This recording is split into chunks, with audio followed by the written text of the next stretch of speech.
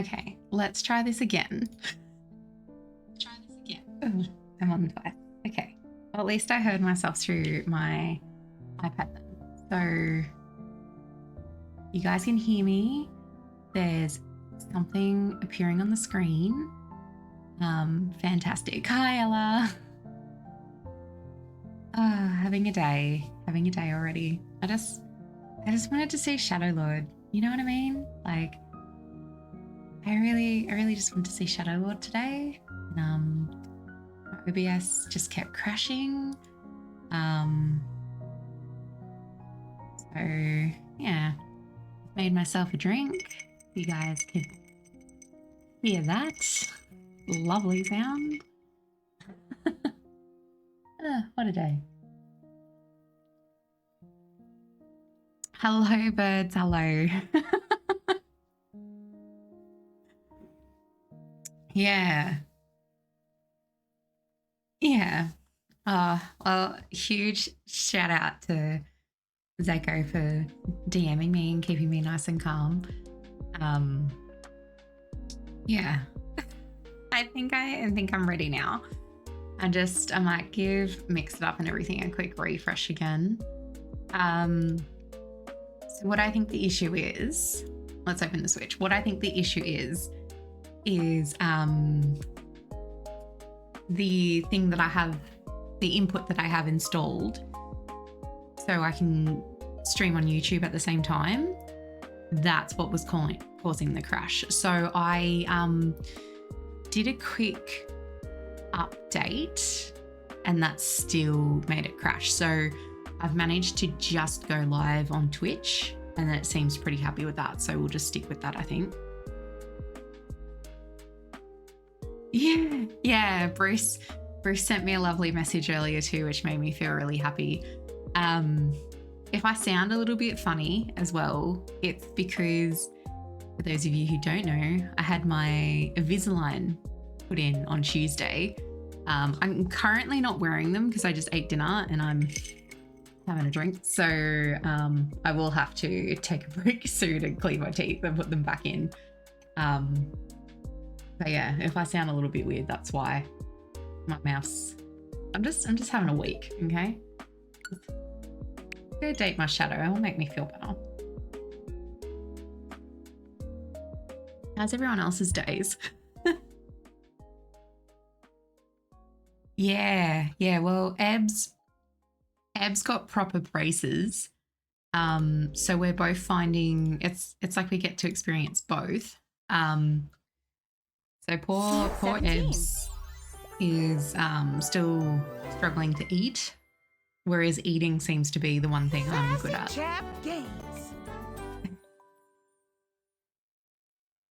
Oh yeah, D&D. What kind of character do you play in D&D? Thanks for the lurk, Bruce. Date everything.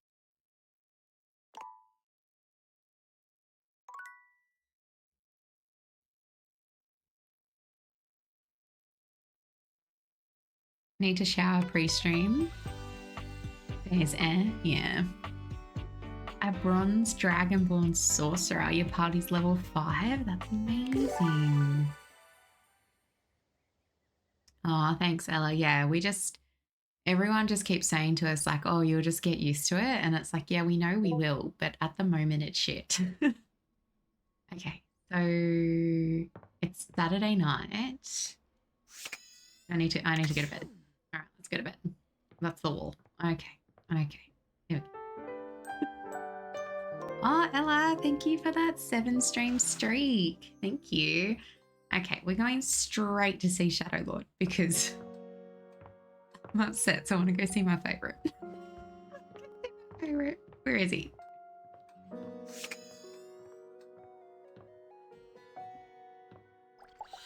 Tell him about my day. There's a strange heaviness to Shadow Lord today. He's not his usual dark, cheery self. Oh no. Dark tidings, Penumbra. My poor Shadow Lord. Are we working and lurking? That's alright. Must be awkward to see me date objects. I know how you You feel bad for Ebbs.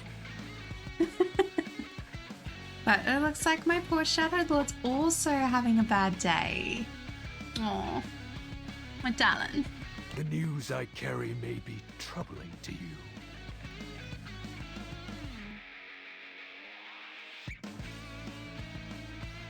Oh. I'm like, why isn't it clicking? What is it? I have found the final armament piece. You don't sound happy. Once I don it, my true power will be unleashed.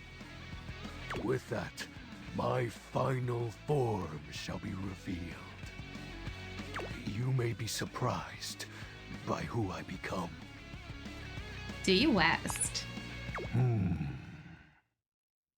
Shadow Lord bows his head, falling silent for a few moments before he begins his incantation. The die is cast. Let us begin.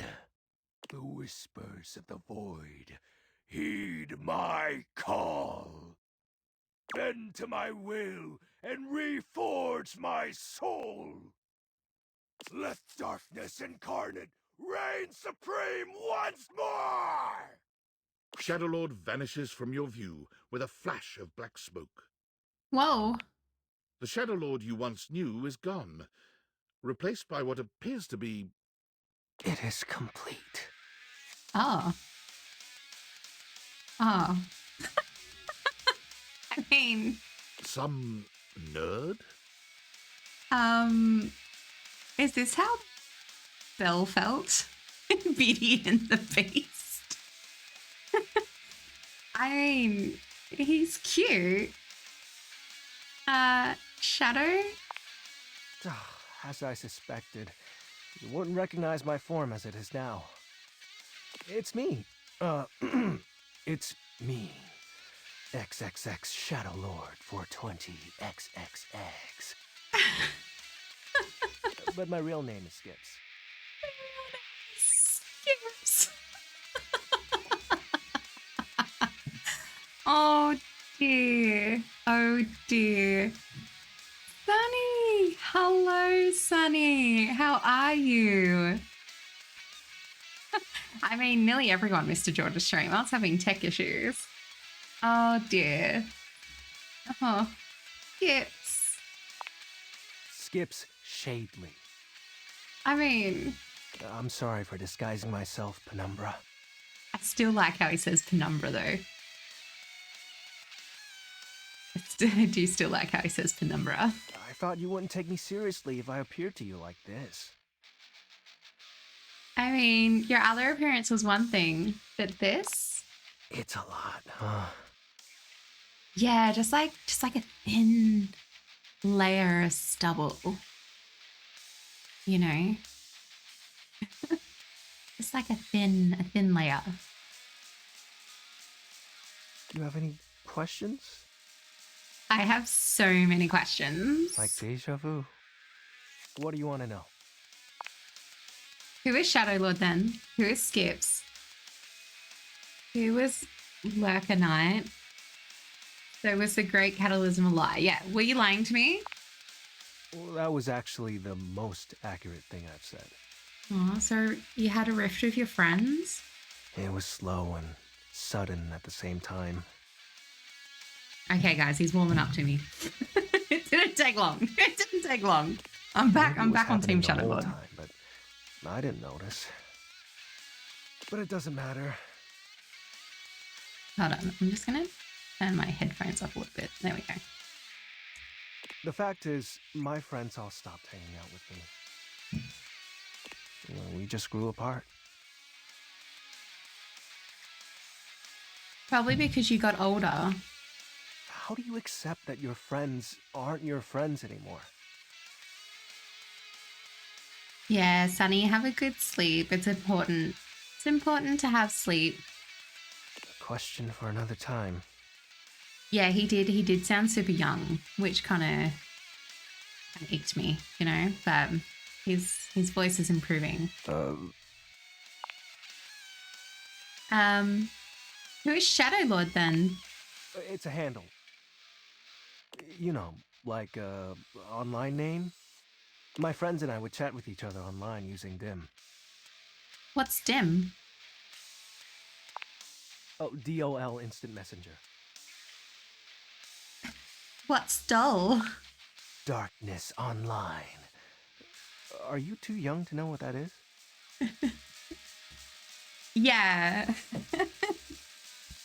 I mean, he's kind of giving me Sebi vibes, and you guys know how I feel about Sebi. So your shadowy gatherings were just online chat rooms? Yep. I wasn't kidding when I said Shadow Lord was a popular name. You know how many shades are out there? But you are darkness, right? We're all darkness. Some work in collectives, while some occupy a whole house to themselves. Who is Skips? That's my real name. Skips Shadley. So this is the real you? Yep. Told you you'd hate it. I didn't say that. I did. I'm not though. actually the Lord of all shadows. I noticed. My friends and I love role-playing, so we made characters to chat as. And the animates? Not real. But wasn't it nice feeling like you were making progress? What was the point of the ritual? I was excited to talk to someone again. I'm gonna cry. This is so cute. Ah, gross. Yeah, well, maybe that's okay. Whew, that's a lot of bullshit. Oh, so you're gonna play this in August, Sunny? It's a really good game. I think it's on sale on Steam at the moment, along with the DLC. So it's probably definitely worth looking at now to play in August. You already have July. You already have Forza Horizon 5. Oh. Look at you all planned out. I'm winging it. ah. My Invisalign just scratched my lip. Who is the Lunar Knight? His name was Benji. Is Benji. He's the one who invited me to the group. The group? The chat room. He was really encouraging with everyone's roleplay. Especially mine. Do you miss him? I think I miss our time together more so than him. Does that make sense? I hope wherever he is, he's happy. That's very mature of you. Yeah, well, I've had a lot of time to think about it.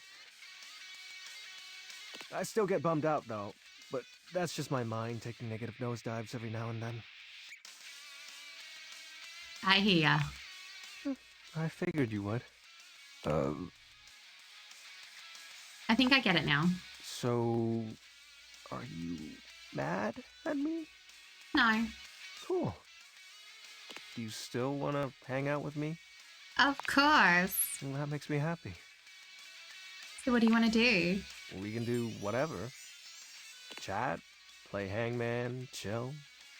After all, we don't have to worry about time anymore. Why's that? Well, because I'm going to turn you into a shadow. I'm sorry? Now that I'm up to full power, I can reconfigure you.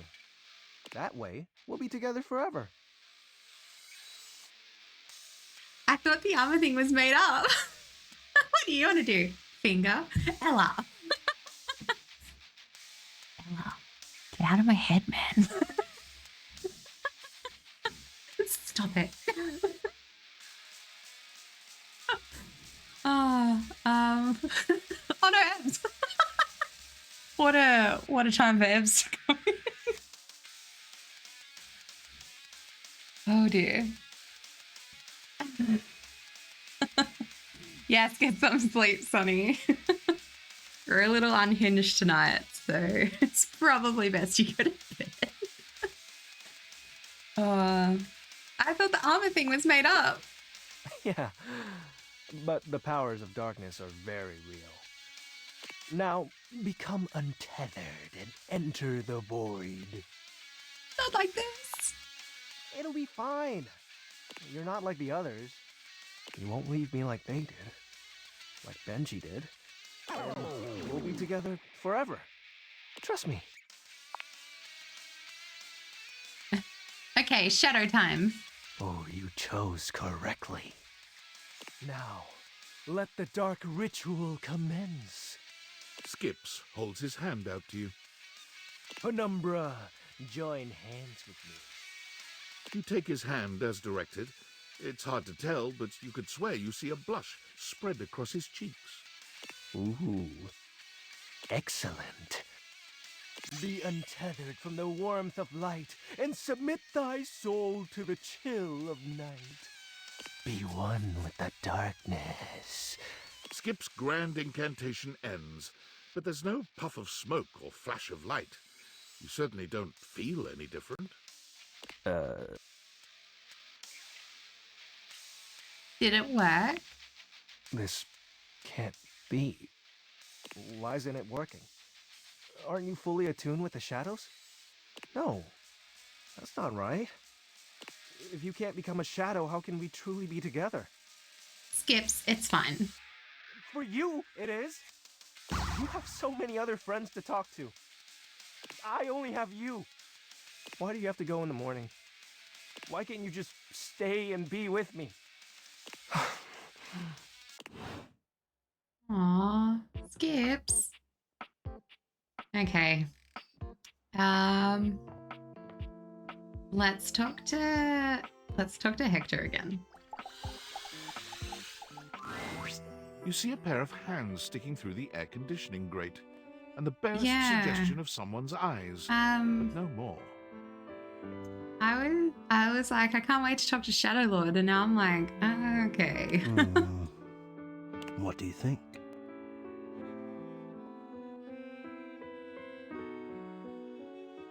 You won't come out of there and let me see you? No, this is for the best. Hello, I am Hector Valentino Ernesto Condicionado, at your service. Yeah, see, Hello for there. some reason, I had to talk to him again to get him onto my list. I miss Shadow Lord. Ventilation, airflow, sometimes known colloquially as HVAC.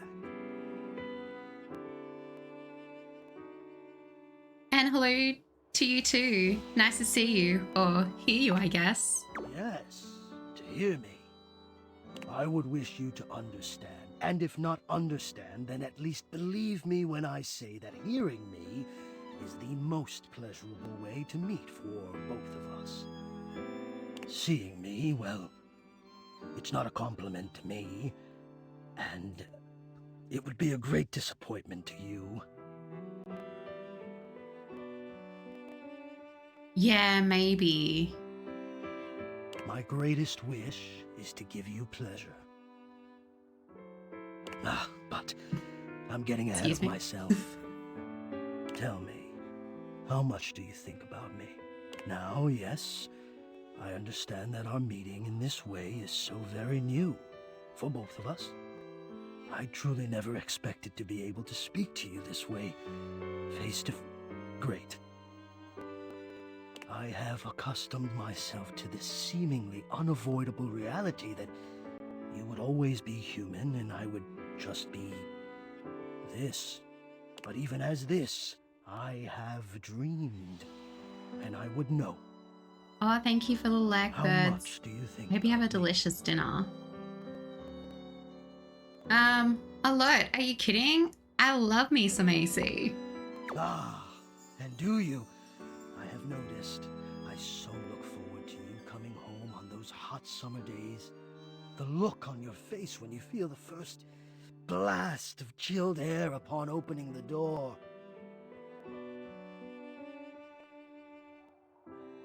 Oh yeah, as soon as I get cooled down, I feel better about life. Yes, and when it is cold outside and you walk Yeah, in and you can this is awkward, slowly Ebs, warm but up, the aircon and I are remove running your away coat together. or hat, you I can thought it was begin going to be get with Shadow comfortable, Lord, but it relax, turns and out it's the begin to aircon. Ah. Wow, sounds like you're a fan of relaxing. I don't relax for myself. I can't. But for you, There is almost nothing I wouldn't do to help you relax. To watch the play of warm and cool across your skin. I'm ahead of myself. I never thought I would get to say this and to say it to you. Let me explain. You are the prime feature of my thoughts. Whatever power courses through me, I turn to your pleasure. Whatever warmth or coolness I possess, I direct in full to your comfort. I wanted to meet you here through the grates because I wanted you to hear my voice. I want you to hear the melodies and resonance I create through these ducts and know that it is all and only another gift it honors me to offer you. I watch the play of air over your skin and I feel deep joy that I have the air to give you. I adjust my own temperature and my intensity until I see the flush of contentment spread across your face. And then I rest in contentment of my own. I never thought I'd be able to say this, and in a way you could truly understand. And now I have, my God. Now I have. Oh, laying it on thick there. This is so hot. Maybe the creepiest thing I've ever heard. Look, I think I'm just going to say you're laying it on a little thick. It is. I know it. My God. You think I don't know it? I who have carried this all inside me on my own Potty, this I'm whole so time? sorry. How My long have you OBS been kept here? crashing. How long So have it I would been like here? let me go You better be live, able to say. but then when I tried to unmute myself, it crashed. It's a lot. So you're really into me, huh? I wonder sometimes about how I knew it was you. What was the moment? What was the sensation that told me you were it? I can only ask this of myself, of course, but I realized that it was how I felt around you. Well, thanks for coming in, Potty. I'm glad you didn't get pinged. I feel bad for anyone who actually did get pinged 3 times. When you push my buttons, when you move my temperature setting up or down, I exist only in service to you. Everything about me only is because you will it, because you direct it. Do you understand this? Of course I do. I'm in control. Completely. You do understand. Can you also understand what that does to me? You telling me what to do, and I am powerless to do otherwise. Somehow it relaxes me, and to know that I'm giving you precisely the thing you want at that moment. Oh, it fulfills me. It makes me whole.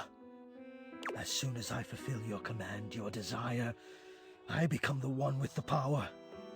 You ask for chill, and I watch the goosebumps play over your skin as you pull the blanket up more closely under your chin. You ask for warmth, and I can almost feel you, basking as the tensions of the moments that came before just melt away. Sometimes I even take it upon myself to shift my temperature and my intensity all on my own. You have an hour to burn and you decide to come here. Ah, Potty. Are you going to get up at 5 a.m. to watch the Socceroos? Yes, I'm talking to the aircon. You tease. I know. Drink up, I bitch, know. it's hydrate time. Might not be strictly in my purview to do Oh, thank this, you for that hydrate. I'll have water. I was drinking my whiskey, but I appear to have finished it, so I'm going to have some water. but sometimes I cannot resist playing your sensation just a bit. I am a craftsman, and you are my clay. I hope this is all right.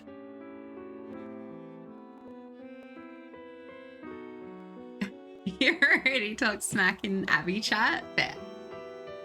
It's alright. I had no idea you loved me like this. It's a lot to take in, but I think I appreciate it. Yeah, I think it's a lot to take in for sure, but I think I appreciate it. I accept that. I'll take that gratefully. Get it? Gratefully? Is the aircon great? Beautiful affairs have begun with far less than a genuine appreciation. I am feeling a bit of distance growing now. There has always been a distance between us, you know. Between human and system. One bold and alive, one shy, afraid, and deeply enamored. Maybe we should honor our old distance now. Would you like some space? For a little while. I would understand. Okay, actually, I'm enjoying this. Enjoying? I'm enjoying this too. I'm enjoying you. I need you. I need to care for you. It is the reason for my existence, you see. And now I have truly said too much, or I have said enough. Either way, I must ask a boon.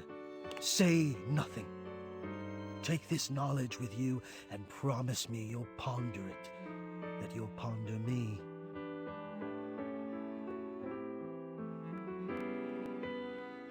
I promise I will. You haven't said too much, you know. Oh, I always feel I've said too much. Probably because so often I say nothing.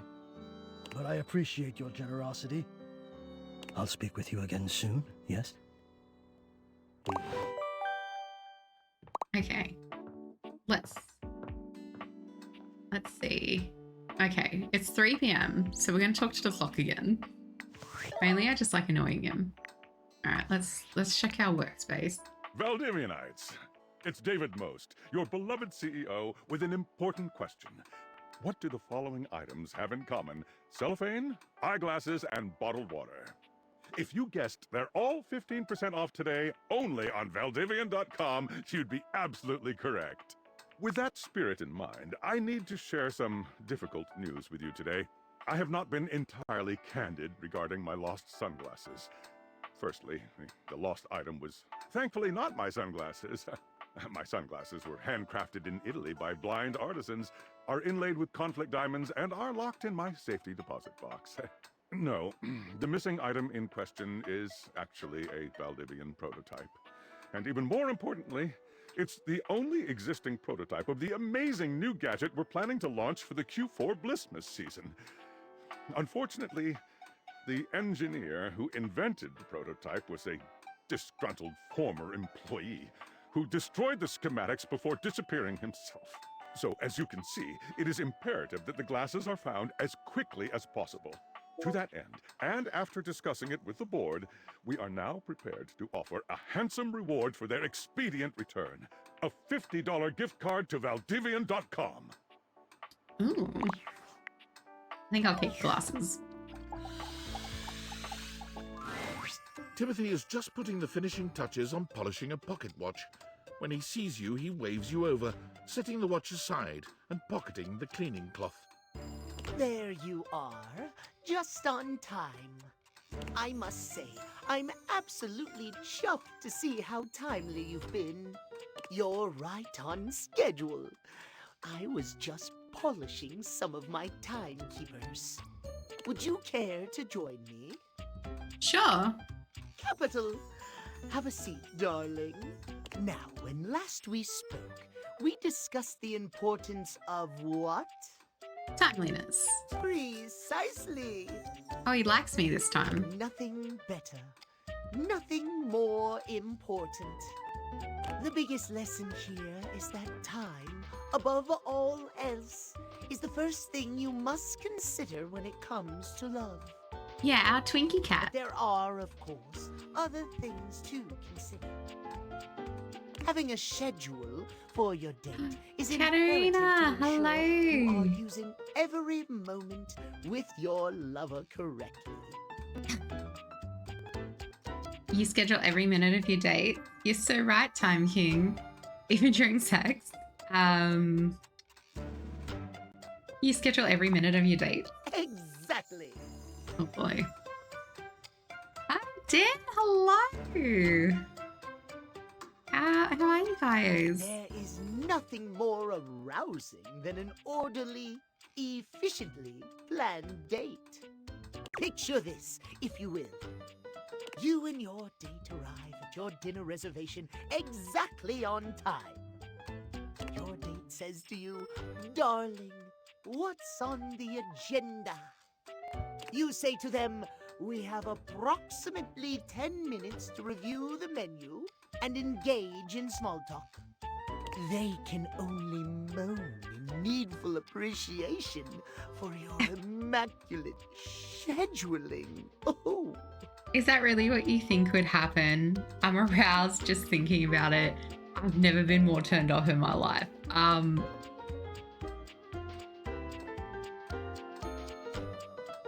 Katarina, would you bring the kittens home?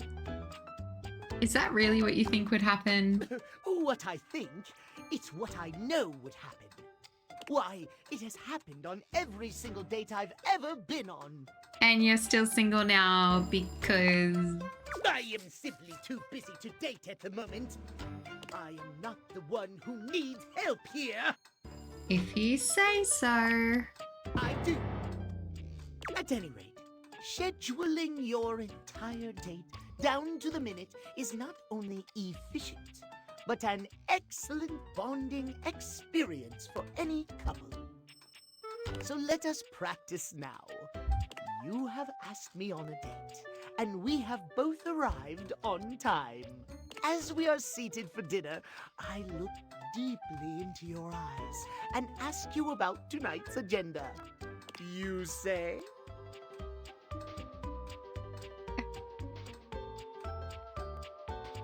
I read off the meticulously planned timetable for the evening in increments of 10 minutes. Meow.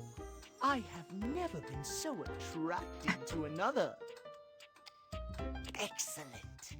Truly excellent. Surprise! Our date has gone swimmingly, and I have invited you to another activity.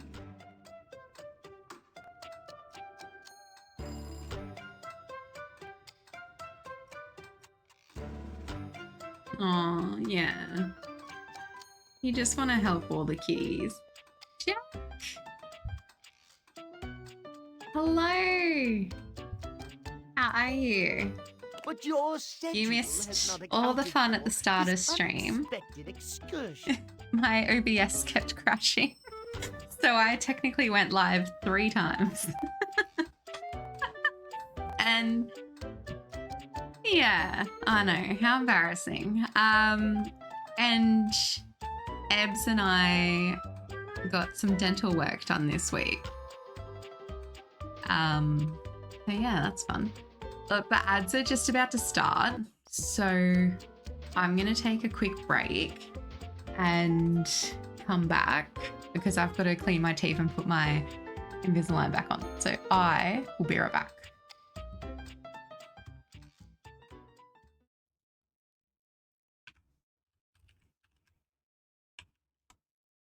Chatgas.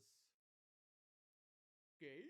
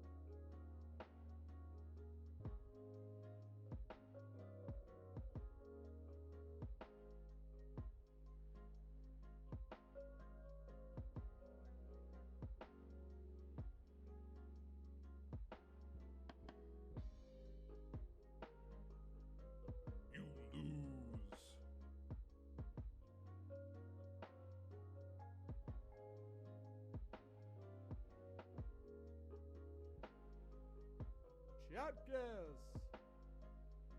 Games?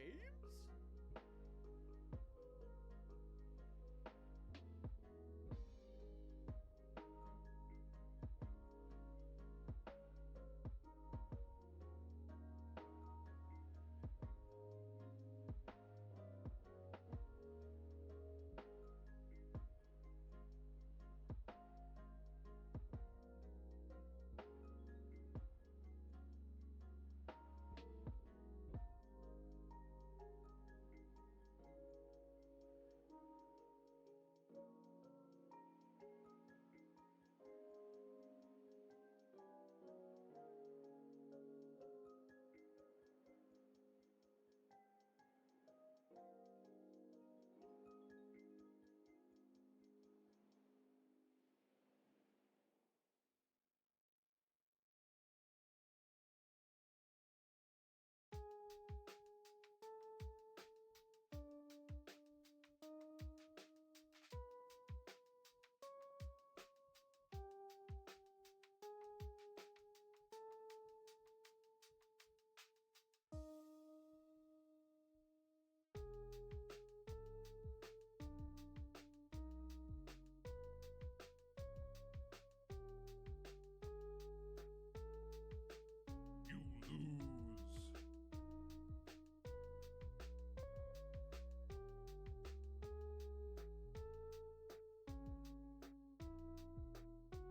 Shotguns. Games?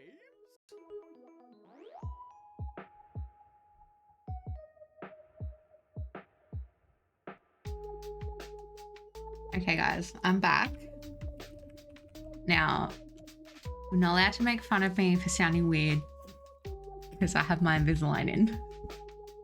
Okay? No one is allowed to make fun of me. Alright, what did I miss? Oh, you gotta go wash your hair. Thanks for the luck, Ella. Okay, dude. Thank you so much for that 30 stream streak. Nicole, welcome in. Wow, I missed a lot. Jack, okay. New rule. Jack's allowed to make fun of me, but no one else is. Storm. I'm self-conscious.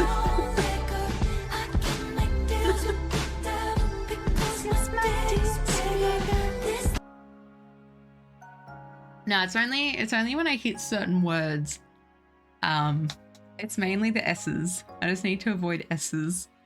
That's good. I think I hear it more than others. But I saw one of my friends today and she said the only time she actually realized I even had them in was I said it's like a sensory overload, and she was like, yeah, when you said sensory, she's like, it sounded funny. But anyway, she wasn't being mean, she was just being honest. Okay, so we're back dating our little clock Twinkie guy, Timothy. He's not happy with us. Horrors! What do you do? Oh, hold on. Let me pause the music. I slap you for daring to disrespect the schedule and my time. No! We cannot enforce time under threat of violence.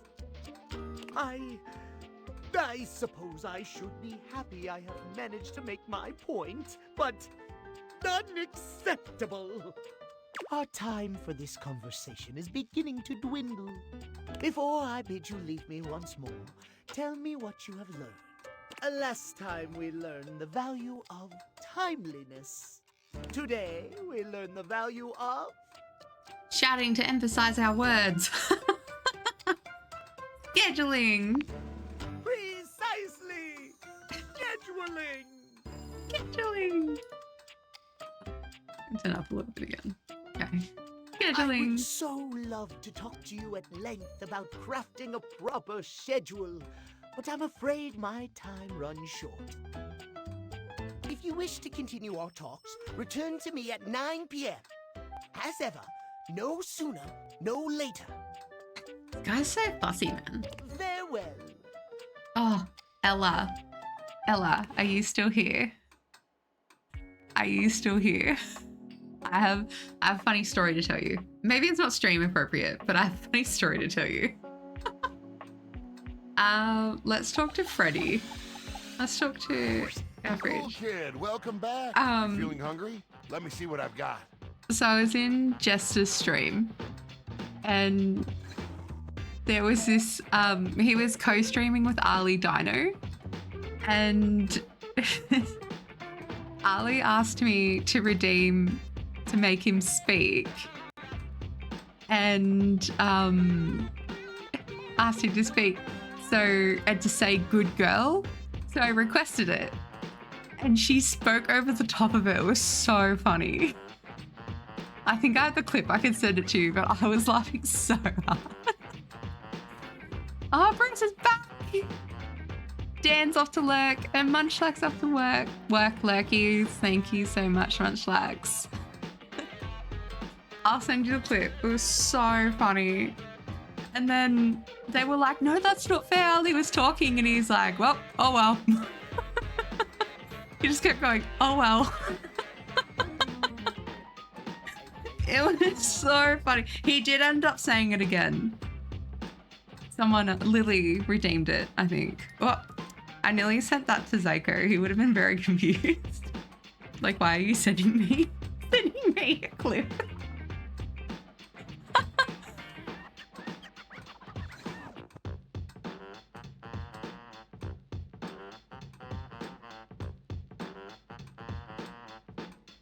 Well, Bruce, what's your favorite Pokemon? I think everyone should just announce their favorite Pokemon. Yeah, mine's Eevee. My favorite Pokemon's Eevee.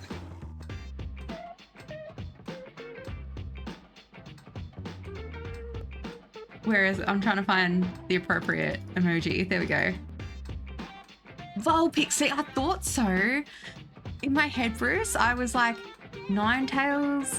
And then I was like, no, Ninetales is Mo. And then I was like, oh, so I was close. Vulpix. I love it.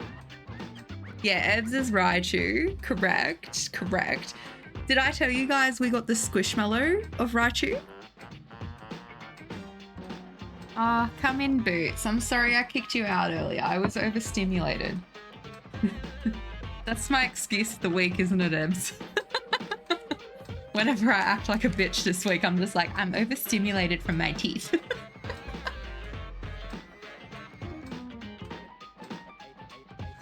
Oh, very cute. Yeah, we went into EB Games, Bruce, and I always like checking out Squishmallows, and it was in there, and I just picked it up and walked over to buy it.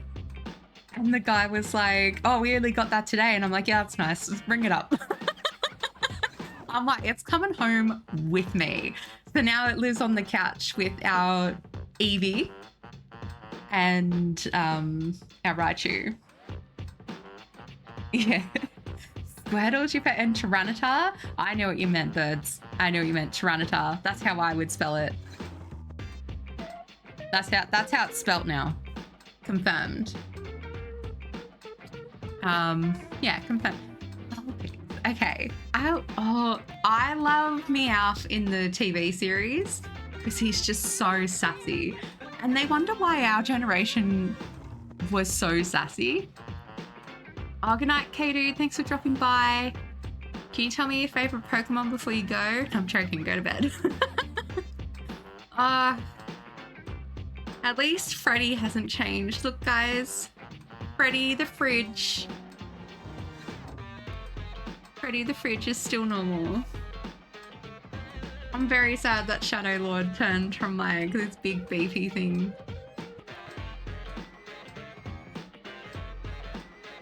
Squirtle, see, again, I felt like I knew that. You're gonna climb, Freddy? Get in line, sister. Okay, sorry. Maybe I shouldn't have had that nip of my peanut butter whiskey to help settle down. Yes, Bruce, thank you for that quote. Freezer burn. What is that smell? Freddy, that's disgusting. Oh, I'm so sorry. I don't know what's going on. The ice tray is clean, water lines are clear. Dan! Someone who can't reach the top of the fridge normally. Oh. Yeah, Ella's taller than me. I just thought that was such a good burn though. I was like, I'm pretty sure Ella's pretty tall. Wait, I know what it is. What's wrong, Freddy? This is kind of embarrassing, but I think I'm holding something rotten. Did he just open for me? Guys, look away. This is just for me. To be honest with you, I'm kind of embarrassed. I can't believe I let something go bad on my watch. It's not cool at all. Dan. She gives off short energy. She does not give off short energy. It's like you want her to be mad at you. It's okay, we'll figure it out together. Really? Thank you so much. I think it's in the back and I can't reach. Let me think what it could be. Oh, check the pizza. That might be it. Oh, wow. I didn't know mold could grow like that. That pineapple chunk looks like it might hop up and bite us. Well, that's not my pizza because I don't put pineapple on pizza. So, who else has been in my fridge? Oh, but that cake is still good. It's hard as a rock. Oh, I guess that's bad too. I'm sorry I couldn't keep it all fresh for you.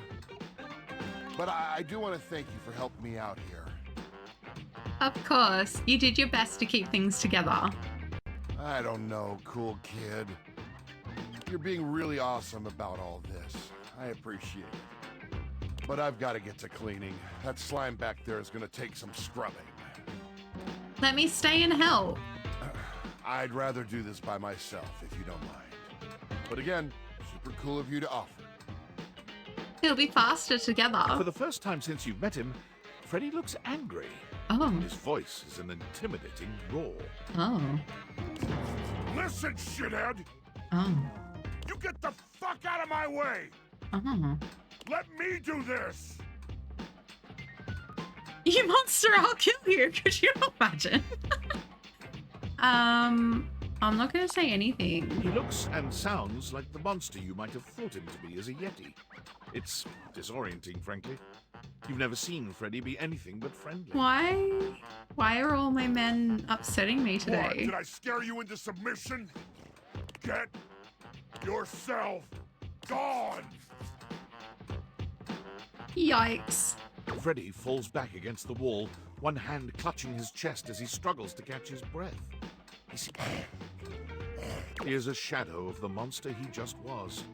Quiet and small. Oh, I'm so sorry. Please, just go. Yeah, wow. He is gone.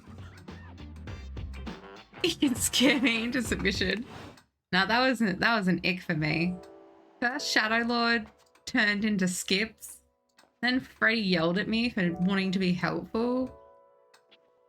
It's almost like maybe they're not the people for me. Welcome to Roofbox, the home for all your coffee needs. Yeah, let's talk to Kopi. It makes me feel better. Kopi gives you an awkward smile, fidgeting with her coffee implements. She keeps looking at you as though she was searching for something. Oh, well, it's, nice to see you too.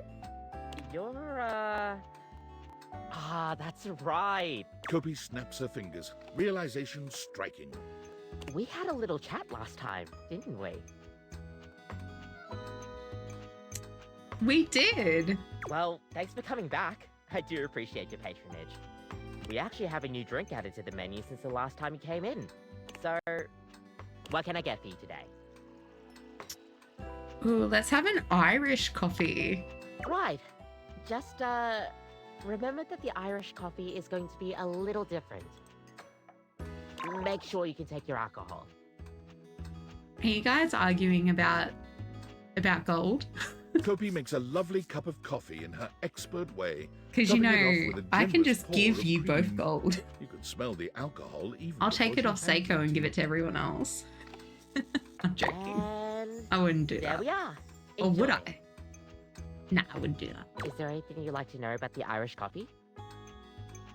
What exactly makes it an Irish coffee? Well, it's just how it's made. He would be. Seiko currently holds the most gold, I believe. Actually, let me check.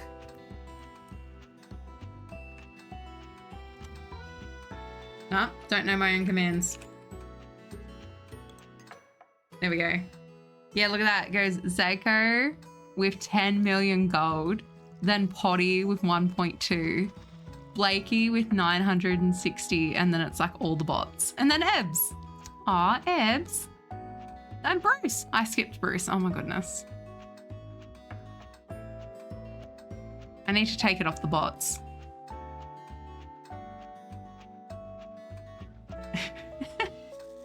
But yeah, so Seiko has 10.5 million gold. I think he can afford to share it. I'm so sorry, Bruce. I'm so sorry. You really need to use Irish whiskey. Would Any you other like 10 alcohol million won't gold really as an work. apology? Irish whiskey is more smooth and has sort of a hint of vanilla in it. That really makes the coffee shine through. Okay, No, I'm pretty sure that's just what you had. Hold on, I'm gonna give Bruce 10 million gold for upsetting her. 1, 2. There we go. No, I think that's just from you playing all the games. Unless maybe you were given 10 mil? I don't know. Bruce now has more gold than you. If I do it again. Bruce now has more gold. Well, I upset Bruce, so I had to give Bruce gold. You know, I can't have Bruce upset.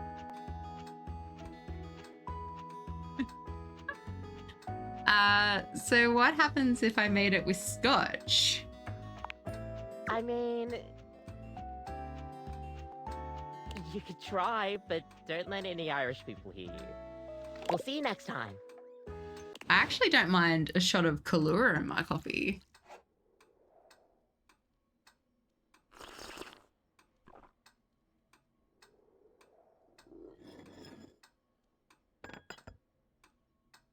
All right, let's go to bed.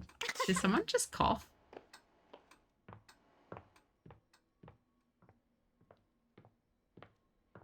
I'm going to talk to more people tomorrow. We're not going to talk to Freddy or Shadow Lord for a while. Or sorry, Skips for a while.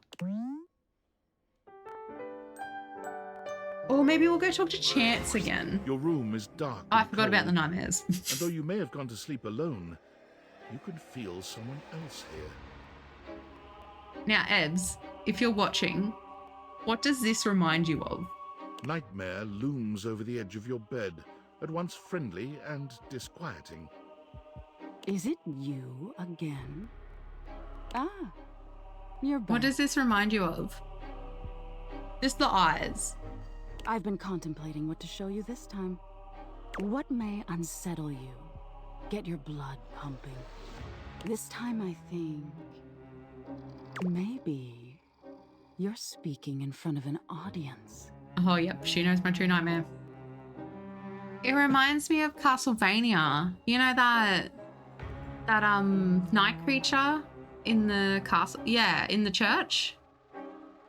Yeah, that's what I think of. Yeah, in season 2.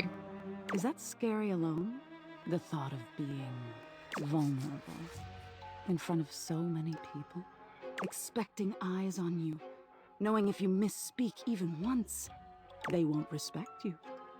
They might not even like you. Or be able your words tumble out and you start mixing them up. This isn't fair because this is actually what happens to me whenever I public speak. You can feel your heartbeat in your ears. The spotlights on you make you start to sweat. What is TADC? You start to get your lips under control and the words start to flow the way you intended. Then your tongue presses against your front teeth and they give. One of your teeth slips out of your gum and down onto the podium in front of you. And like, I think I've legit has had this exact nightmare. You stare in The amazing horror. digital circus. You reach to pick it up. I'll have to check it out. A canine tooth drops to your tongue. Yeah, I've definitely had this nightmare You before. let out a petrifying, guttural scream as your own teeth fall loose from your gums. A tickle in your throat makes you cough. The people in the audience gasp, retch, lean back, flee from their seats. You're coughing up more teeth. They come out of your mouth and into your hands bloody. Your mouth is just gums now, but the teeth, they're still coming. Tears prickle in your eyes. Then you realize you're a monster. Yeah, this is too The much. teeth clatter to the podium, and All right, I get the point. am I boring you? I don't want to talk about this. Oh? And what is it you don't want to talk about? My teeth falling out of my head? I'm spending a lot of money to fix them. Is that so? Yeah.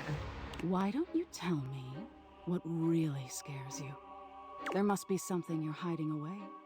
Something a little deeper. A tad more frightening than bugs and blood. Are you going to use my answer to scare me? The important thing is, you'll learn from what I show you. Don't you want to conquer your fears? Let go of your insecurities? I'm afraid of abandonment. Nah. Ebbs isn't going anywhere. Either is Bootsy. Aren't you, Bootsy? That would have been really great if he meowed then. Afraid of failure. Afraid of mediocrity. Let's say mediocrity. I can't even pronounce How it. Intriguing. Mediocrity can be scarier than failure. Being unremarkable. It's the same as being forgotten, isn't it? Nightmare takes a few steps back, beginning to fade away as the room grows lighter. It must be getting close to sunrise. Thank you for being honest with me. You're welcome. I will have to think about your answer. Good night. All right. Let's talk to let's go talk to Chance. Yeah, all of the above, everything you just said. Oh, you know what? You know who's gonna make me feel better? Let's talk to let's go talk to Trapdoor Dorian.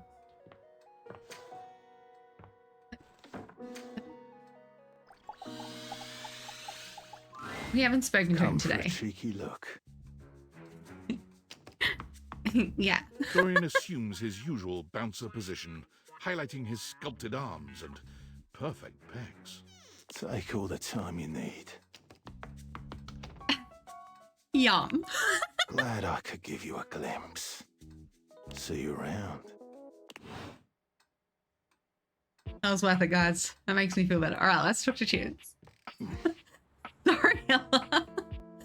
Sorry.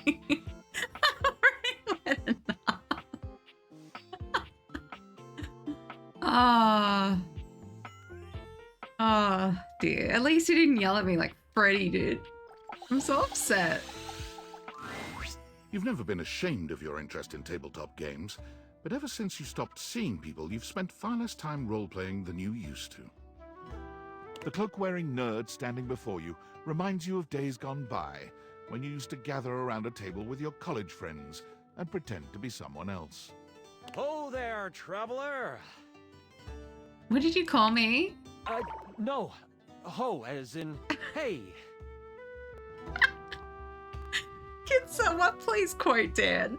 That's such a great out of context quote. I should not be here while my daughters are thirsting over doors. I've done worse and you know it. Oh dear. No, ho as in hey. Howdy. How are you? You know, simple salutation. Oh, well then good day to you. Ah, that's the spirit. I'm Chance, your D20. The mysterious cloak comes off, and you see the friendly face beneath. Did it save? Welcome. I've already spoken to him. Did it not save? Taking a tiny respite from the drudgery of work? You guys remember me talking to him, right? You guys remember that? I definitely spoke to him last time. You know what they say about all work and no play? I actually have no idea. All I do is play. Okay, good, but so I'm not having a fever dream. If you are up for a real adventure, I have just the thing for you. Have you ever heard of grottos and gargoyles? Are you kidding me? Of course I've heard of G&G. Really? Oh no, I clicked the wrong thing. Flowing waters of Socklandia. You are missing out. Can I tell you all about it? Tell me everything. Great! G&G is one of, if not the greatest game that has ever been created. A game forged by the imaginations of those who know that adventure and excitement can be around every corner. It's a role-playing game, so part of the fun is really getting into it. I forgot to add the ads alert. I knew I was forgetting something.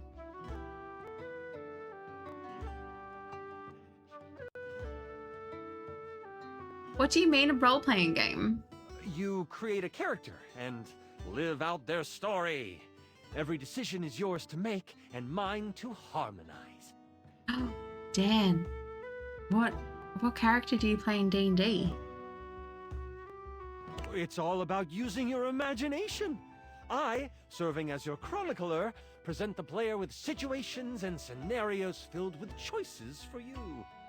You could search the deep, dark caves scattered across the bookshelf bluff, or run along the bright and musk-filled Shoelay shores. Or, my personal favorite, start in the small village of Decor, listening to the stories of adventurers, waiting for a quest to pique your interest to start your own epic tale. That sounds incredibly fun. Chance's eyes light up, his hands balling into fists as he does his best to contain his excitement. Really? Holy crit! Someone to play with me! You have no idea how hard it is to find someone to play with. Yeah, I'll join. Oh yeah, awkward if Dan's like, no. I don't want her to join. I mean, it might be hard with time zones and stuff, but maybe I can be like a special guest.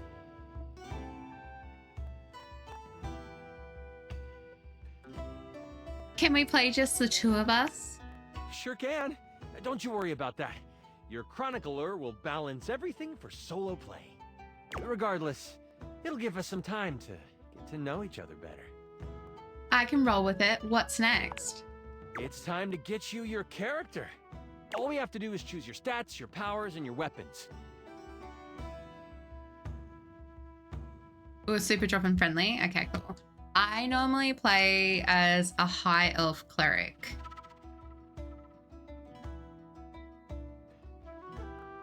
I'm usually a bit of a snob. hope that's cool. Then your armor, your lineage, and your gargoyle gauge. Although I might leave that out for this first character. It's an optional setting. I don't think anyone's shocked by that. See, you can have a portion of gargoyle blood running through your veins, which lets you...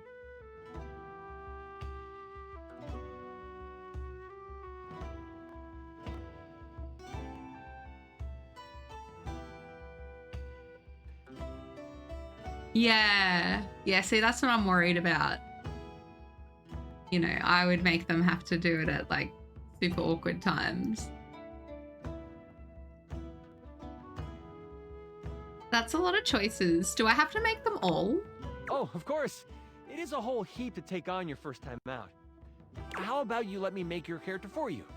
I know the game inside and out, and you can just show up and play. You do that for me? You're the best.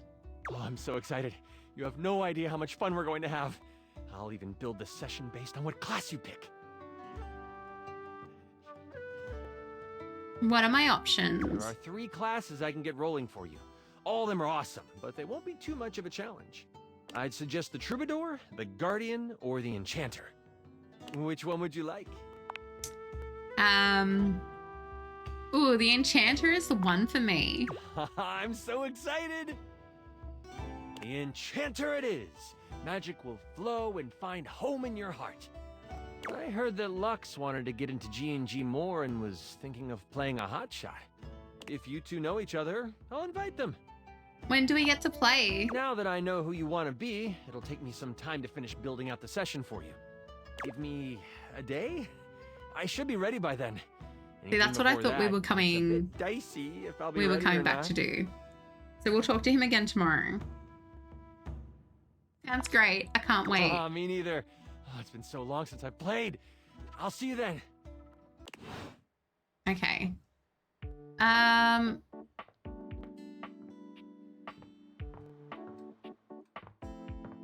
Yeah, he's like, we'll play Just Us. I'll invite my friend. And I'm like,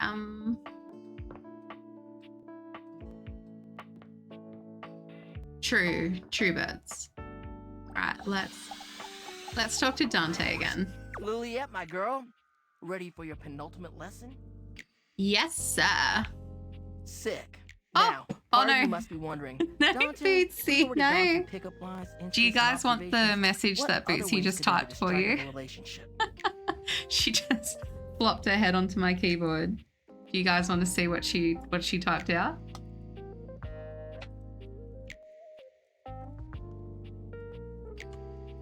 That's what she just typed out.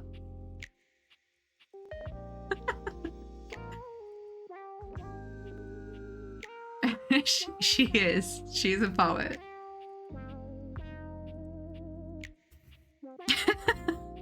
Aw, Bootsy, they love it. They love it. Thank you. She's so funny. Oh, got a flaming hot man in front of me and I'm just preoccupied with my cat. That sounds about right. Well, shut your silly mouth, because Excuse of me? course there is. It's remembering that there's a difference between talking to a friend and talking to an acquaintance. Go on. Alright, take somebody you meet at a party, for instance. Maybe you work together, but in different departments. Or you have mutual friends, but you never hung out solo. Heck, maybe you even chatted before, have each other's socials and chat now and then, but you've only ever had a few interactions. Does that make you friends? Of course. Are you sure about that? Like, really, really sure? This is a judgment-free zone, but like, are you sure? Many won't see something like that as being friends, you know? If you hit it off and you talked about different things, then maybe, but most would consider friendship a bit of a leap. Why? Why headphones? Why? Hold on. My headphones just disconnected. Really, really pushing me today, computer.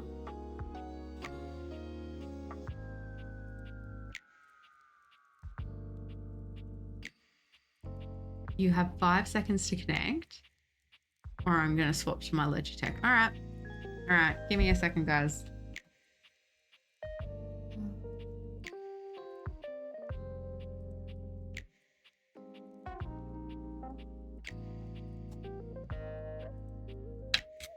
Bootsy, can you keep them entertained for me for a second, please?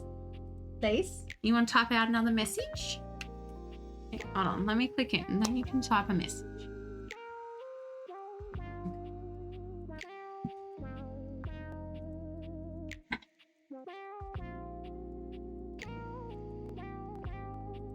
Maybe I should just throw my whole computer in the bin. Wait, so we'll just get rid of the computer. Okay, I need you to stop leaning on the escape button. Thank you.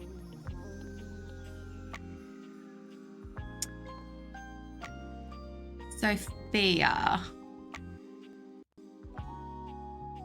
Nope, that's the wrong one. The wrong one. There we go. Guys, we're just hearing double. Who's Sophia again? But alright, if that's what you think, that's fine. Let's move on. So, this begs the question. How do you go from being an acquaintance to friend, or maybe even beyond, to romance? Well, if you follow the way of the flame, it's all about investing in someone to understand them on a deeper level. Sure, you may have broken the ice, but that's just the tip of the iceberg. I'm gonna teach you how to melt that sucker down. The Dommy Mummy in the attic. Well, looks like that's where we're going next. I'm ready, Sensei. Alright, another hypothetical situation. Let's say this acquaintance is a mutual friend. He's like in your hobby group or whatever. You happen to have a meeting and you want to be closer friends with them. So you sit near them. A topic comes up that you don't have much knowledge about, but they're extremely passionate about it. What do? Actively not alone and ask some questions along the way. On the ball, showing that body language, that active interest. You may not understand everything about what they like, but you want to learn more because you're interested in what they have to say. And by extension, them. You're really getting the hang of this. Thanks. All right, nice job. That concludes our lesson. This is really fun. Have you got any questions for me before we go? Sure, Dante. I love talking to you outside of school. Fired up. Have I asked him this before? What's your biggest pet peeve about picking up somebody? Well, as you could probably tell from our lessons, it's this idea of being sleazy or douchey. As much as I love love, nobody owes anybody else a relationship. That's the biggest thing. You can say all the right things to somebody, but it means nothing unless you actually get to know them. It's the real jerks that don't bother with that and say whatever they can to get what they want. So, yeah, that's my biggest pet peeve, I guess. I promise I won't be sleazy to you. You're a good listener. Mainly because sleazy has a lot of the letters I'm trying to Peace avoid out, saying. I'm trying to avoid those letters if possible. Alright, I did tell someone I would date my toaster, so let's meet the toaster. You hear her before you see her. A charming musician with literal coils of curly hair that swing cutely as she paces back and forth in your kitchen. She's clearly absorbed in something. She appears to be talking to herself. Uh-oh. Someone get Seiko. It looks like she's gonna be cool. Hi, Mira. Look at all these crumbs. I'm gonna be writing some great music soon. I can tell. I'm at my most creative when I'm a little messy. I can help you shake out those crumbs. Shake them out? Shake them out? Just you try to take my migas from me. Watch what happens. Oh wait, I'm so sorry that was you trying to flirt with me. No, I was just being funny. She looks like a baddie. I was like, somebody get Seiko. See, I see I'm it thinking now. Lycan. Oh, that was really... It was creative. Not like effective, but still cute. That's me. Not like effective, but still cute. Maybe that should be the tagline to my stream. Not that effective, but still cute. She picks up her guitar, striking a glamorous pose. Ineffective, but cute. I'm Miranda Dulce Tostadora, lead singer and guitarist of Miranda y las Migas. There goes Seiko. You could be the second guitar. We're the best musical group around here by a lot. What kind of music do you play? All kinds. Pop, Gregorian chanting, barbershop, whatever we feel like. If that dial is on 7, then siete we go. What's Gregorian chanting? Okay, thank God. What's Gregorian chanting? I took a lot of hit from the Migas too when I suggested this, but that cheese is so Of course, relaxing. Ebbs knows what it is. For real, if I can't sleep, too hot and bothered, put on a little chanting, let my eyes just drift around the paint on the ceiling, and vamos. You know, it's so funny. Before I met Ebbs, if someone asked me what kind of music I'd like, I'd be like, oh, you know, like, I like all kind of music. Like, you know, I probably listen to pop a little bit more than others, but I really like all kind of music. Nah, that's not true. Ebbs likes all kind of music. Like, he will give anything a go. I did not realize how fussy I was until I met Ebbs. I was just like, no. Even today, poor Ebbs just had some classical music on, and I shut my door because I was just like, I don't want to listen to this. So, of course, Ebbs knows what that is. I'm unconscious in like 2 minutes. Just had a thought. Maybe I'll sing for you sometime.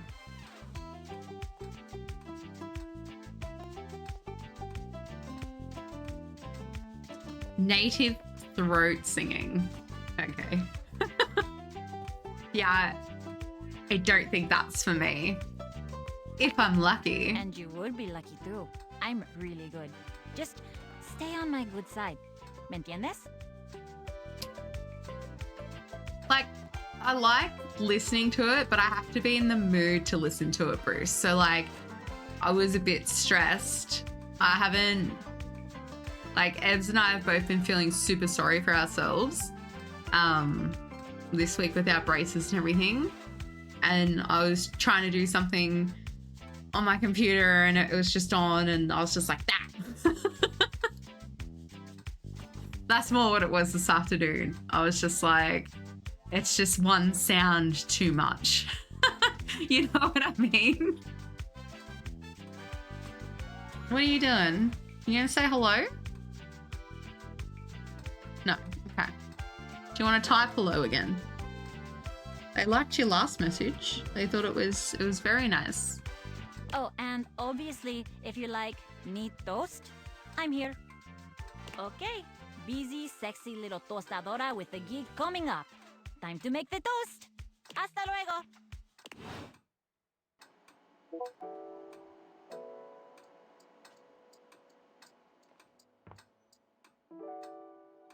Yeah, you can DM us.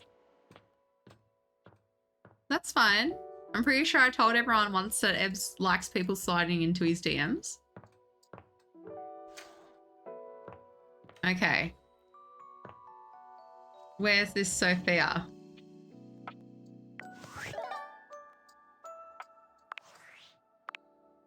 It's me. Were you followed? Is this signal encrypted? We're clear. Listen, I've been giving more thought to our previous conversation about the ethical implications of transforming inanimate objects into humans, and I've come to a realization. Okay. It's honestly not up to us whether an object should become human. It's up to the object. And if an object expresses desire for personhood, who are we to deny them? Makes sense. I agree. I did discover one other interesting piece to all this.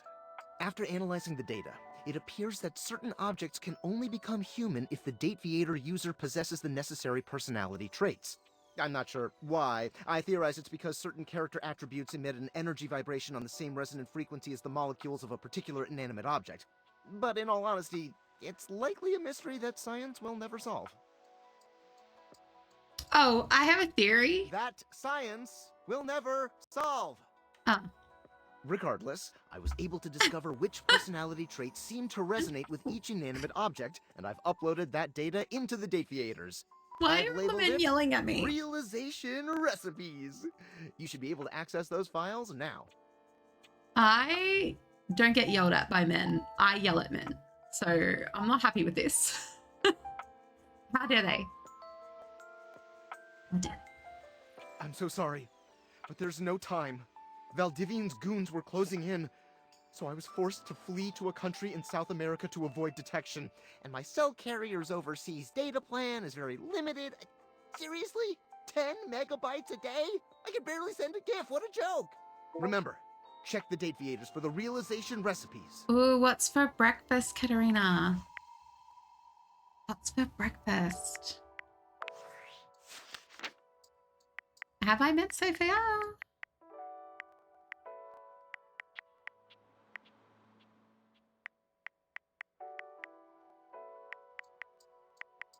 Okay, based on the shadows. We're going based on the shadows. I want to meet him. Them. Them.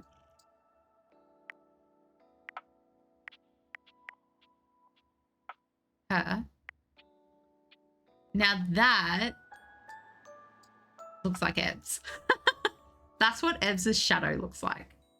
If you guys ever needed to know. See that cake? That's Ebbs. I want to meet them.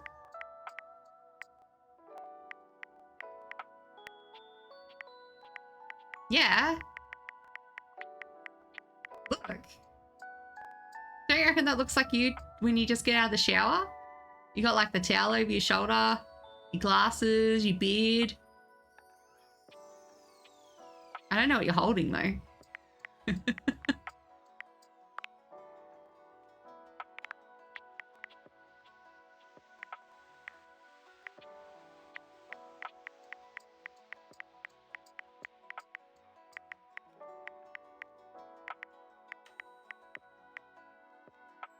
That's right, I'm friends with Jerry. That felt correct. Lyric, we need to go talk to Lyric again. Oh, and Dunk.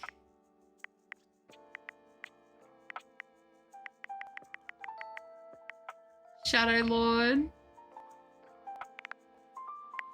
Smells, hello. How are you?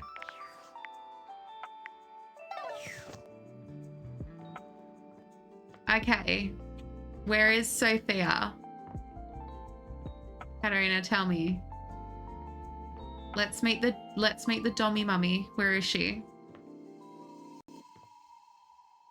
Is she gonna be the safe? Ah, thank you, Bruce. I don't know. You're tired? A leather-clad dominatrix stares you down, radiating disdain. She looks at you like you're the dirt beneath her feet. Oof. Hello, you pathetic, worthless little wretch. Disgusting, you worm. Yeah, since the men have been so mean, let's talk to the women. And she just called me a little worm. And I like it. Whoa there. My content aware has given me a tickle. Sophia here is a dominatrix, and she's gonna put you in some pretty dominating scenarios. You cool with that? Or you wanna skip it? Okay, this is your warning, guys. If you don't like this, you can skip it. Oh no, Bruce. That's all right. I'll be Bruce's lawyer. I'm with the show. She didn't mean to. I do not recall asking anyone for your presence. So indulge me. What gives you the misguided confidence to stand here before me, wasting my time? Heck, I just like meeting new people. How tedious. I'm sorry. Is a piece of paper her bra? Because that's a lot of fate on a piece of paper. I don't know. I've met some pretty cool people. Do you know Randy? No. Luckily, I don't know Randy. Listen, wretch. We obviously haven't met before, so I want to be clear. Going forward, you will address me as Mistress, if you wish to continue this conversation. Seiko's also here. Your brother's also here. He's just lurking. Is that understood, wretch? Yes, mistress. Very good. Now I know what you're thinking. Why would a perfectly successful safe like myself throw away her prosperous and fruitful career in the burgeoning vault industry to become a mistress to all the lost, pathetic and broken creatures of this world. It crossed my mind. Tell me, Wretch, do you know what a safe is good at? Putting stuff into? An acceptable, if asinine, answer. Oh, Smells, you have to play it. It's so funny. One thing a safe is good at, tantalizingly good at, is keeping things locked away. Valuables, memories, and very often, secrets. Deep, dark, very dirty secrets. The kind of secrets that everyone secretly longs for, aches for, but diligently keep hidden far from everyone, even if necessary, from themselves. Do you know the Muffin Man? Imagine if we could type in our own speech. Do you have any dirty little secrets like that, Wretch? I definitely do now. Of course you do. I expected nothing less. Ugh, ads. The Muffin Man! The Muffin Man! You intrigue me, Wretch, in the way a drowning kitten might intrigue a jaguar. So sad, helpless, and ultimately pathetic. You possess a feebleness that instinctually repulses me. Yet if I save you, you may prove yourself of use to me. The only question is, do I waste my precious time letting you serve me? Or do I leave you to drown in your own ineptitude? Whatever Mistress wishes. Very good answer. All right then, Wretch. Against my better judgment, and because things have been so frightfully boring lately, you should count yourself extremely lucky. Not everyone is given such an incredible, life-altering opportunity. Are you about to go get Pokemon cards? Good luck. And rarely do I make this offer to worms as painfully tragic as yourself. Thank you, Mistress. Of course. Anything for my compliant little wretch.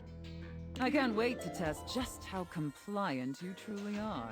And who knows? Perhaps in the end, you may even have the opportunity to open up my chassis.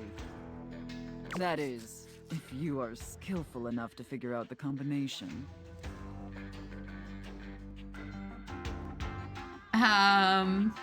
Password. Careful. You're getting very far ahead of yourself, Wretch.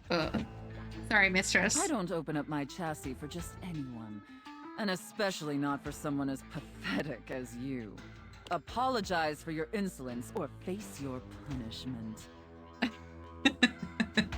My real answer would be, I apologize for nothing.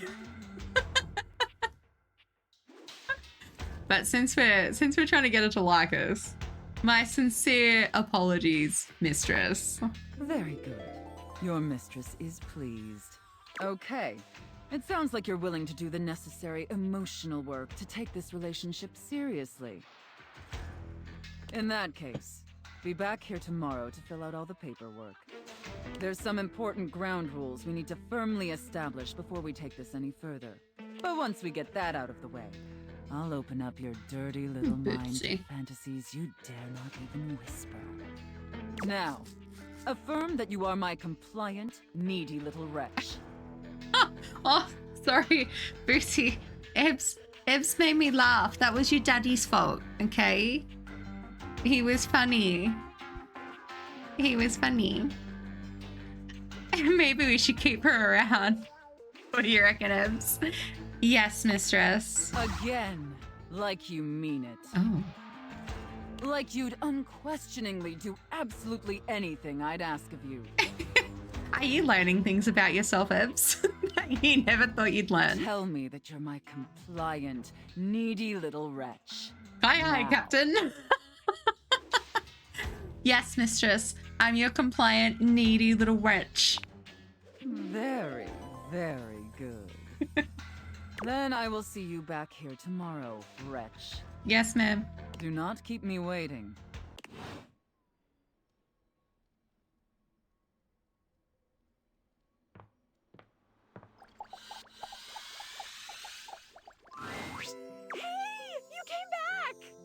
I'm so happy you came back. Being up here in the attic, it feels like people only come up for little bits of time and then they try to leave as soon as they can because, I don't know, for some reason, a lot of people think attics are scary. I've never felt that way. For me, it's like a playground up here. Yeah, alive people are afraid of things in the attic. Why is that the only thing I can say? That's so mean. Like what? Like spiders? Huh. Yeah, I guess that makes sense. I do wish people would stay longer, though. You're stronger than I am, Dan. Even if they can't see me, it would be nice just to watch them. Like human TV. Should we trying to find someone that's more Dan and Bruce's speed? Jeez, I wish I had a TV. Bruce, do you want me to go back to the sex toy? Hey, now that I'm thinking about it, how can you see me? I was wondering when you would put that together. Yeah, I mean, I used to watch you move boxes around and search for that same amazing Christmas sweater every year. Though you have stopped coming by lately. But you've never even looked at me before. Like through me, which is cool, but never at me. I have these cool glasses called Daviators. Datavators? Whoa, awesome. Tell me everything. They let me directly acknowledge a thing's existence. Okay, you say thing, not person. So does that mean... Yep. Doors, walls, chairs, windows, all of it. That's... If I wasn't already dead, I would absolutely just die again from the coolness of this. You can talk to anything? Anything you want, you just put on the glasses and you can talk to it? Like it's real? It is real. Wait, so then how are you talking to me? Because I'm not a thing. Well, then I guess I'm something in between a thing and a person. You're noticing now. So, like, wow. I feel so happy, but it's weird. I think I feel sad. That's okay. Sad is pretty normal sometimes. Oh, really? That's good to hear. I felt sad a lot when I was alive, but since I died, I've just been mostly happy all the time, and I haven't had to think about the stuff that used to make me so sad. I think there's something about being a ghost that makes things harder to feel. Like, sadness can feel so heavy sometimes, and if I can't even lift the latch on the attic window, how am I gonna lift something as heavy as sadness, right? It would just fall right through me. That's kind of funny. I guess that's funny. That is funny. Good to hear. But your glasses, this idea that you can talk to anything, to anybody, like, does it feel like you have friends? What does it feel like to have friends? It feels pretty good, honestly. Oh man, I would love that. Why are we so mean? Oh boy, okay, this is weird. I'm having another feeling, I think. Tell me about it. It's so strange. Like I said, I'm so happy. Like, I'm so happy to have met you. I'm loving that you're here. I can't wait to play all the games, and I want to show you how I can go through the wall if I really concentrate. Because that honestly is amazing. And the most amazing part is that when I go through that wall, I end up right back in the same room again. Like I'm in this crazy loop where wherever I go, there I am. Huh, so you can't leave this room. Nope. Are you comfy there, What? Boots? I want it. What's it? I want what you have. I want the glasses. I don't think they're mine to give. Yeah, that's okay. Maybe I want to talk with these others around me. Maybe I want what you have. I want to have friends too. Are you saying that you're lonely? Oh my god, that's it. Okay, Smills, have fun. I'll probably be on for a little while. I am lonely. And if I could have all these friends, why did I not even know they were all here? You know? They can't see me because no one can see me because dead. And I can't see them because I don't have the glasses or because, again, dead. And I'm lonely. It's tough stuff. You're dealing with it well. I told you, most emotions are super heavy. Like, even real joy is really heavy. But this light, peppy thing?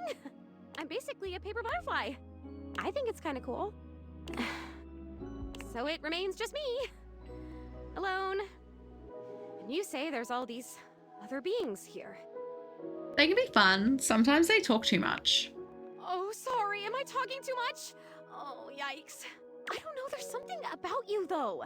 And not just those glasses. There's something about you being here that is making it so that I can feel these things. Maybe you're like holding the feelings. And I can feel them with you? What else can I feel, I wonder? Are there other emotions besides loneliness? Oh yeah, there are. We can make a list and feel every single one. That sounds like a great idea. I have mastered loneliness already, so that's good. Oh wait, this is terrible. Help me. Please help me. Zoe, are you crying? I am so... Oh, maybe I haven't mastered this one. I didn't even think a non-corporeal being could cry. Have you ever seen anything this crazy? I feel crazy. I'm so lonely. Oh, it's happening again. I'm gonna disappear. Oh, I wonder if I'm still gonna be crying when I come back. You're gonna come back, right? I still want to feel the feelings. Once again, Zoe is fading before your very eyes, but it doesn't stop her trying to speak to you. And I have so much to show you. I can turn somersaults in midair. Oh, poor thing. All right, let's go to bed. Reminds me, we should talk to our bed again.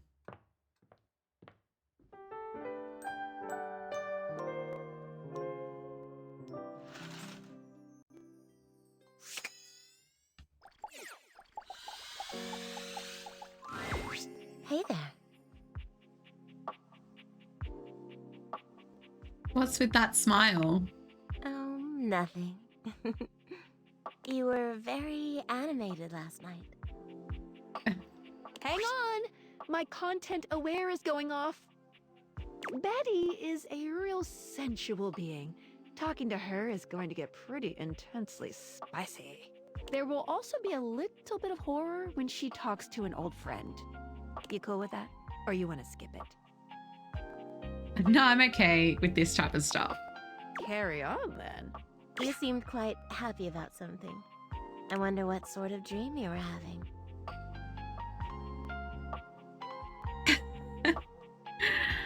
I was eating the most incredible meatball sub, 8 feet long and about this wide. I was, well, it's a little embarrassing. Don't be embarrassed. I'd love to hear all about it. I dreamt David Most kidnapped me to his mansion. I was up for my promotion at an old job, but I was starring in a hit TV show, Flame of Bones. Oh, I'm not sure I know that one. It's a dark, gritty fantasy famed for expository scenes with people banging in the background. Oh, well, I already like where this is going. I stormed the castle keep on Dragonback, burning my enemies to cinders. Ooh, then what? Only the Mad King stood before me, and the throne was rightfully mine. So what did you do? I gave him the greatest head of his nasty royal life. Oh, yes. Yes. Good for you. You're lucky to have such fun and sexy dreams. I can't say I've been so blessed. You don't have good dreams? Not for a while now. I haven't slept well for years now, to tell the truth. But it's not something I want you to worry about, all right? All I care about is knowing you're sleeping soundly. I just want you to be comfortable and happy when you're with me. I hope you're satisfied. I am. I'm so happy to hear that. I could talk to you for hours, but I'm sure I've taken up enough of your time. Well, here's to pleasant dreams for both of us tonight. See you then. See you tonight. Wait, see, what have you done? Maybe done. Clicked things. Alright, so that's our bed.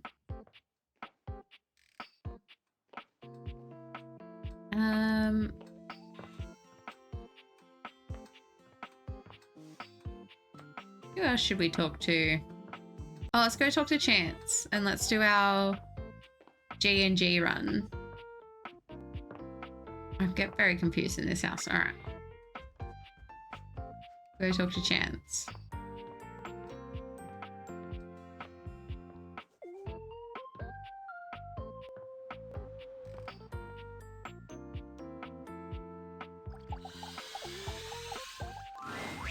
My master of the mystics! You have appeared before me as you had promised. Of course I have. I'm ready to play. I'm so glad you're here. I knew you wouldn't let me down. I rolled a crit on my insight check of you. Before we start, here's your character sheet.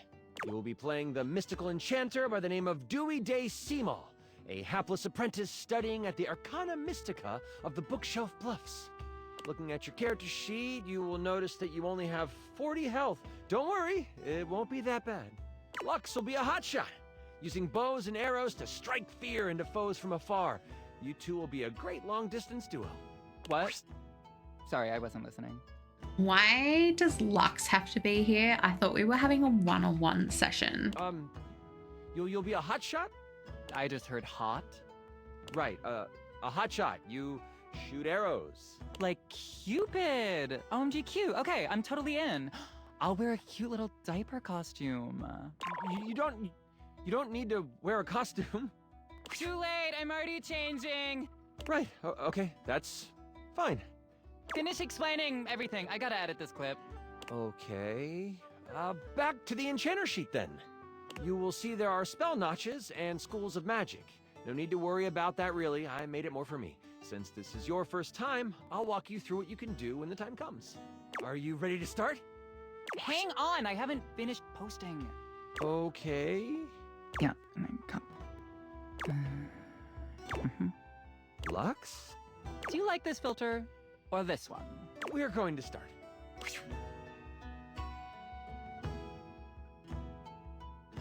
I'm not sure Lux is going to be good for this. We start our adventure in the study of your mentor, High Enchanter Melville. She is an annoyingly proficient enchanter, and you are lucky to study under her. Only Enchanter Melville is also a hoarder. If you ever needed a magical trinket or a mystical doodad, Melville most likely has it. And after 2 years in their care, you are still relegated to dusting these relics while Melville gives lectures to the spine of enchanters. How are you? Except for me, I'm famous. Sure. OMG, I love this game already. Continue. Your EP? You're just waking up? Oh, welcome. What is the Spine of Enchanters? The Spine is a group of enchanters that govern the magical world. Melville is one of the foremost researchers and often presents new discoveries to the Spine. You've been doing some magical research on the side, but you have needed some equipment that Melville has to actually get it done. With Melville in conclave for at least another 3 hours with the Spine, you choose now as the time.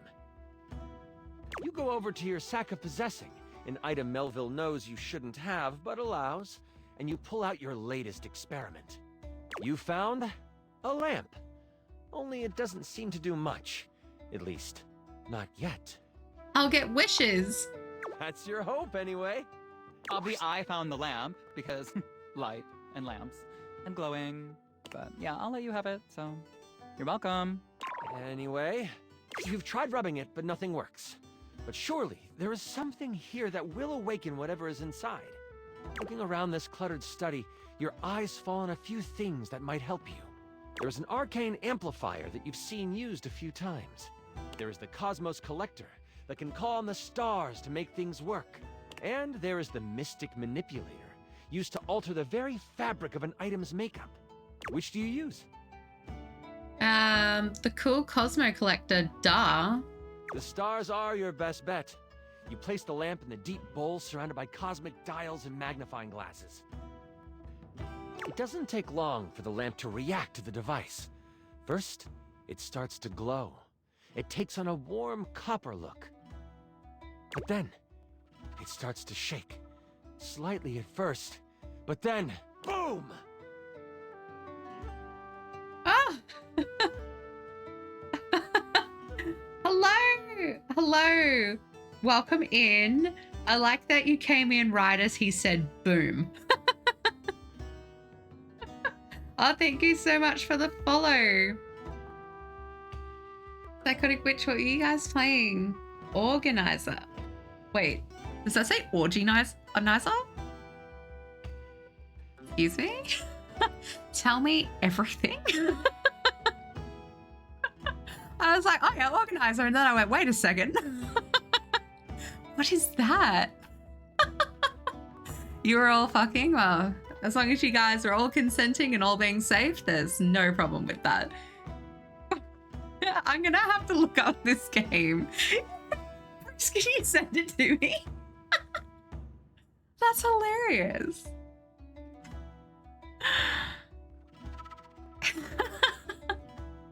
It's when you organize orgies. Amazing.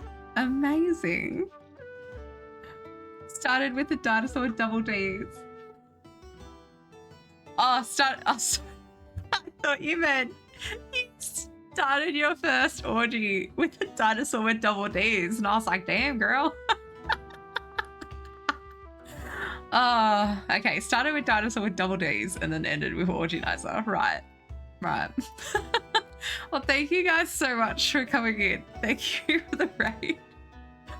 Oh, well, I think, yeah, we got double shout outs out. Thank you. Thank you very much, mods. Lily was being a little, I don't believe Lily would be greedy. I don't believe that. Kitty, a day of appointments and they're not even for you? Are you gonna do something nice for yourself after? But yes, sorry, people who came in with the raid, if you guys need to do any after stream self-care, please do. If you need to have some water, have a snack, have a treat, getting into more threesomes, Lily, you know, whatever you need to do. If you need to raid and run, or if you want to lurk or you want to hang out with chat, anything's welcome around here. But just make sure that you take care of yourself first. And thank you again so much for the raid. Every round you grabbing two and running into a room. Lily. Good for you, girl. Good for you. She's like, that wasn't my choice. It was two people picking me. Do you have to keep your degen to a minimum? I mean, wait, I just want everyone to feel comfy. So as long as you're not making anyone uncomfortable, it should be fine. My mods will give you a warning though, if they think you are going too far. An explosion of magic rips the device apart, and white smoke consumes you. Some of the glass catches in your skin, and you take 5 damage. Oh, what?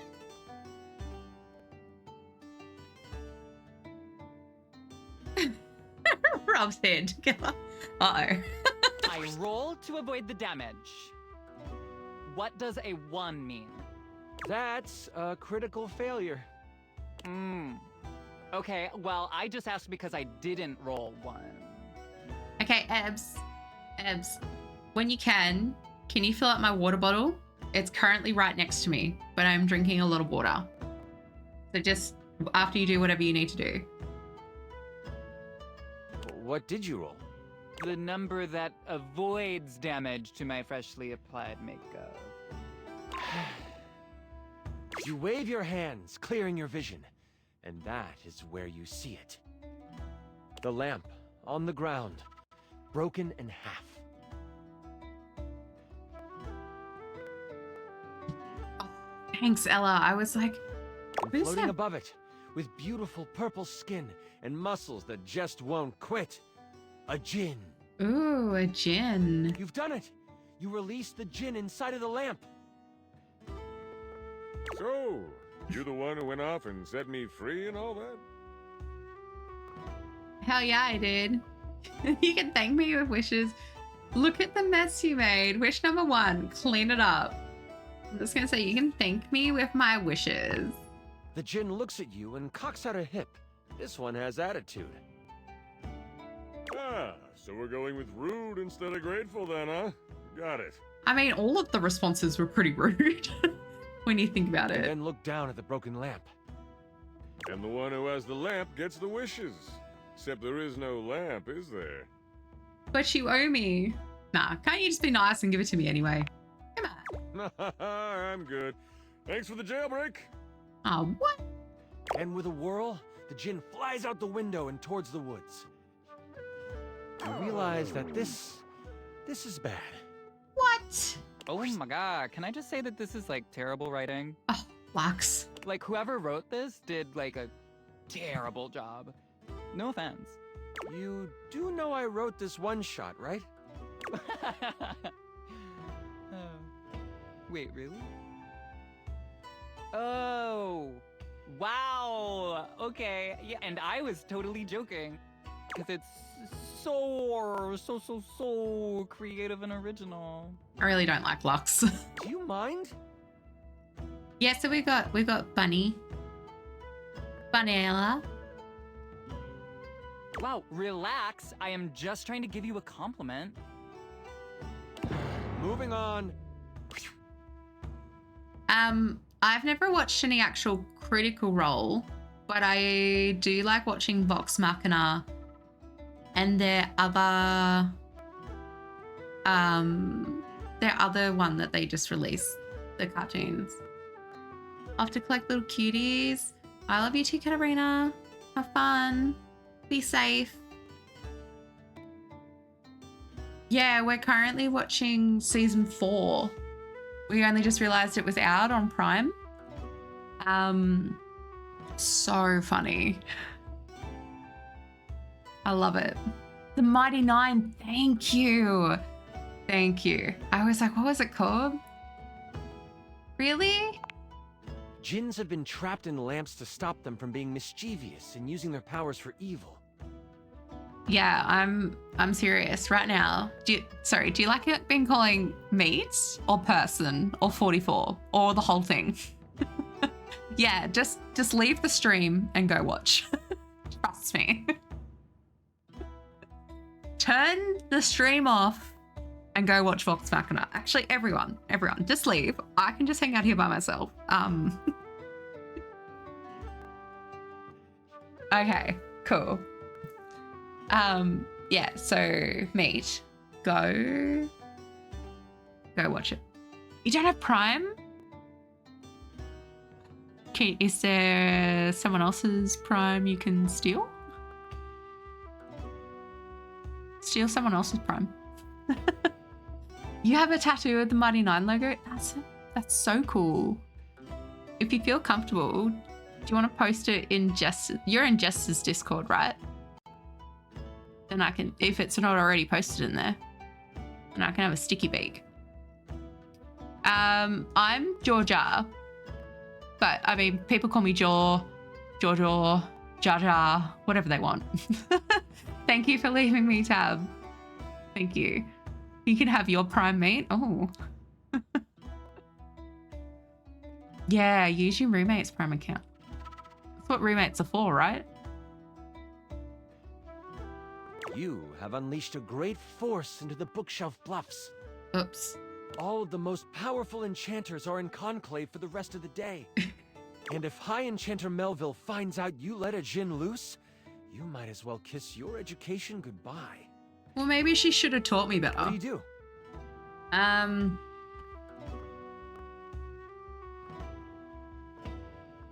Melville can't find out. Time to clean up my mess and then catch the djinn. Using a quick spell to sweep up all the glass and metal, you quickly tidy the study before rushing off to prepare to catch a djinn. In your dorm, your sack of possessing over your shoulder, you start to think about what you might need. But you don't have a ton of time. Your battle wand, of course. You also grab your Tome of Terrible Creatures. Flipping through it, you make sure you find the chapter on djinns. One paragraph stands out to you. It's about metal and the way djinn react to it. It's something to come back to. Oh, don't forget your ringing rock. Someone might call you. You know you can't hesitate for too much longer, so you decide to grab one more thing. Do you want the large red mystery potion? Or... there is a box with runes sketched into it. It looks like your roommate's. But it also looks powerful. maybe this will help? Which do you take? Give me that box. I clicked the wrong thing here. The OMG, that was potion. such a dimmy move. Everyone knows potions are Oops. bad for you. Oops. You grab the potion from your shelf.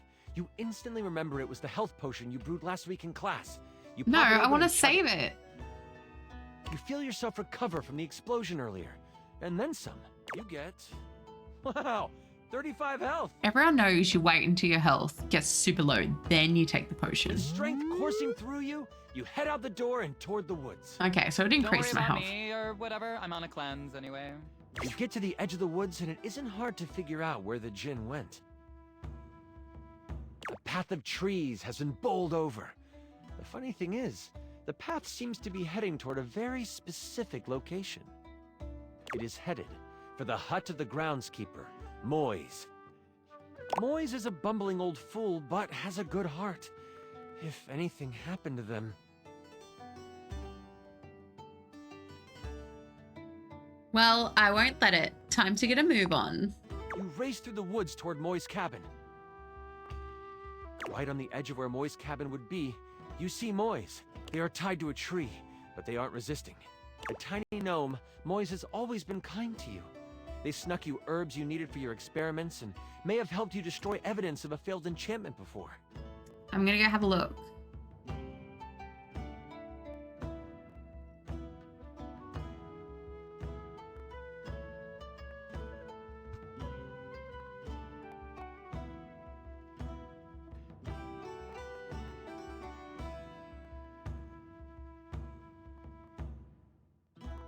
Wait, which room did you post it in?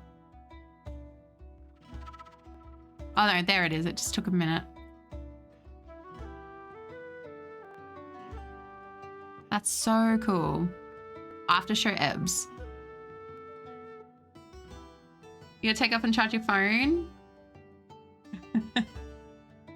Yeah, that's fair. That's fair. And don't forget to steal your roommate's Prime so then you can watch more Vox Machina.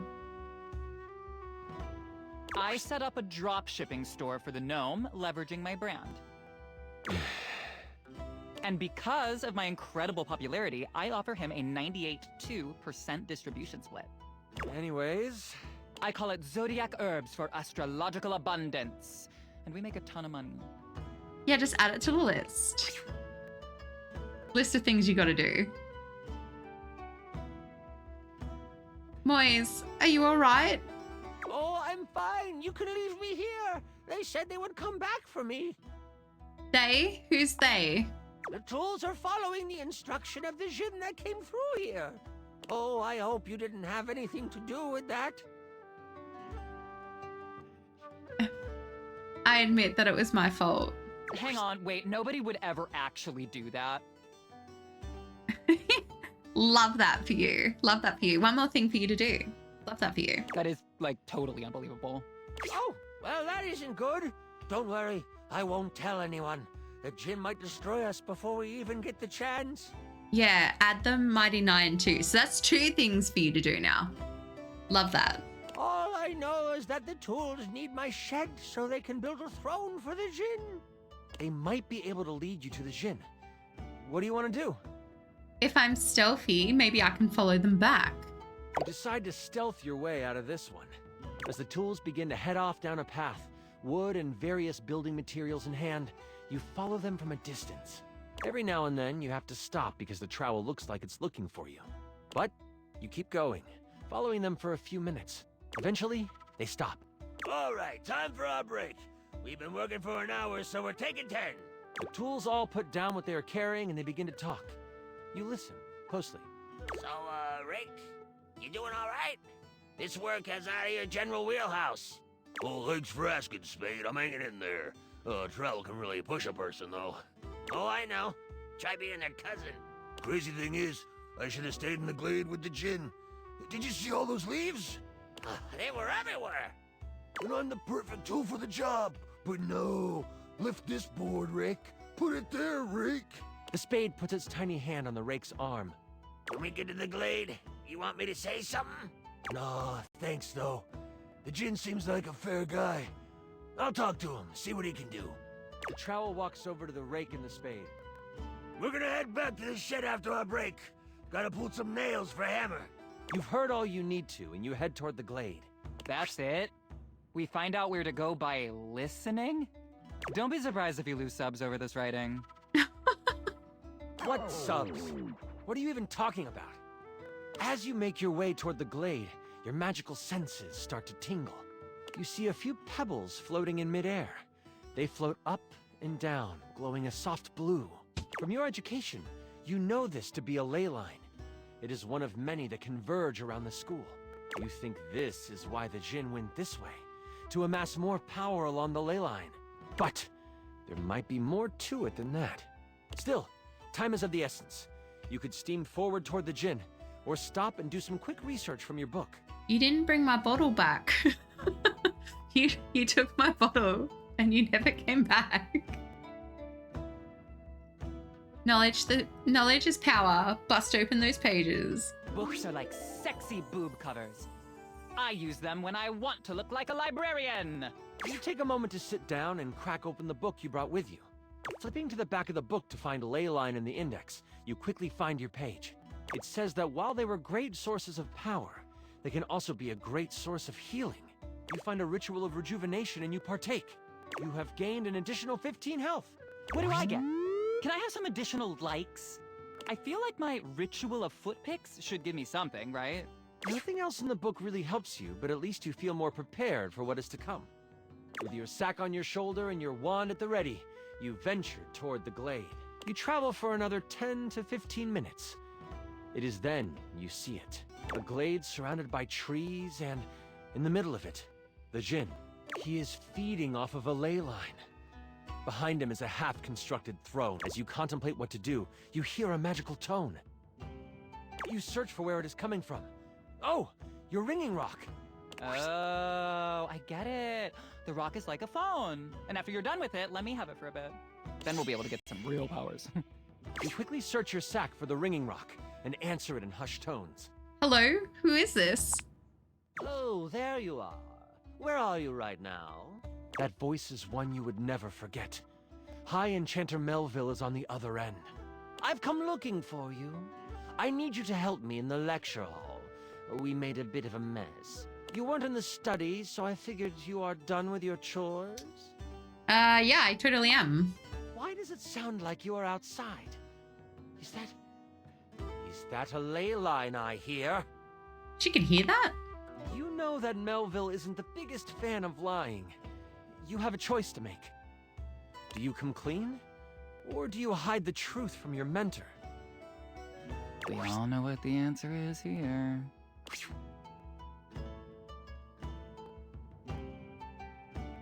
I might have unleashed an evil Jinn onto the school.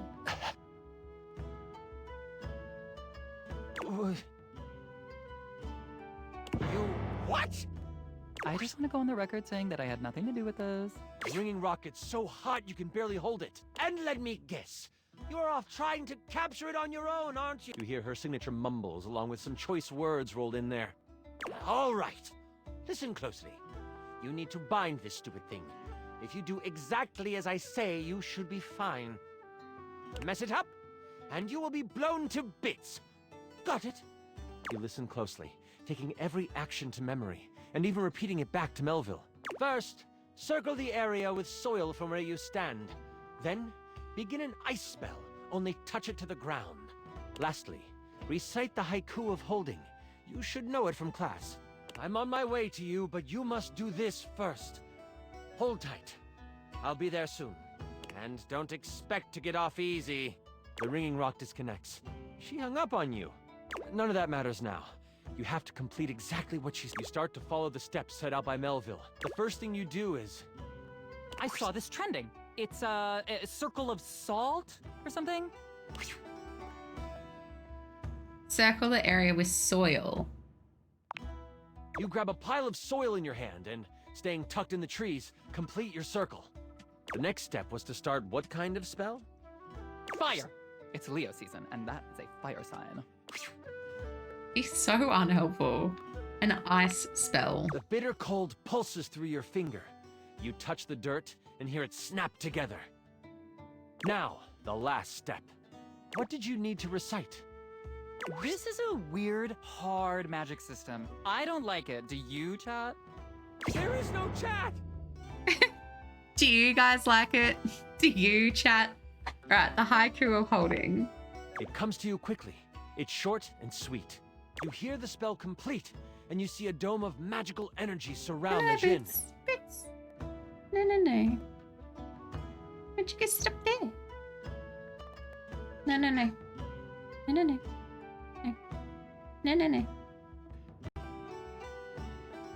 You hear rustling of leaves behind you. Melville quickly comes by your side. You gonna apologize for that there? I'm sorry if that was like a loud bang for you guys. Boots just knocked herself against the microphone.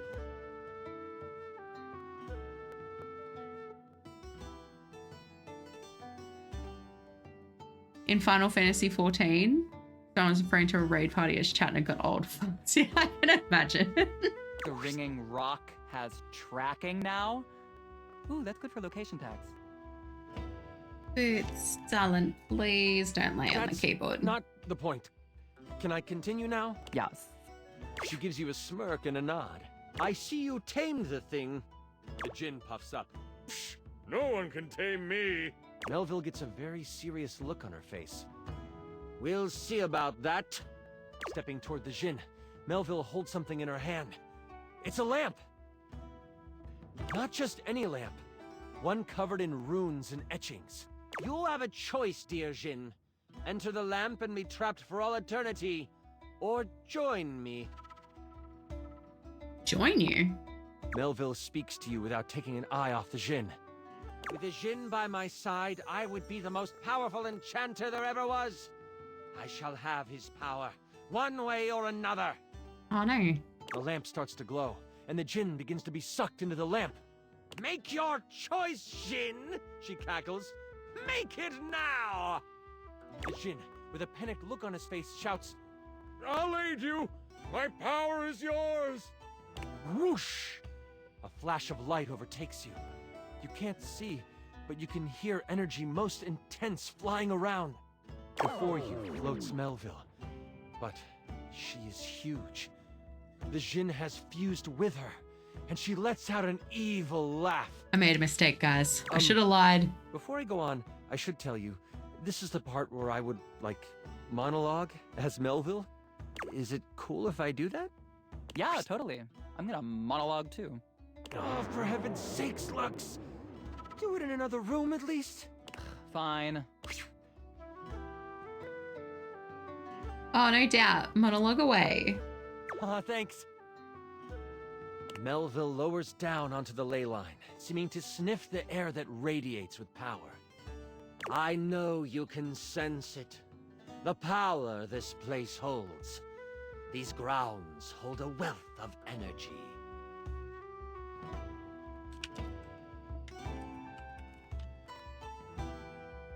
Energy that could have us enchanters rule the entire world. Mold it into our image.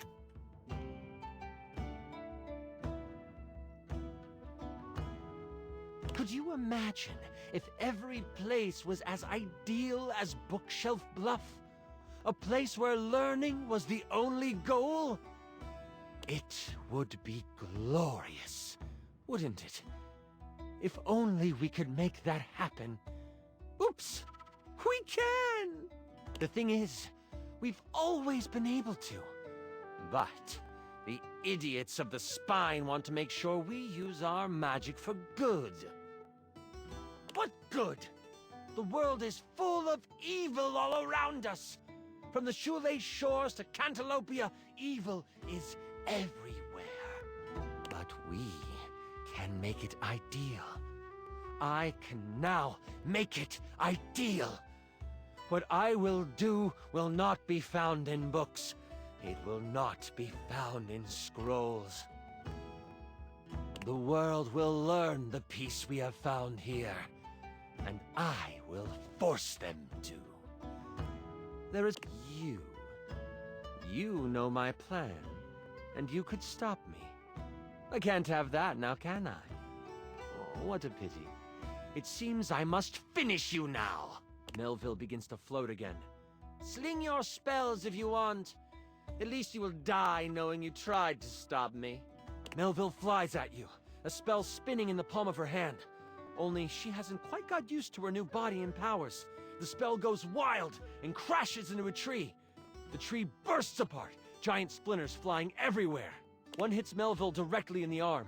She rears back, a pained wince on her face as she pulls out the large piece of wood. This gives you time to react. You are panicked and aren't sure what to do.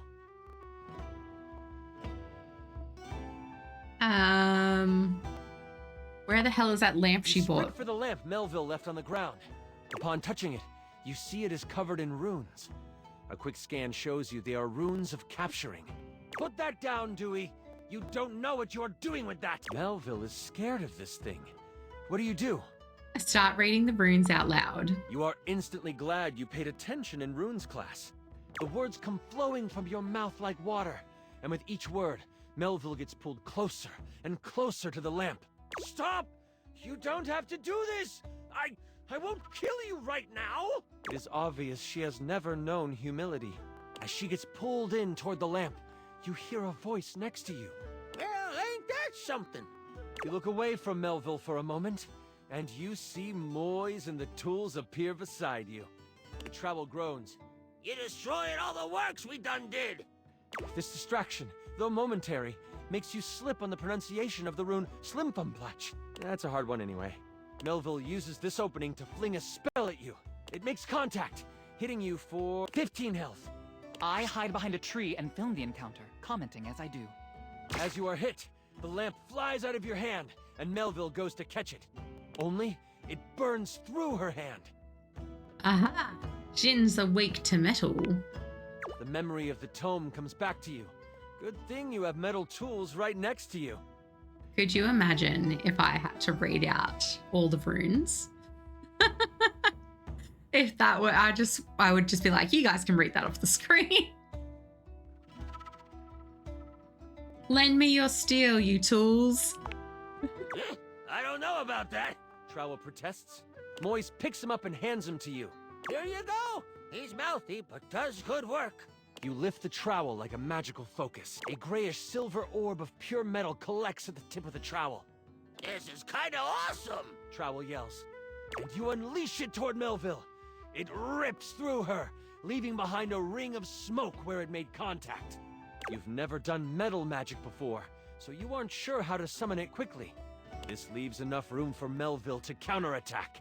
With a flash of blue energy, she hits you with an arcane lance. She is still reeling from your hit, so it only hits for 5 damage. You stagger back, pushing through the pain. You lift your eyes toward Melville, and you see the other tools rushing her.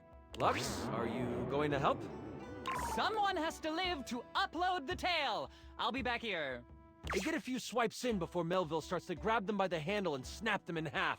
In that moment, as if by magic, Moise appears. Oh, this doesn't look very good. Moise lifts a hand, and vines fly out of the ground to wrap around Melville. It looks like it's holding, until... Kaplow! The vines are thrown off and burst into flames as they hit the ground. Now I have to kill you too! Die, Moise! Melville charges up an energy attack. You have a moment to react before it flies. You have enough spell notches to do your ultimate attack, or maybe a higher level metal spell? Or there might be something else you want to do.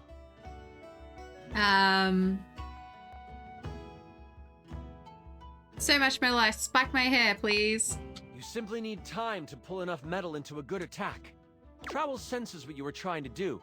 Keep fighting, guys! Show them what tools are made of! Motivated by Trowel's words, the tools themselves, like a movie where a rodent plays with magical cleaning supplies, there are now 2 of each tool. They are ready to fight. Now would be a really good time to do something, Lux. Gonna rest on them? There you go. You're right. Hey chat, if you don't already follow me on all platforms, my info is in the show notes. See, I feel like Lux was just a really annoying addition to this. Like, are we meant to find him funny? And don't forget to check out my new podcast, Brighten Up with Lux. in which we discuss the most controversial topics out there. Back to the fight. Yeah. Melville lets out an unamused laugh. That is, until the twin rake starts scratching at her. The spade starts slamming against her stomach, and over the tools begin their offensive push. This is the time you and Trowel need. You focus on the garden tool, pushing until you are mentally connected with it. You feel tiny hands wrap around yours. Moise hangs on by the handle, feet dangling because they are so short. But you feel them pushing magical energy into the attack as well. Oh yeah! Oh yeah! Let's go! Trowel is hype and shaking with power. You feel metal coming to the tip of the instrument. It's time. With a giant release of energy, you let it fly! You can hear the impact of the attack. Melville cries out, the sphere of metal crackling and sizzling as it works through her. If I could, I would flunk you! But she can't. Slowly, her body melts into a pile of arcane goo. It seeps into the ground, joining the bubbling magic that lies under the surface on the ley line. You have cleaned up your mess. As you run back to campus, you mentally call dibs on all of her cool stuff. You fought and defeated an evil Jinn. With your mentor gone, you are unsure of what your future at the school holds. You love Vaughn? Have I met Vaughn? As you walk back to campus, exhausted and excited about the many tools and trinkets in Melville's office you can claim, you wonder if your days here are numbered. But as you walk towards the main doors of the school, you see a member of the Spine waiting for you. Moise, by some magic they will never reveal, has the beat you there mousetrap. and stands beside the High Enchanter Jefferson. I hear you took on a Jinn and won.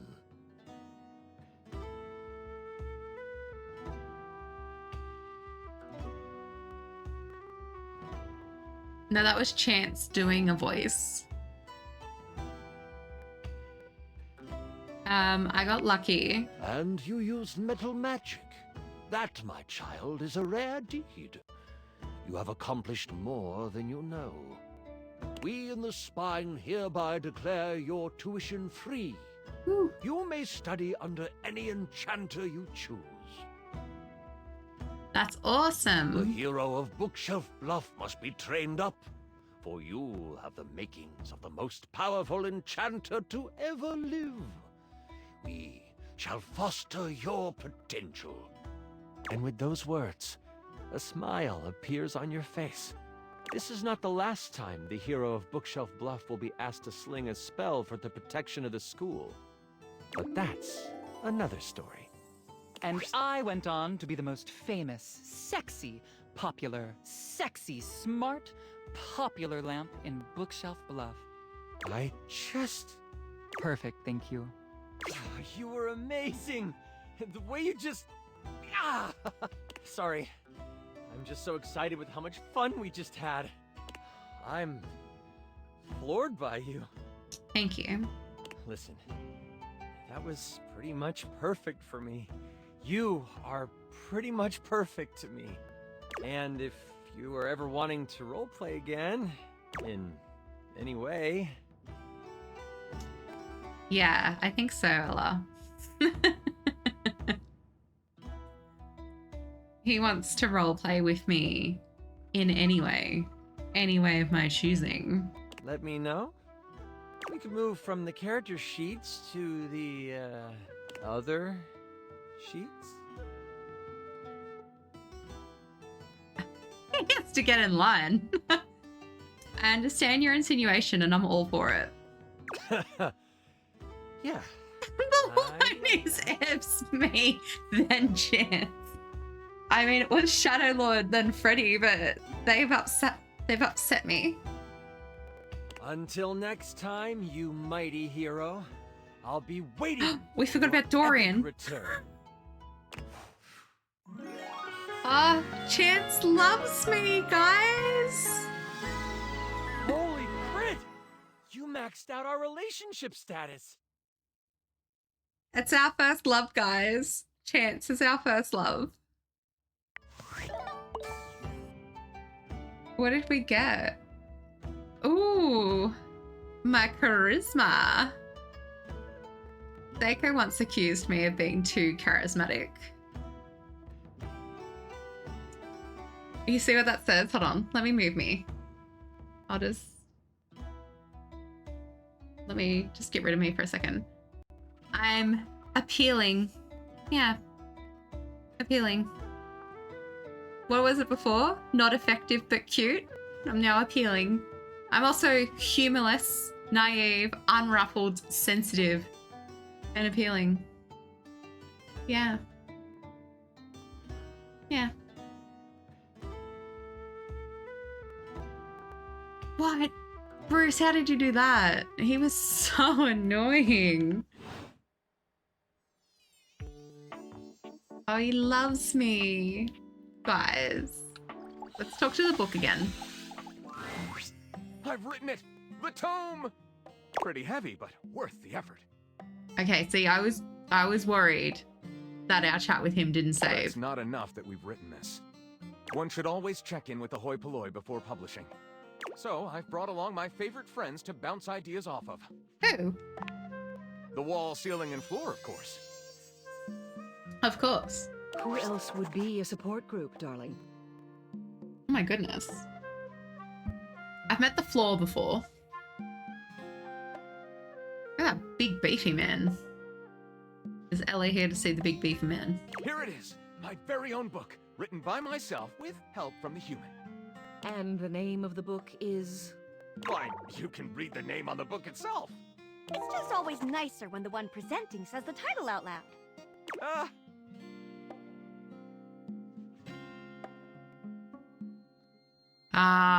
See, I wish I'd never spoken to Lux. I can't. It isn't right.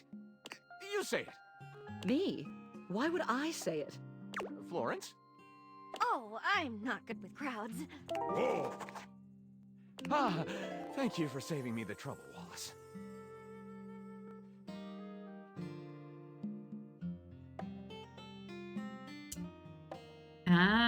Interesting, Ella. Let's begin. I'm the same. I like lanky. This book is Lean muscle. You know what I mean? splendid. Never blonde. Never blonde. Except for our blonde exception list. And they have to have cake. You know what I mean? We very much enjoyed reading it.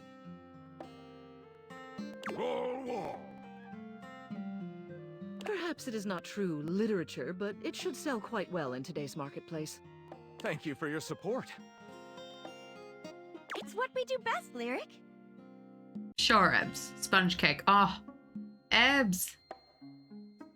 That is something. I said cake. Sorry. It's my teeth. Words are hard. Ebs, I could totally make you a sponge cake this weekend if that would make your mouth feel better. Oh, Bruce, you can do exclamation mark cheesecake.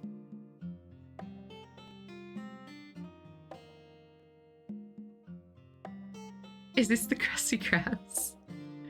Krusty Krab pizza is the pizza for you and me.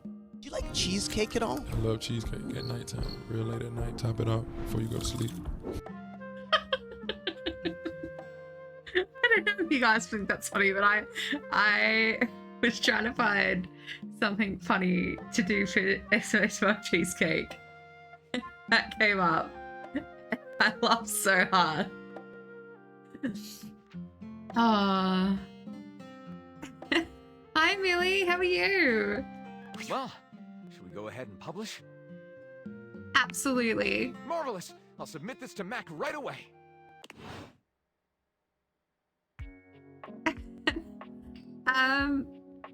No, Bruce just really likes cheesecake. Hi, Shannon. Shannon, hello. No, you're not incredibly I'm I'm very sad, Shadow, because my favorite was Shadow Lord, and then Shadow Lord wasn't real. His name is just Skips. So, and then I was talking to the fridge, Freddy the fridge, to make myself feel better, and he yelled at me because I offered to clean, and he yelled at me.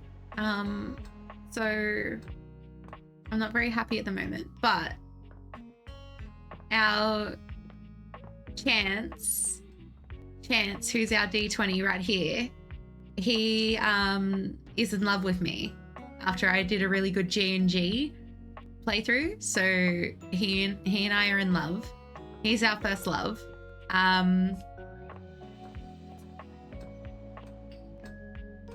The trash can was really rude, if I remember. But let's talk to someone. Who are we gonna talk to? Sunny, you're meant to be sleeping. The stove was annoying. I remember that now. Is the range hood separate from the stove? It failed. I love Dorian. Millie, have you met Trapdorian? Have you seen Trapdorian? Yes. He's my favorite, yeah. We've already seen him tonight, but maybe we'll go back. Ooh, the fire alarm. For a moment, it looks as if a firefighter has appeared in your home, smoke and all. But a closer look reveals the smoke is in fact attached to this apparent firefighter's head. Oh, no luck with your tinnitus? You don't get much of a chance to scrutinize her appearance any further, because the moment she notices you, she begins to rush you along, raising her voice and waving her arms at you. Thank heavens you're here. Wait, well, don't just stand there. Go get help. Help? I am the help. Don't you bleep see that? Don't I bleep see what? All that smoke.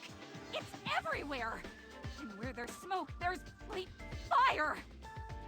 That's not smoke though. Those are dust smokes floating ever so sweetly in a ray of light.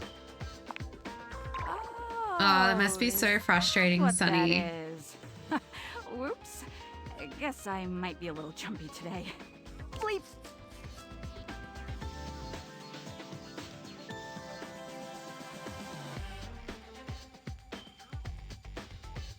You finished dating Dorian, so now you want to date every single item at the same time. It's gonna take a wee bit. Yeah, it's hard because you can only get 5 things a day. I can withstand this. I can withstand anything. Why? Anytime now. Blessed silence. You can finally hear yourself think again. Got it. Alrighty then. Arm alarm at your service.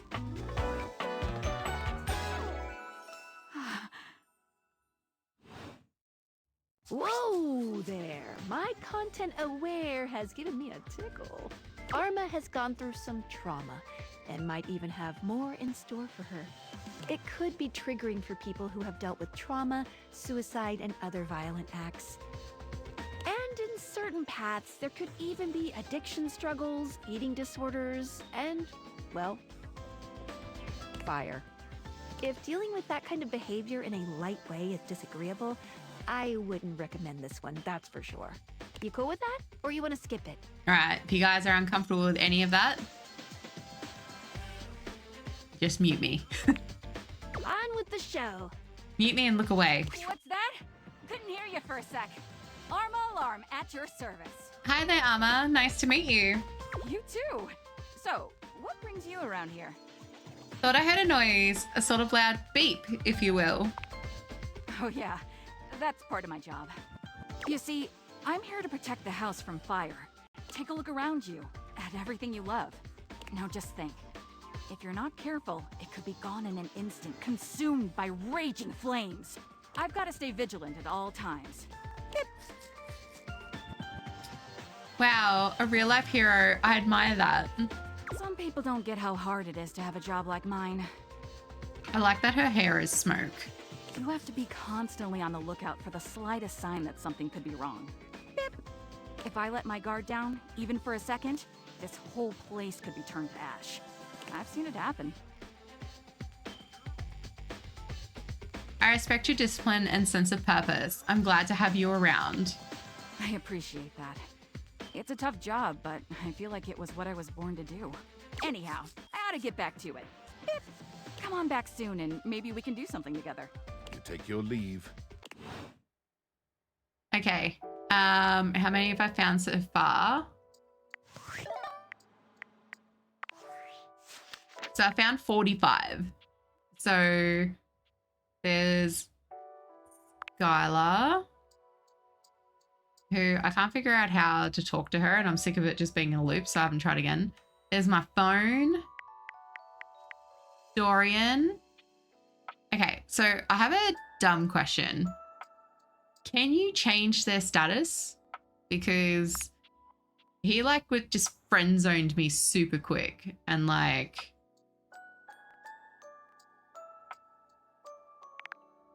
you know, that's my window.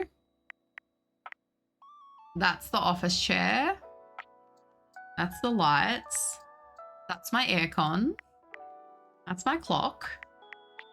That's my couch. That's my fireplace. TV. Piano. My box of games. The sink. He really creeped me out. My fridge, who yelled at me today. So yeah. Oh no, ads. Oh no. That's the stove. My toaster. Okay, I gotta find all versions. So we go back up. Dorian. So that you mean collectibles. So I'm only missing one of him.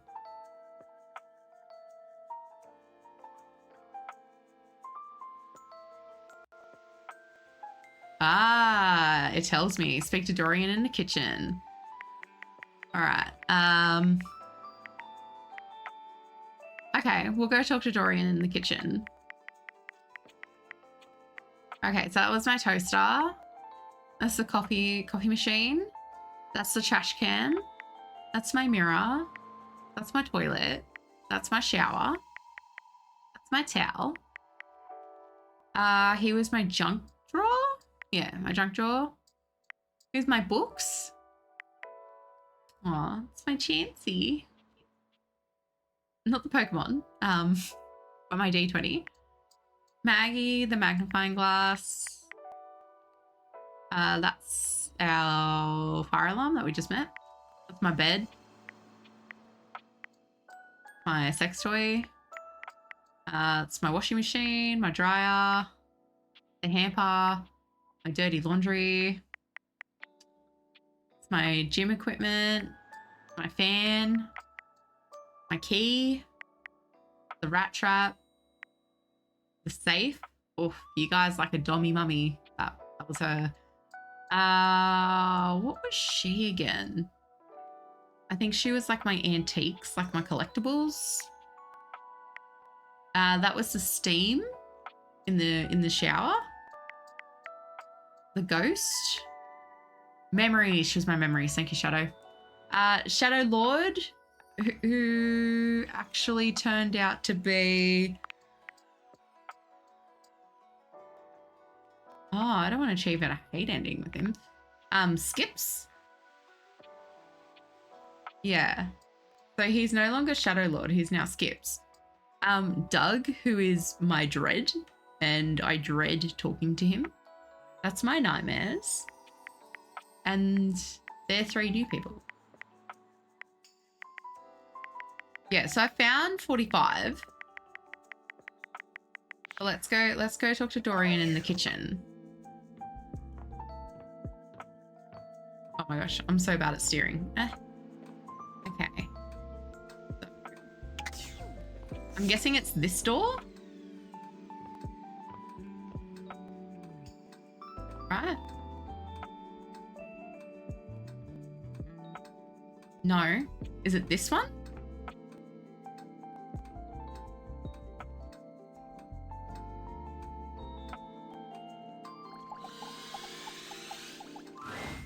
Looking at the tiny, big-headed Dorian who stands before you, it's hard not to wonder if perhaps the Deviators have glitched.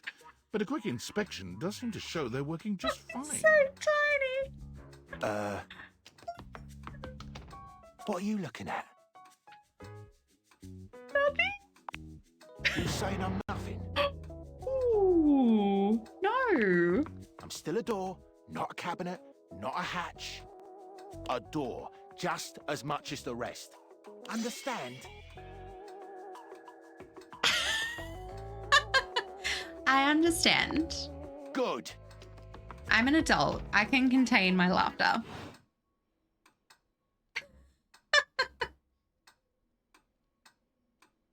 Okay.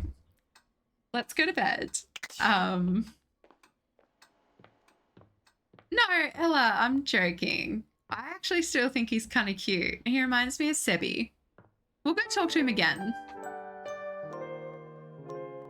But it was just funny because I was like, I'm going to talk to Shadow Lord and he'll make me feel better about my teeth. And then he turned into someone else and I was like, oh. We'll talk to him again so everyone else can see him. I actually think he's quite cute. But the thing is, Ella, he went from like sexy Shadow Lord to like cute little skips. You know? You know what I mean? Hey.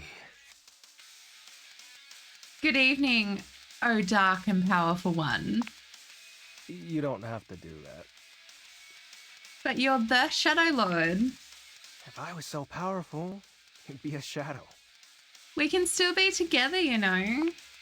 Sorry, I'm just so scared to lose someone again. Every time you go, I think, what if she doesn't come back? But my fears subside when you return. Why do you keep coming back? Oh, 'cause I love you, dummy. I see. Why does he look disappointed in that? If that's the case, I've grown fond of you as well, Penumbra. I do still like how he says Penumbra. That's pretty much what saved it. Penumbra. I want to change my name to Penumbra.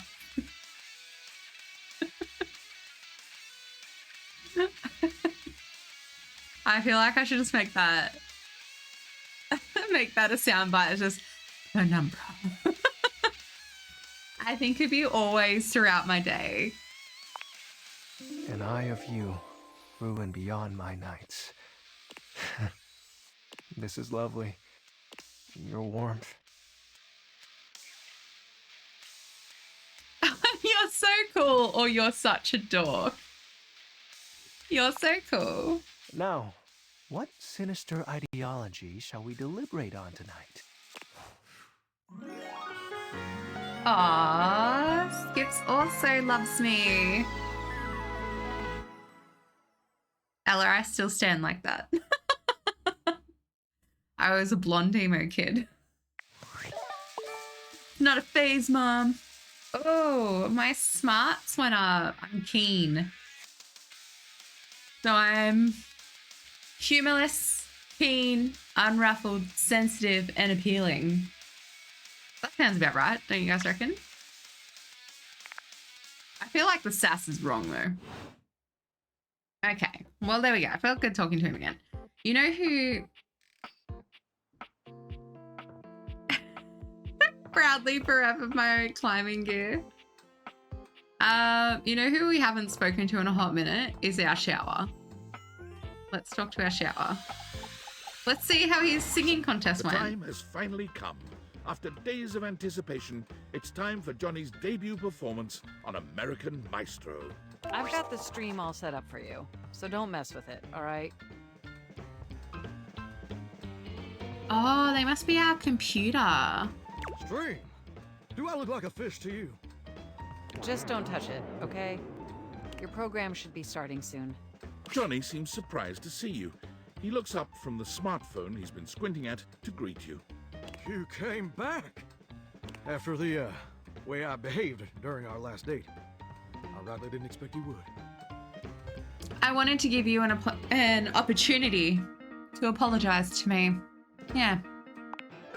Well, I appreciate that. You're welcome. You're definitely a better shower than I.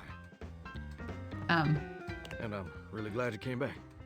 Mostly because I do need to apologize for how I acted. I was being childish and unfair. I was ornerier than a wet hen. And I really appreciate you being willing to give me another chance. That's what friends are for. Right. Friends. No subtlety there. Sorry, I'm in love with my dice and my shadow. Johnny waves the phone in his hand at you with an air of sincere, boyish excitement. It's quite sweet. Well, I hope you're excited, because they're about to air my first episode. It was such a wild and crazy experience. You want to hear about it? Absolutely. So, they kept me on hold for like 3 hours. Which was kind of lame, but I was too excited to care. And then I finally got to meet the judges. Brittany H., Lil Slushy, and the big bad Gorp. It was so dang cool to see them all in person, you know? Oh, bye, Ella. Have fun with whatever you're doing. I miss you. You watched them on the screen for years, and suddenly they're talking directly to you. You go play Bioshock and scare yourself. Fair. Fair. You go scare yourself. Go scare yourself, girl. So that was basically a dream come true. I bet. Now, performing was obviously the hardest part. I was as nervous as a long-tailed cat in a room full of rocking chairs, let me tell you what. But when I thought the anxiety was just too much, I remembered how you believed in me. And I found the strength I needed to push on through. Oh, that's so incredibly sweet. I mean every a single word. Oh, hold on. The episode's starting. You put your heads together, staring down at the stream on his phone. Yes, Millie, I've spoken to the The toilet. TV show logo gives way to footage of singers you don't recognize. Oh, there I am. Oh, wow. Wow, me on an American Maestro. If only my grandpapa could see me now. I mean, he probably couldn't have seen me on account of the cataracts and all. This is just so crazy. Look at me up there. Struggling. So dang hard hitting them high notes. Oh, and now the judges are evaluating my performance. Look at little Slushy doing his signature move. Good thing you're watching it with me, because couldn't even describe it if I tried. Oh. Well, that's a lot of peculiar. Oh no.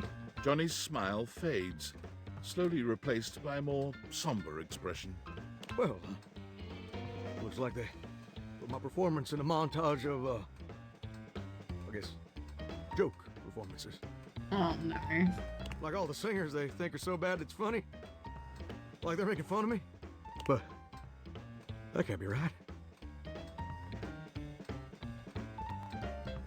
It must have just been a mistake. I know you just want to spare my feelings. But TV producers don't make no mistakes. Why? Don't that just stick in your throat like a hair on a biscuit? I guess you were right. I guess I wasn't ready for the big leads. But now I've gone and made a gosh dang fool of myself in front of the whole wide world. Or at least the North American audience. I thought this would be a dream come true. But it's just a nightmare. I should have listened to you.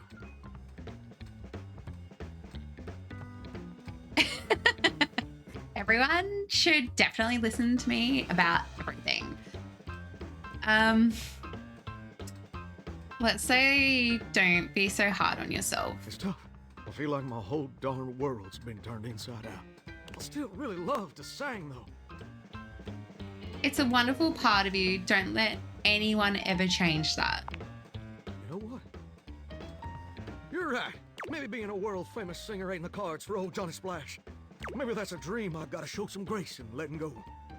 But that don't mean I ever gotta stop singing. And it certainly don't mean I ever gotta stop loving it. Maybe in the end, it don't matter much if anybody else likes what you're making, as long as it makes you happy doing it. That's such a beautiful sentiment. Well, thank you, gorgeous. Truly. Without your encouragement, I'd have spent all my life wondering and being afraid of ever actually taking a leap. But you showed me it's necessary to take the leap sometimes, especially when you're scared. And more importantly, you showed me that even if it don't work out, everything's still gonna be okay. No sweat, bro, Seth. That's what I'm here for, Johnny. And you know what? I just had a great idea. I think I'm gonna try out for that house-wide talent show I've been hearing mutterings about. I think that sounds like the perfect venue to share my vocal stylings. Don't you think? That's perfect. Ain't it though? Why flounder against the pros when you can smoke the amateurs? Oh. Hey, mister. Come here. Yeah, right? No sweat, bro, Seth. And you know what else? I'd like you to do the honor of accompanying me. And I'd like you to wear my soggy old Letterman's jacket. Because we're gonna be going steady from now on, baby. Oh, oh, oh. Drench me, baby. Oh, oh, oh, oh, oh, oh, oh. Oh, oh, oh, oh, oh. The noises he's making is making me uncomfortable.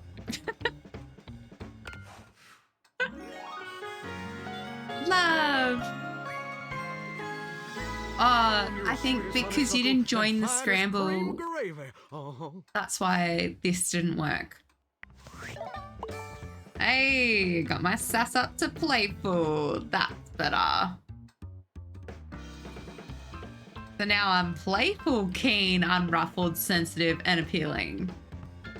I like it. All right. Let's talk to the toilet.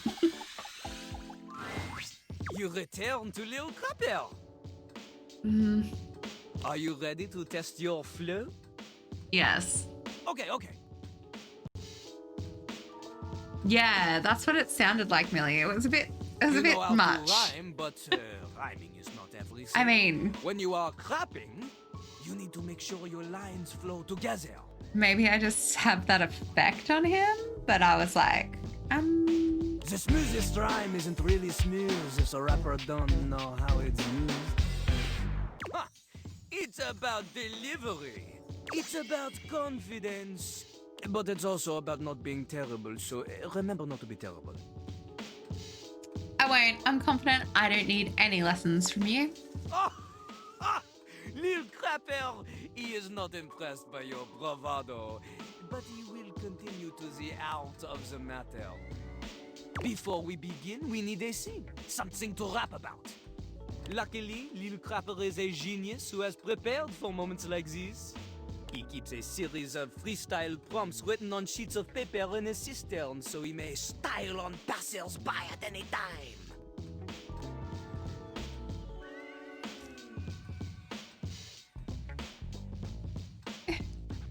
How did you get so good at English that you know the correct plural of passerby? Lil Crapper ignores your question. He chooses a paper at random now. He cannot read this. The ink she is smeared. In hindsight, perhaps hiding paper in a container filled with water was not Jean-Lou's best decision.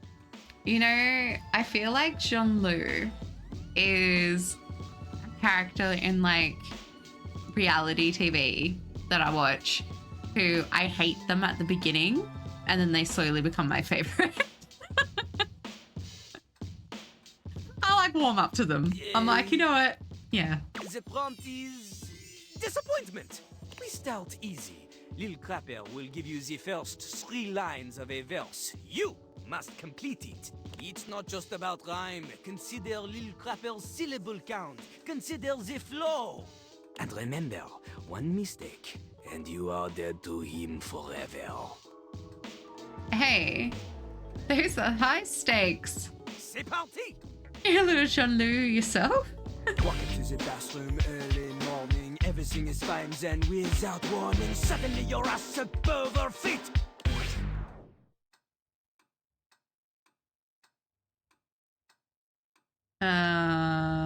I'm still in the bed sheet. I'm still in the bed sheet.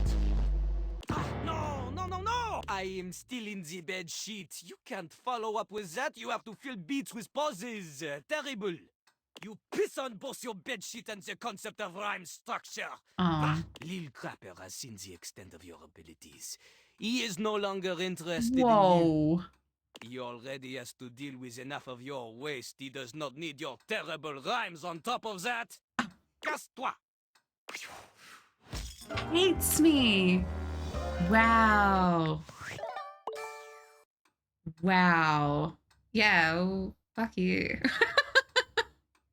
Yeah, sorry. Flip you. You could tell a joke in the mirror and still get heckled. Yeah, puck you. Puck you. You know, that does remind me though. Let's go.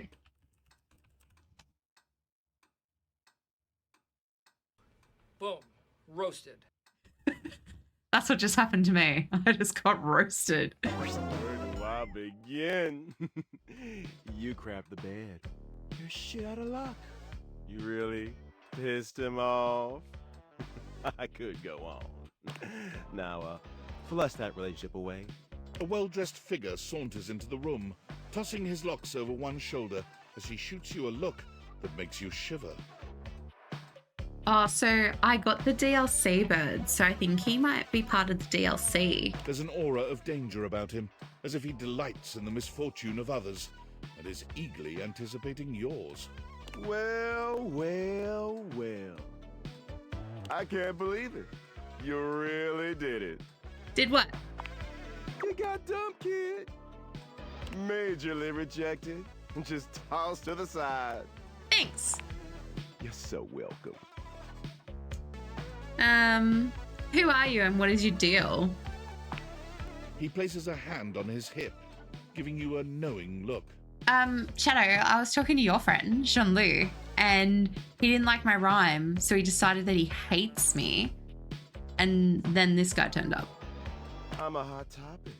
Surprised you haven't heard about me already. I'm Regina Rejection. You can call me Reggie. Ah, that's Reggie.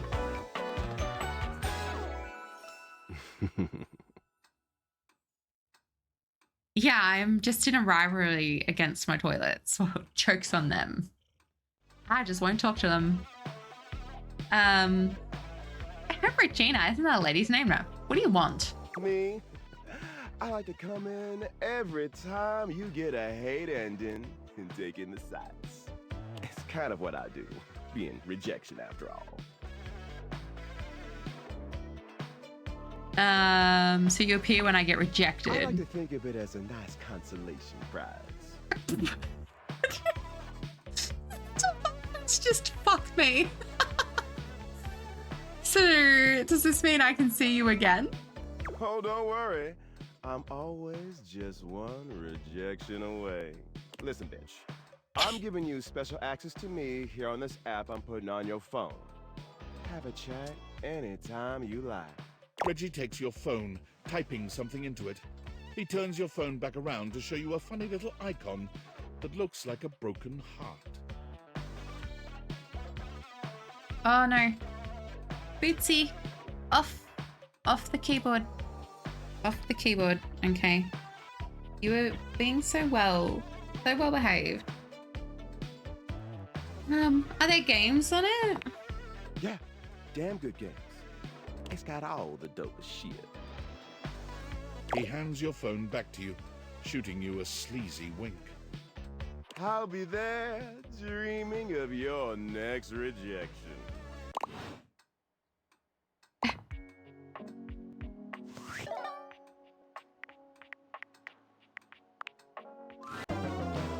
reach Reggie Rejection's special phone app. I'm sure you're gonna hate it here. How can I help you spread some lovely rejection this fine day? Does this app have any cool games? No. You said it did. Oh, that used one of my hearts. Attention, jackasses! It's been weeks already, and you're seriously telling me there's been absolutely no movement on this missing glasses issue? Maybe I haven't made myself crystal clear. Nothing else matters. You get me? Your expense reports, corporate retreats, PowerPoint presentations, I don't care about any of it. This is your one and only priority. You find me those glasses if you gotta burn this whole worthless rat trap down to the foundation, and do it now! Secretary Dawson at the Pentagon is breathing down my neck, and his breath stinks like flaming garbage. You think shareholders are bad to piss off? You do not want to screw with the U.S. Department of Overseas Violence, get me? We're all gonna end up buried alive in some desert somewhere. Find me those glasses now! And who the hell came up with the 15% off transparent items promo? No consumer buys anything based off of how transparent it is. Find me whoever came up with that crap and fire them. David. Ooh, Shadow. Request a walk-on. So do you have a Blurp account?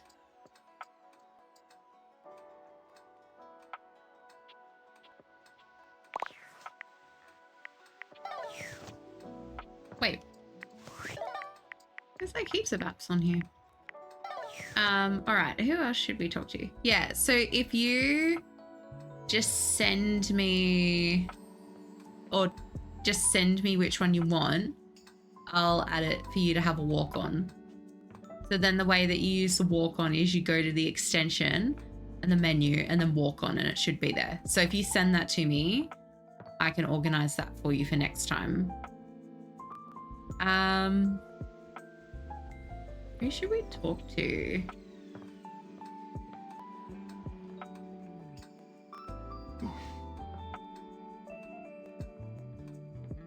I swear someone keeps like making a noise when I walk through here. Yeah, we're still not talking to Reggie. You know what? Let's talk to the stairs. We haven't spoken to the stairs yet. A distinguished beauty greets you with an elegant wave. You never really thought so many hard corners and angles could be soft and graceful, but she's really selling it somehow. Oh, hello, dearie.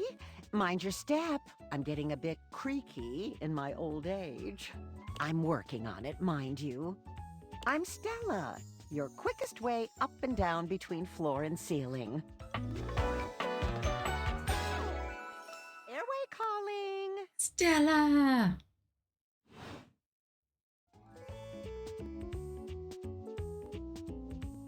I don't mind the creek. It feels homey.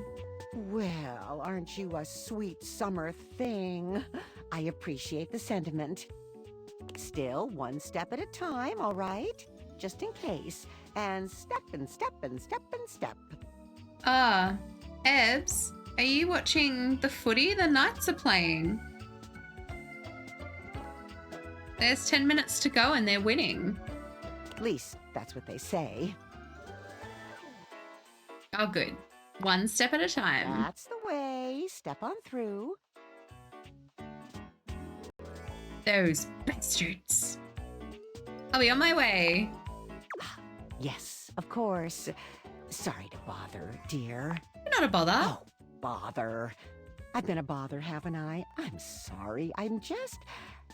You see? Well... Stella looks everywhere but at you, trying and failing to find the words. Eventually she sighs, plucking up the courage from somewhere within her. Truth be told, I'm starting a business. She gives you a nervous but sweet smile.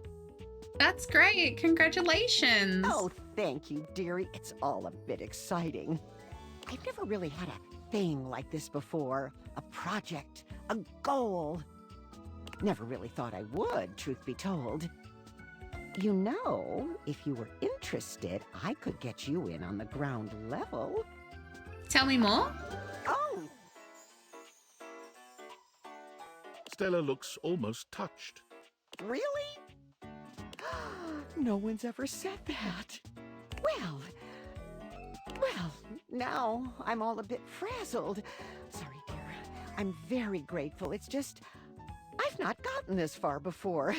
Let me check the booklet. Do you like watching it on the screen, Bootsy? You're reading from a script? I thought I had it locked down, the script. They tell you what to say and how to say it. Problem is, I haven't the darndest charisma for it. Okay.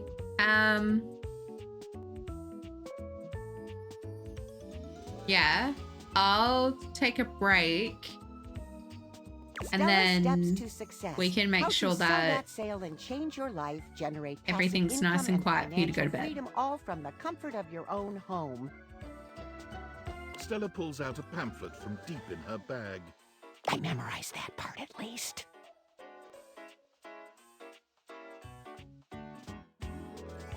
I think you're being scammed, Stella. Well, let's not get too dramatic. It's hard work, sure, but isn't anything? They even tell you that.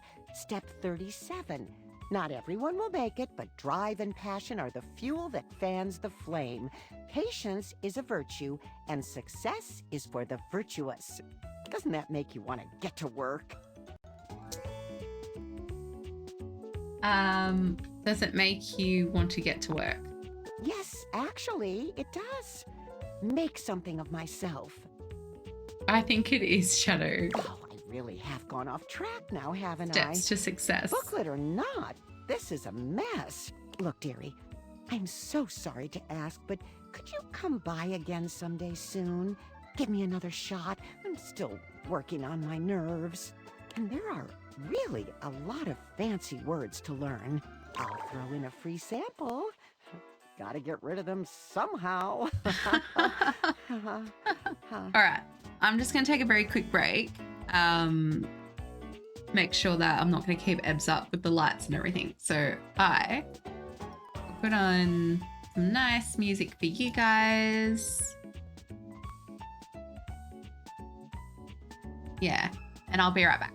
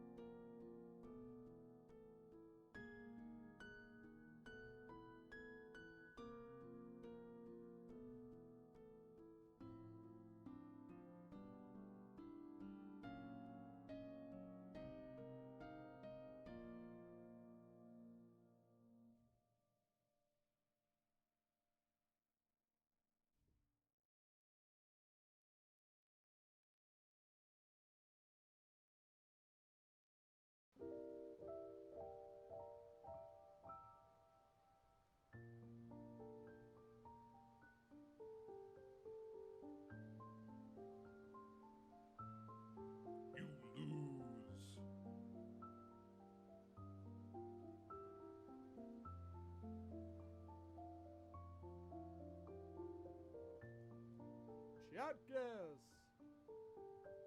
Games?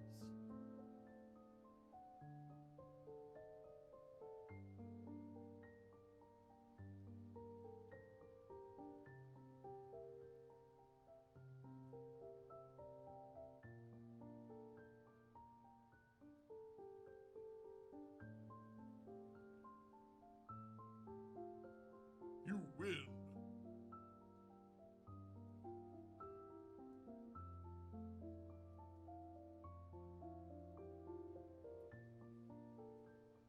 Chapters. Games?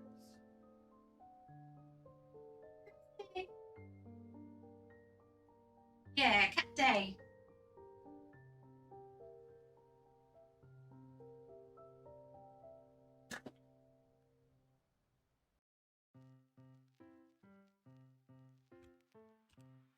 You win.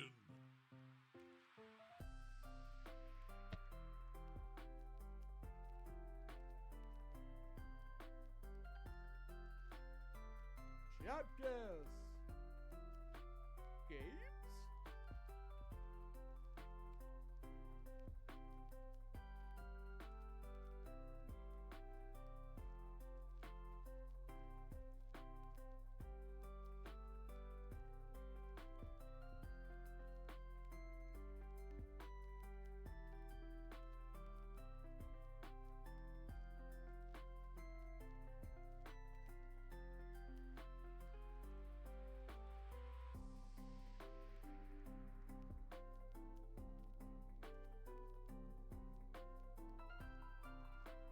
The title of the game was kind of on the screen. That's pretty funny.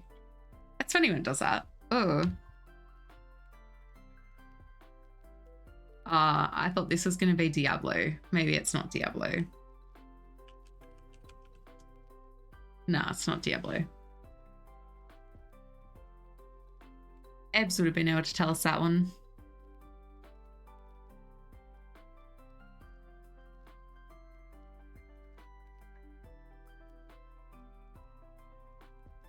It does look a bit Middle-earthy, doesn't it? No, it is Lord of the Rings. It just said Mordor.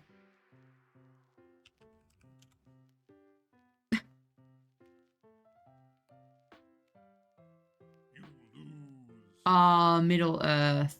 That's why. Close.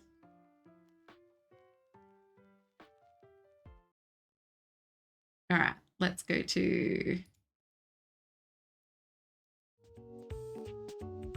Okay. I'll swing by when I can.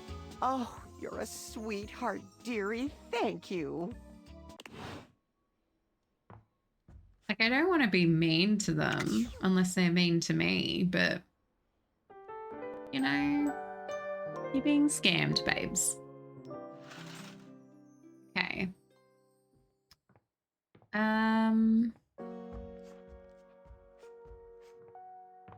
Let's talk to Dorian. Dorian stands firmly in your way, an unmovable wall. Thinking of going outside? No, I just want to get to know you better. I'm a door who's the main entrance and egress from this domicile. I'm more impressive and ornate than the other doors, because I need to project a welcoming presence, but also make it clear that those who do not deserve entry stay outside. Hi, Art. How are you? You look great. Cheers. I open up when you tell me to. It's you who needs to make the decision about whether you're really ready to go out there.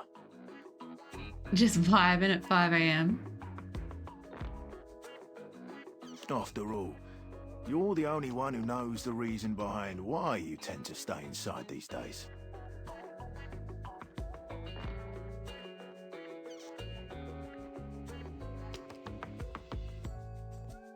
Planning to sleep in 30 minutes. That's like a good amount of sleep in. It's really hard to get out these days. It would be too expensive.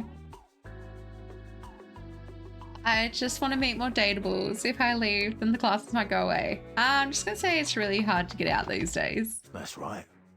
The very act of getting me to open up for you is too tough. 'Cause why bother?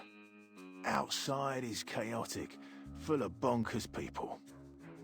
Inside, I am your barricade against the elements and all the rest. So for now, I'll remind you to keep indoors. Stay safe.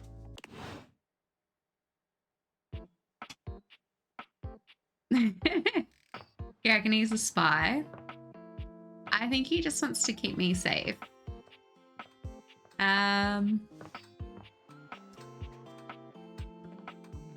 Let's talk to the washing... No, let's talk to the hamper and that again. See if they're fighting. Once again, Harper and Dirk are going at it when you walk up on them. This time, Dirk is the one shouting. You need to let go of this stupid Chappie thing. I'm not him, and I never will be. Don't you dare say his name. You could never be him. Oof. Yeah, he's gonna keep us nice and safe. I envy him, to tell you the truth. He finally escaped from you. Harper is stunned into silence, her lower lip quivering for a moment before she points a finger at the door and screams. Get out! Get out and go do whatever it is you do when you're living your double fucking life! Eek. I can't wait to get out of here and not hear your shrill-ass voice! That's what I do when I'm away from you, by the way. I just enjoy the goddamn silence! Yeah, am I right, Millie? He can take me straight into danger. Go enjoy your goddamn silence then, you fucking asshole! Oof. I will! Dirk stomps away from Harper, stopping for a moment to look at you. He puts a hand on your shoulder, leaning in but still speaking loudly enough for Harper to hear. Get away while you can, buddy. Don't let her get her claws into you. Trust me on that. He walks away, flinching as Harper lets out a frustrated scream. The moment he's gone, Harper exhales, turning on a bright smile. Hello! Welcome in. Welcome in. You've just come in to a great time. My laundry hamper and my laundry are fighting. Welcome in. Thank you so much for the raid. Let me just do this for you.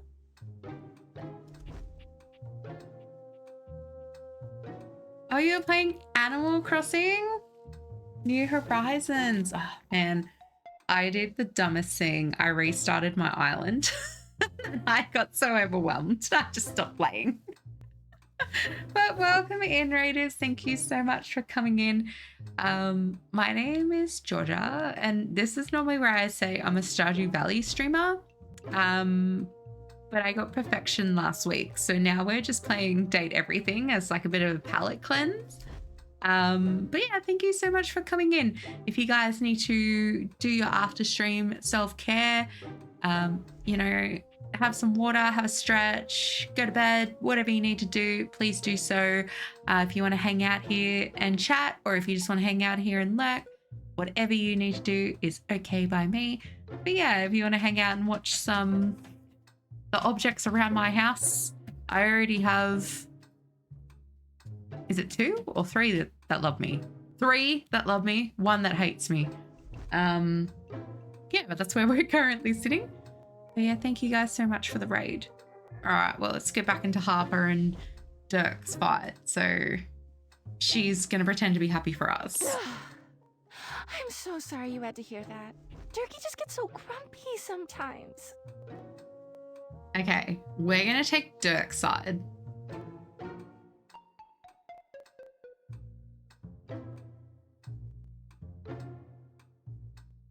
Yeah, you must be in the same time zone as me. It's nearly 10 o'clock here as well. This Aussie vamp dragon. So you're grabbing dinner in a moment. Yeah, I am doing well. Thank you so much for a raid. Yeah, it's good to see you. What are you having for dinner? I like how I say that like I'm already jealous and I don't even know what you're having for dinner. I'm just gonna go, didn't he ask you not to call him that? Huh? Dirkie? Oh, he doesn't mind. He just gets weird when other people are around. You say his name in the right tone, he'll let you call him anything. Oh, Dirkie. You seem like someone who gets relationships. I've been thinking a lot about my relationship with Dirkie lately. Oh, you haven't gotten that far yet? I hope you find something delicious. You'll listen to me, won't you? I'd love to help. Oh, good. This way. Harper grabs your hand, dragging you over to a quiet corner of the room, overturning a box to allow you to sit. She lies on the floor, as if she were at an actual therapist's office. It all started a few years ago. A lot of things come through this laundry room, you know? you forget a lot of stuff in your pockets. Sometimes you find it, sometimes you don't. And this time, you'd forgotten chapstick in your pocket. God, what a stick of chapstick he was. His name was Chappie, and he had the softest lips you can imagine. We spent weeks together. It was a real whirlwind romance. He started talking engagement towards the end, hoping maybe you'd forget a ring-shaped object in your pocket one of these days.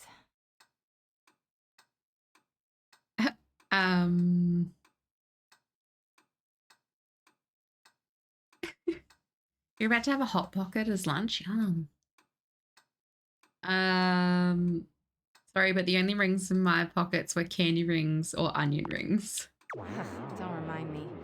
That time I found an onion ring in your jeans pocket. God. Anyway, Chappie had crawled back into the pocket of one of your pants. He liked the dark. It made him feel safe. Harper sniffles, growing silent for a moment. When she speaks, her voice is filled with emotion. And then you washed him. Washford and Drysdale brought him back to me. I'll never forget it. He was melted. She lets out a sob. He wasn't the same after that. I tried to keep things going. Harper turns to you, sadness and anger in her eyes. But you threw him away. Oh. Ooh, this got a bit heavy a bit quickly. Sorry? It's too late now. But thanks. Anyway, ever since then, when Durkee gets washed by Washford and Drysdale, he leaves. And when he's up there in your closet, he pretends he doesn't know me. I've gone to see him so many times. I've cried and screamed and practically kicked his door down.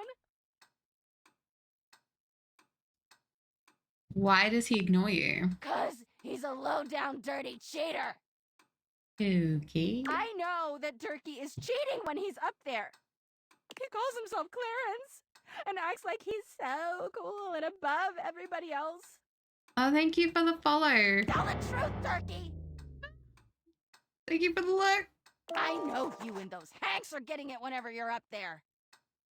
And he's got a stream of objects coming in and out of that closet. I know it. You keep saying you know, but... Because I do. Everyone's always like, oh, how do you know, Harper? How are you so sure? You know what? Like, I saw a couple of clips of it online and I thought, oh, it'd be pretty funny. But I feel like I'm actually addicted. Like, all week, I was just thinking about when I was going to play it again. Yeah, she just creeping me out a little bit. She taps her temple. Hampers intuition, honey. I know how nasty he is. I know he can't go that long without getting some. Anyway, I've been thinking a lot about our relationship lately. Obviously, I've done nothing wrong and never have. But I just love my Durkee so much. Even though he hurts me so. I just don't know what I should do. Leave him, obviously. But I love him so much. I just can't do that. Well, I guess I should go. Durkee could be doing God knows what out there. I gotta find him before he cheats on me. She sits up, smiling cheerfully. Thanks for listening. I feel so much better. Bye! Yeah. When you first talk to her, it comes up with a warning saying toxic relationship. I think it's mainly her, but now I'm curious. I don't think I actually have any clothes up here. I was like, can I talk to him?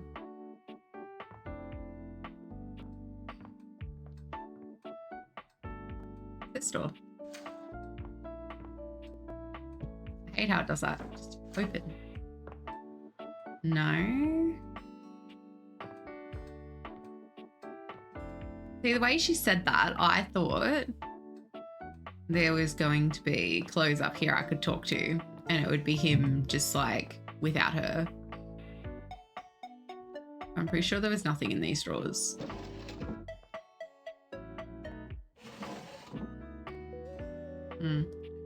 Alright, let's go to the attic. Close that door. No. Yeah, that's a good idea. Or maybe should I talk to the washer? Maybe he'll wash some clothes. But let's talk to Papa. Welcome Not Harper, Parker. to the abode of That's close. where today we will play the ancient game of chess. First founded as the Indian game known as Chaturanga before the 600s Anno Domini. That's year of our Lord Christ! It traveled throughout space and time to reach us today as the most popular board game of all. The game used to have elephants for pieces, but now it's like bishops and stuff. Do you know how to play? I do. That's great! Saves me an explanation. I have the pieces set up right here. You can be white, I'll be black, which means you go first. Okay.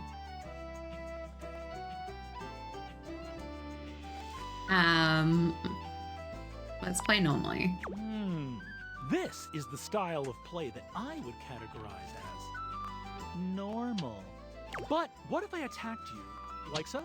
Parker pushes his knight far out into the playing field, seemingly completely undefended. Take the knight.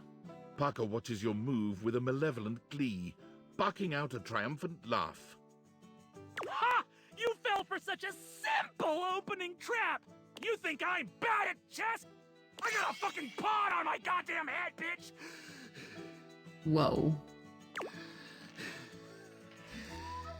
Parker proceeds to wipe the board with your pieces, outplaying you move after move. Put back a bishop while he isn't looking. With an almost practiced ease, you bring a lost bishop out of your pocket and place it back on the board at random. Parker doesn't seem to notice. Do your worst. Attack using the bishop. Oh, my goodness! I didn't notice that was there. Don't! No! Checkmate. I guess I fell for the trap in the end. Yeah. I think because he's cheating, Shadow. I can't believe I didn't notice that bishop. Yeah, I don't know how you didn't Parker notice it. stares at you in silence for a few painfully long moments. I can win a staring contest. I'm gonna win. Well, what I love about chess is there's always something new to learn. Congratulations, you win a point toward my love. Still, I will see you next time for an ever so complex game with many of my beloved rules. I don't know. I feel like him calling me bitch when he was winning kind of gave me the ick. You know, only I may call people bitches.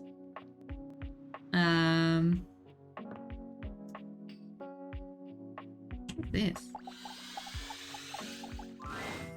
You are persistent, aren't you? Oh, it's Hector, the Econ. I'll be damned if it isn't another quality of yours I admire. It wearies me and saddens me to keep saying no. Oh, thank you. But no.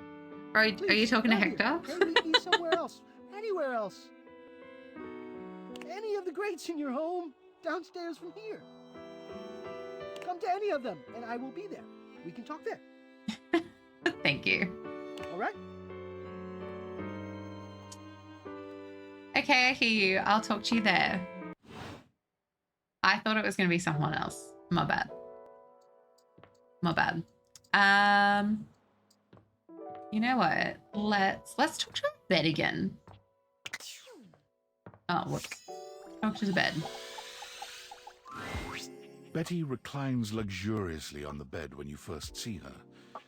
Thinking about how your bed can be lying on the bed makes your brain start to short-circuit, but some way or another, it's happening. She looks effortlessly comfortable and luxurious, but her expression is more pensive than anything.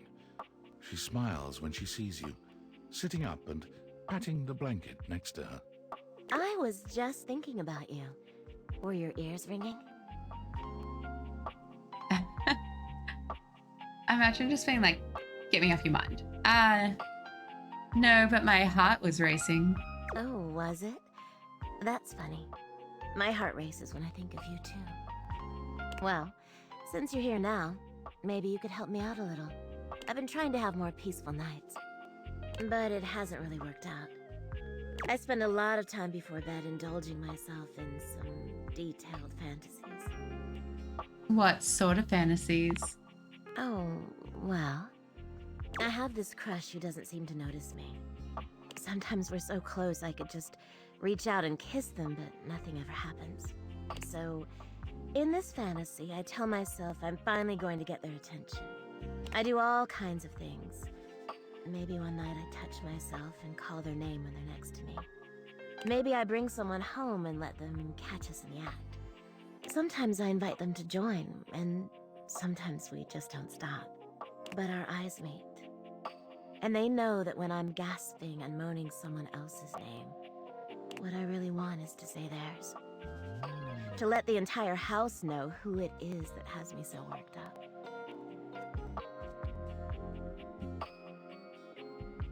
No one in their right mind could ignore you. You are so sweet. Unfortunately, it is entirely possible. But thank you for saying so.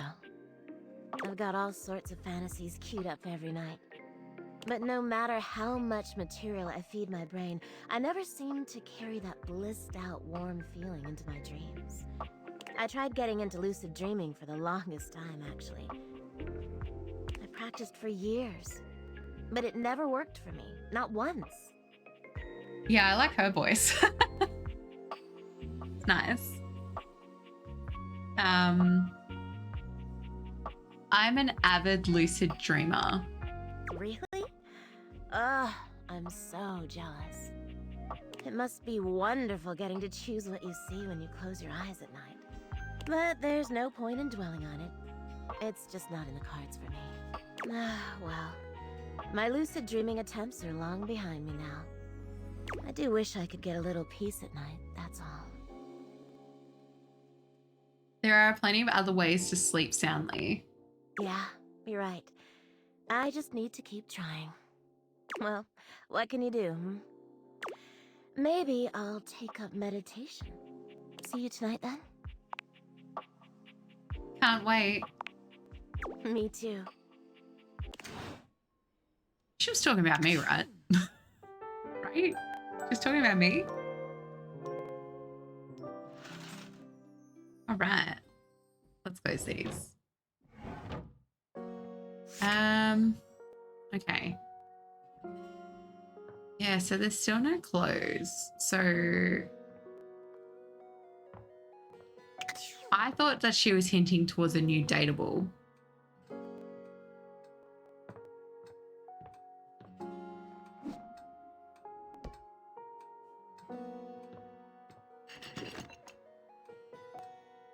Really just like clicked on things.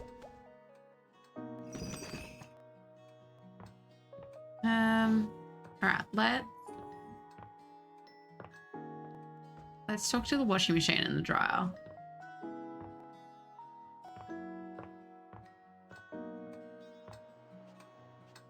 We haven't spoken to them in a while. We'll talk to the washing machine first. You may have wandered with mad disquietude into a world which will overwhelm you. I must confess, there is a part of me which longs to see you drowned in it. Oh, lovely. Drowned in the darkness and the sorrow, if only so that I will be understood in the eyes of one who is drowned like me. You look nice and moist today. He's like super sad and I'm like, you look moist. Hi, Washbed. How's it going? It goes as it goes. Lovely. I was. My God, I was. And the light and the darkness consumed us both. And time crept in this penitent crawl moment to moment, to night, and I didn't notice. I had not enough breath in me to care for anything but this, for anyone but this, for anywhere but this now, my love. My love, you're on my own journey. You're on your Good journey right now, my man. Come with me. Ooh, okay. Come before me, with a look so piteous as if we had been loosed out of hell to revel in horrors. You know only a heap of broken images. A casual forgetting of even the shallow breath you're shackled to.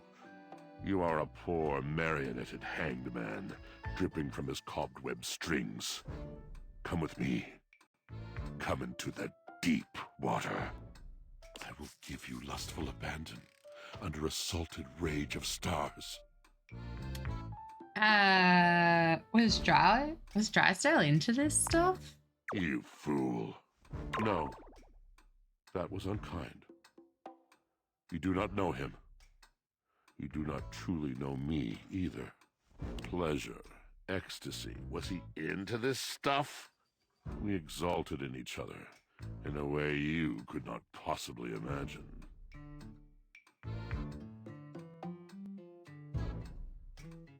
I'm happy for you guys. It just seems a little unrealistic. Unrealistic. A tragic lack of vision. You're not to blame. How could you understand that kind of love? I could tell you a story to help you understand, if you'd like.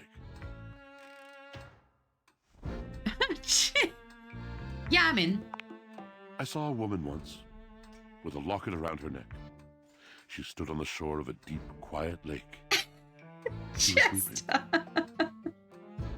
Yeah, it's like, stop talking and just like... I'm not going to finish that sentence. I'm just going to leave. She grasped the locket, hard, and she pulled. She pulled until the flesh on her neck was raw. She pulled until her tears mixed with a fine sweat on her cheeks. She pulled until the chain snapped under her fingers. Then she cradled the locket, and for one last time, she kissed it. Her lips were dry, cracked, the color of peaches. And with all her might, and a great final cry, she flung the locket out, onto the mirrored water. It struck the surface with a sound like shushing doors. It fell gently through the green water. The chain trailed above the locket like a hand, reaching, longing for the retreating sun. You speak beautifully. It fell for what seemed like ages. She waited. When it hit the bottom, she felt it in her heart. The burying of the locket in the silt like the burying of the love forever in her flesh. She gasped and leaned against the trees.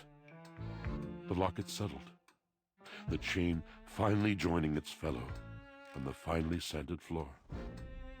And slowly, the silky grit disturbed by love began to fall.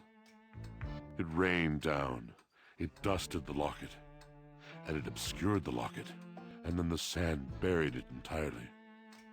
The woman on the shore could breathe again. Her tears were dry, her cheeks glittering with salt. She could no longer see the ripple of her presence on the water, and she turned and retreated through the trees. The locket was now so thoroughly lost in the sand that even if she had looked, she could not have told where it lay. This is what this love is like. For me, its fall was inexorable. Now it has been in this dark lake for so many years, I can no longer even see its outline. And still, it is everything.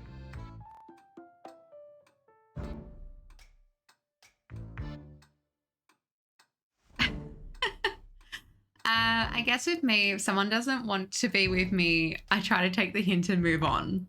That is practical advice indeed, but I suppose you and I are just different in that regard. I've never been good at practicality, and especially not with my heart. I hear you. Everyone has their own way of doing things. Yes, yes they do.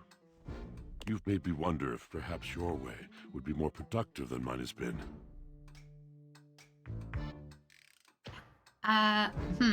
What's the project? Never mind. I was going to ask if you might look in on him. look in on Drysdale. Speak to him. I cannot, though I may perish if I don't. I must not, though it is all I think about. And he so adores strangers. It would be no hardship on you. But never mind. It is a silly suggestion. You have no reason. You don't even know me. We, whatever we are now, cannot mean anything to you.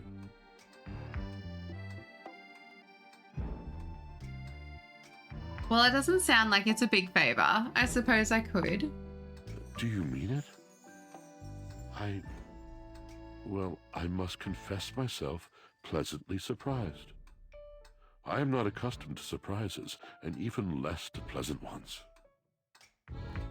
He sounds a bit sad, hey? You may turn out to be a grateful bright spot in this dreary mindscape of mine. Right, now we'll talk to Dryer. Oh, you're back. Try not to bore me too much this time. I forgot about him. I challenge you to leave me speechless.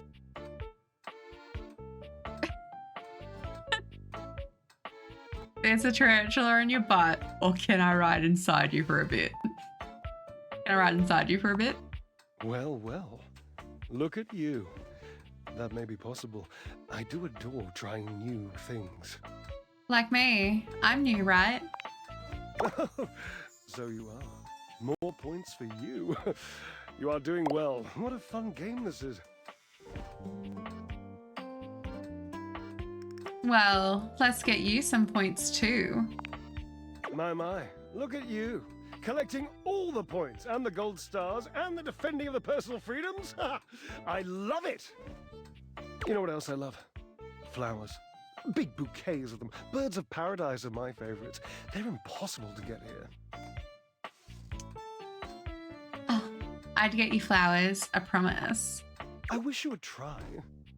It's just been so long since I had anyone to talk to.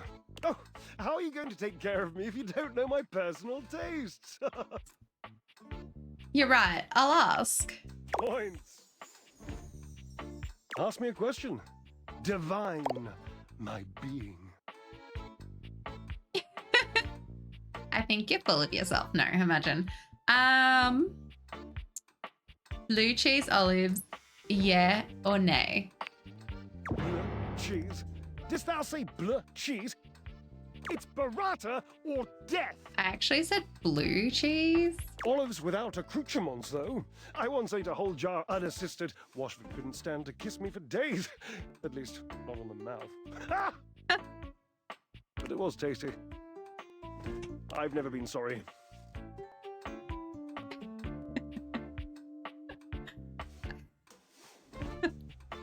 You're not an olive guy? I don't mind olives. I wouldn't just, like, eat a whole bunch of them. All right, moving on. What's your favorite breed of dog? Oh, this is an easy one. I have a long-standing love affair with the Tassel Hound. And if you don't know what a Tassel Hound is, which wouldn't surprise me given that you're, well, human, you must go and chat with Mateo. Yes, so damn many of them, you know, and they are adorable. Why do you think he has so many? Oh, Truffle.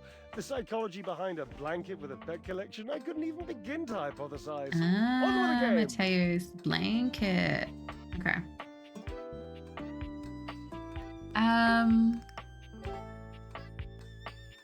Can you tell me more about Washford? He was my partner in love for a very brief 25-year period. Next question. For a very brief 25-year period. Hold on, my washing machine and my dryer are 25 years old. That's a long time, Drysdale. Yes, I suppose, But time means less to me than some others I know. It's been a blink of a timer setting, really.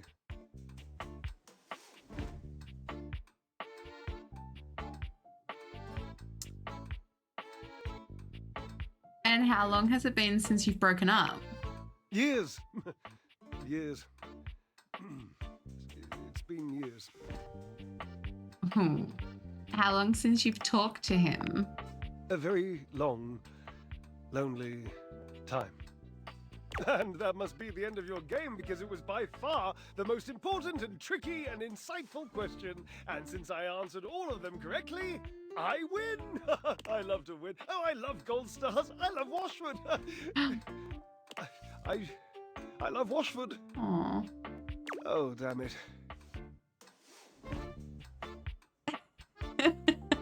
I asked if I could ride inside of him, and he said I could. So, you know, that's my evening planned. Don't know what you guys are gonna do. Drysdale runs a hand through his hair, shaking his head. Oh, God. I can't tell you how inconvenient this is. Yeah, believe me, pal, I get it. Do you? Truly? Ah, so many don't. No, not that I've confessed or confided in anyone else in this linoleum gossip shop. I think the consensus about Washford is that he's a wet nurse for pablum and I'm better off. Or it could be also that I'm a flighty and performative hot air balloon and he's better off. But either way, I just couldn't stand to hear it, so I've never asked. But if you really do understand the gross inconvenience represented by true feeling for someone, then I am grateful. You must do something for me. You can see now, I trust, that I am incapable of solving this puzzle on my own. I'm too bound up in it, and I have loved being bound up before, Cherub, believe you me. With this dramatic pause, I am entangled, and you must help me. What can I do? You must talk to him for me. You must, please. Try to repair this chasm, this rift. It's like a new stained canyon has torn its way through my heart. Will you, please? I can try. I can't make any promises, though. Understood. I've always considered promises to be rather passé anyway. Sort of just like berry hats. Just, you know, don't. Really. Thank you. Okay. I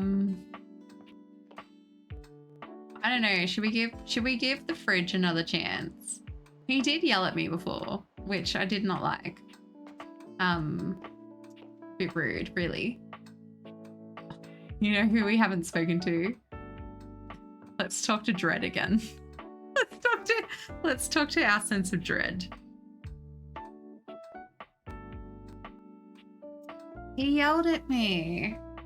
All I did was offer to help him clean and he yelled at me. Or we can go talk to the Dommy Mummy again. Sophia.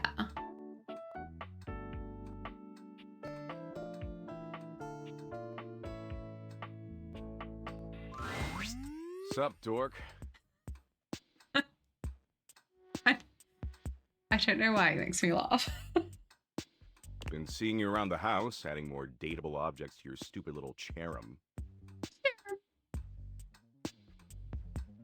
Nice, Cherub. I'm totally using that. What the fuck?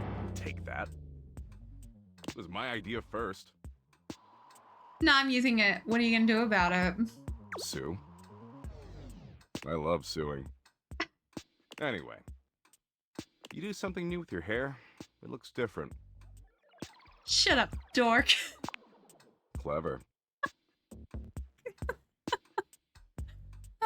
Well, it looks like shit. I'm actually getting my hair done tomorrow, so awkward. Awkward timing for you. In fact, it looks like you got your head stuck in a blender. Okay, rude. Anyway, he caught me in the middle of ruminating. It's just actually rude. My hair actually does look awful today, but it's because I'm getting it done tomorrow. I ruminate a lot. It's hella tight. What were you ruminating about? I was ruminating about the big crunch. You know the big crunch, yeah? I hate it when the answers are locked behind things. How am I only 5 out of 30 smart? I think my gym has one. It's a machine for abdominals, yeah? Oh, it'll twist up your guts, all right. The Big Crunch is a theory in cosmology that suggests since the universe is currently expanding, it's possible it'll eventually run out of momentum. Is the big crunch the sound of my fist colliding with your nose? Oh wait, you don't have a nose. And when it does run out of momentum, the forces of gravity will pull it back together, like a giant rubber band suddenly contracting.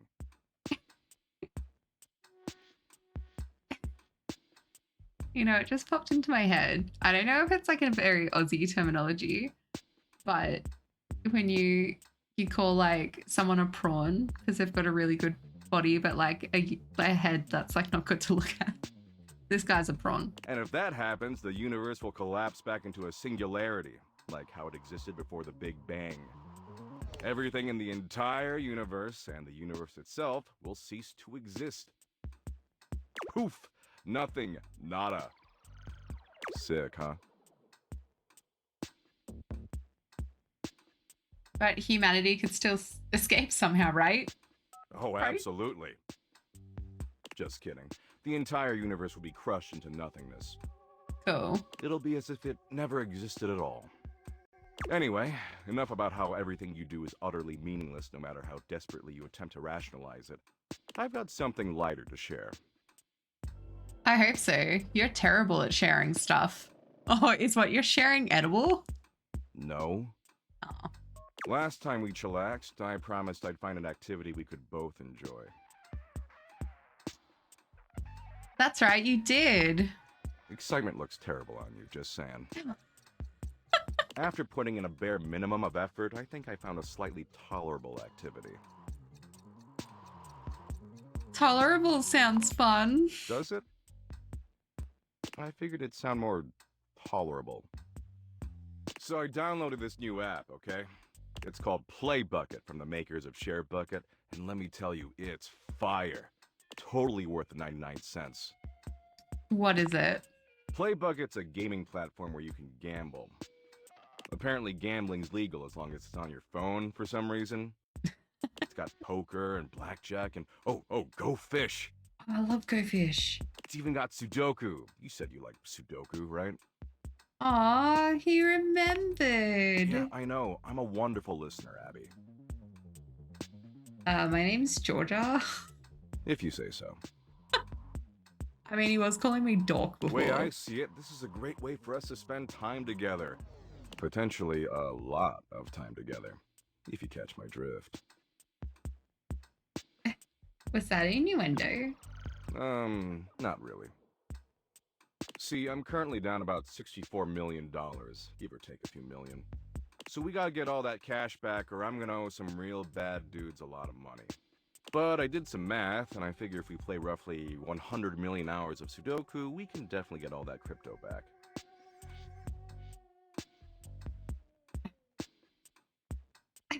I'm speechless. Who loaned you $64 million? I don't really want to get into it, but his name rhymes with Craven Post.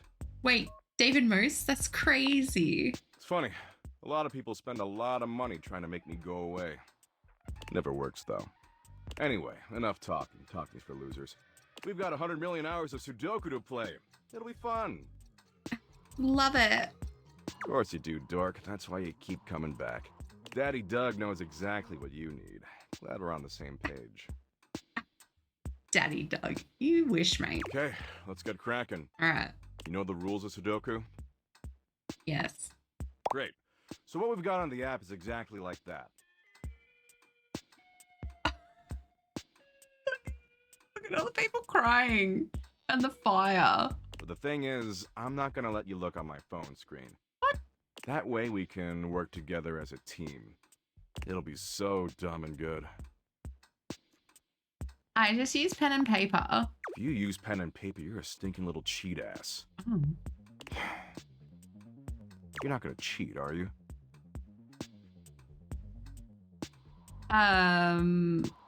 No, do it like you say. Good. Okay, so the first row going across is blank, blank 6, blank, blank 9, blank, blank 4. Okay. Blank, blank 6, blank, blank 9, blank, blank 4. Okay. The second row going across is blank 2, blank, blank 3, blank, blank 6, blank. Sure. The third row going across is 4 blank blank 7 blank blank 2 blank blank. Of course. The fourth row going across is 8 blank blank 9 blank blank 4 blank blank. Fuck off, mate. This is a The joke. fifth row going across is blank 4 Oh, blank blank. I've 8, already blank, forgotten. Blank, 2 blank. Blah, blah, blah, blah, blah, blah, blah, blah, blah. We're more than halfway through. Great. Oh, except you also need to help me solve it. Right. The sixth row going across is blank blank 7 blank blank 3 blank blank 1. The seventh row going across is of course blank blank 3 blank blank 1 blank blank 7. This is ridiculous. Basically. The eighth row going across is blank 6 blank blank 4 blank blank 1 blank. Sure. Ah, wait, sorry, that last number I said is a 5, not a 1. Okay. And finally, the ninth row going across is 1 blank blank 8 blank blank 3 blank blank.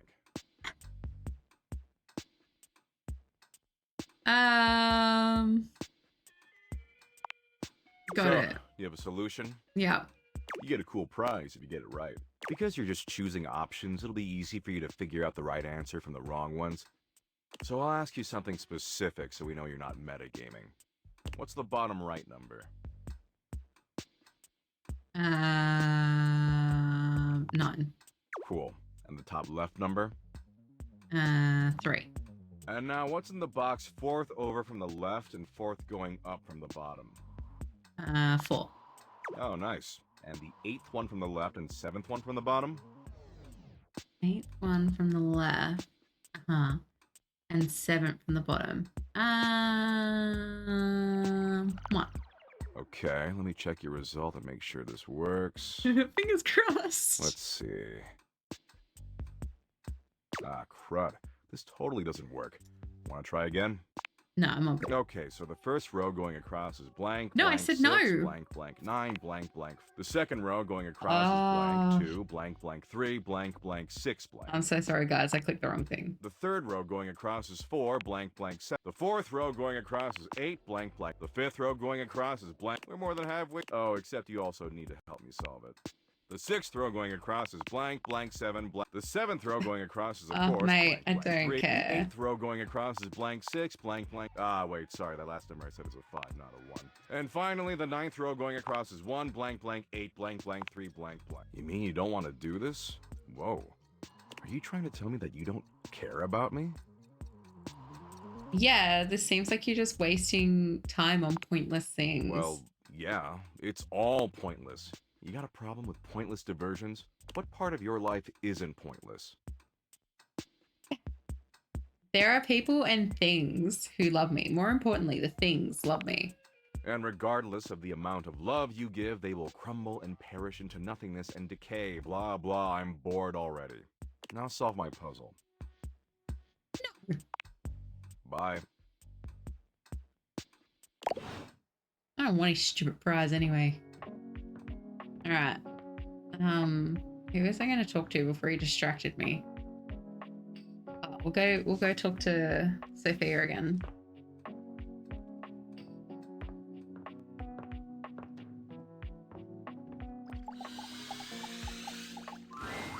My dear, dear little wretch, you are late. I'm sorry, mistress. Pathetic. I hope you're aware, if you'd already filled out all the necessary paperwork, I'd punish you for that transgression. I'd punish you severely.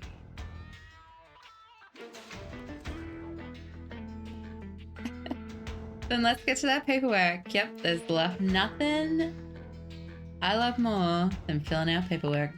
God, must you prattle on so incessantly? Listening to your pitiful yammering is like nails on a chalkboard. Do us both a favor and keep your grating, unintelligible blatherings to the barest of minimums. My delicate ears deserve only the best.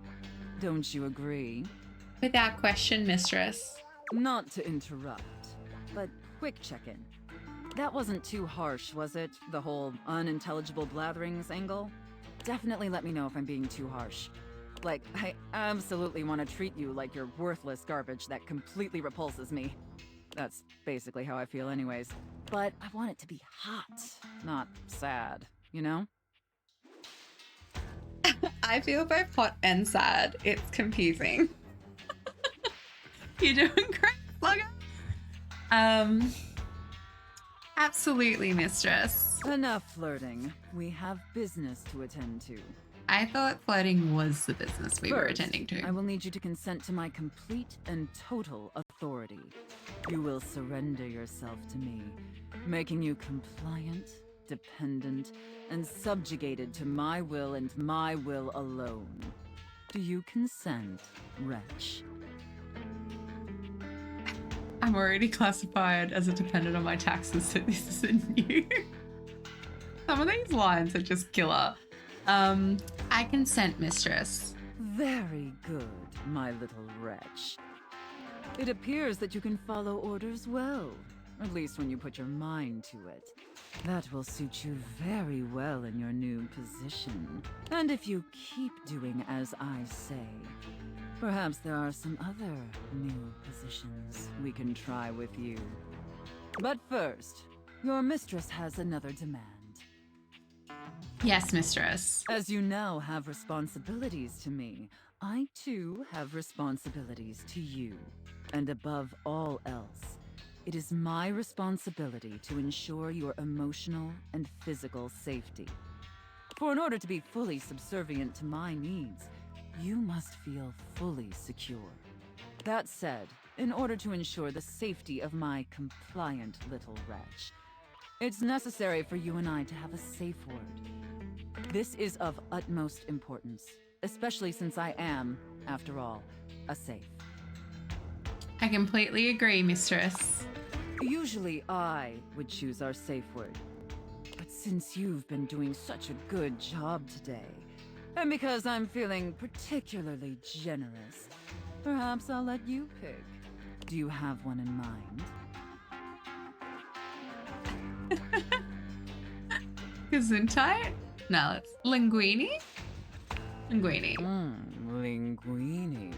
Oh, she likes that. Oh, I love that. That's such a sensual, safe word. Did my little wretch come up with that all by themselves? Do you think she'd be annoyed if I said I've got a lot of practice with safe words? Yeah, I got a lot of practice with safe words. Interesting. I see. Maybe there's more to this pathetic little wretch than meets the eye. Of course, we'll have to put you through the paces to discover how depraved you really are. Would my little wretch like that? Yes, please, mistress. Good. Compliant and subservient. You're off to a promising start. But before we truly begin, I have one last issue that's been bothering me. Between you and me, I've become incredibly bored with most of my other, let's call them relationships. They've become routine and uninspired. They're stale. And this displeases me. I'm so sorry, mistress. It's all right. Lucky for me, you came along at just the right time. It affords us an opportunity to experiment with something new. I think, perhaps, to ensure you reach your full potential. Shake off the oppressive shackles of our everyday humdrum reality. Do you understand? You want me to quit my job, mistress? Your devotion and enthusiasm towards complete subjugation is utterly intoxicating. But no. Let me try again. I'm thinking in our relationship, we allow ourselves the freedom to expand beyond the limited confines of our stale, everyday identities and roles. Do you understand now? Yes, mistress. Very good, wretch. Yes, the more I think on it, the more I think this is definitely what I've been so desperately craving. And how lucky I am to have acquired such a pliable, subservient plaything to help me quench my thirst. All we need now is the appropriate canvas to paint our desire upon. If you beg for it, I'll let you choose. Show me, wretch. Show me how well you can beg. Please, mistress, let me prove myself to you. So utterly pathetic. I really shouldn't reward you for debasing yourself so pitifully. However, I do so love the sound of begging. And because you did a satisfactory job, I've decided to grant your request. So, wretch, out of these 3 tantalizing scenarios, which do you think your mistress would enjoy the most? Chef and prep cook, Santa and elf, and finally, IRS auditor and small business owner. Let's do chef and prep cook. I should have expected that. A rather pedestrian choice, but perhaps we may find something therein that I still find amusing. Now, I've seen more than enough of your pathetic visage for today. Be back here same time tomorrow and be ready to serve my every need. Do you understand? Absolutely, mistress. Very good, wretch. I look forward to experiencing your vain attempts to please me. Okay, so we have to see her for our second last tomorrow.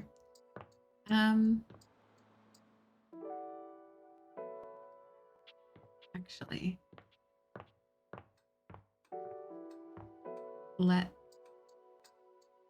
it's just the wall. Look at this book. A strange figure stands before you, a whirlwind of conflicting energies and vibes. Manic and dignified, friendly and intimidating. She's dressed like some sort of quasi-Victorian text-themed aristocrat. You couldn't have imagined what the date theaters might make of your thoughts transcribed on paper, but if you could, it likely would not have been this. As you approach her, she launches right into what feels like the middle of a one-sided conversation. Why do you ask? Hey there, new friend. Ah! But the blue one, and then the butterfly. Why is there so much sand? Ugh. Hang on! My content aware is going off.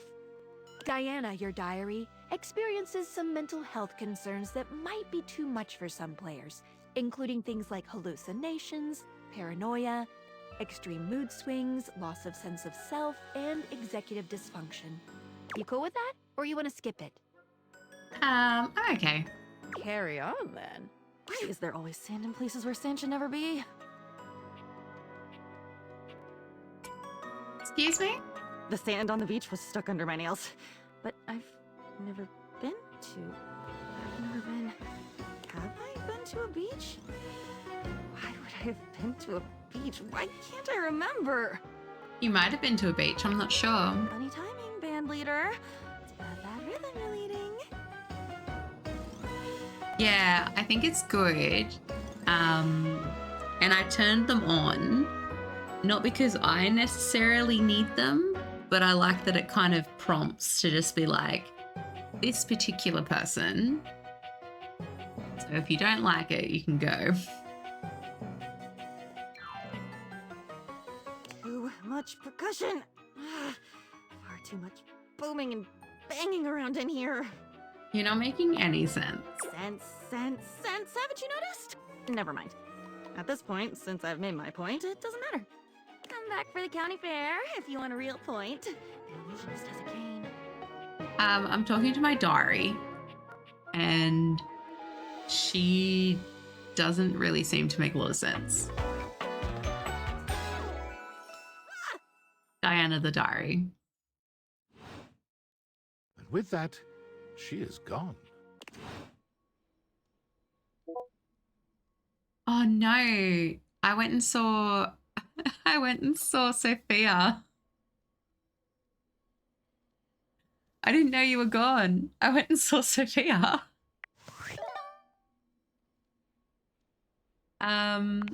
She wants me to come back at the same time tomorrow. David is obviously becoming desperate, and he doesn't do well under pressure. I'm worried his behavior will gradually become increasingly erratic until he crosses a line he can't come back from. You have no idea.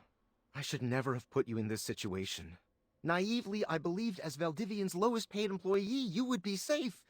But it's become clear that as long as you possess the Dateviators, you'll be the target of David's wrath. No, that's Anyway, okay, I have a Rex. solution. Your breakfast is more important than my stream. What did you get for breakfast? What? Use the realization recipes to bring Skylar to life. If Skylar becomes human, the Dateviators will instantly cease to operate. And if the Dateviators cease to operate, there will be absolutely no evidence implicating you in their theft. Realize Skylar and destroy the Dateviators before David unleashes his full fury upon you. He has access to resources you'd never believe. What kind of resources? I'm afraid there's just no time to explain. You see, I forgot to charge my phone's battery last night, and now I'm at 2%. And I can't charge it because I also forgot my charging cable. Can you believe that? Ugh. But remember, realize Skylar ASAP. No, I want to keep dating everyone.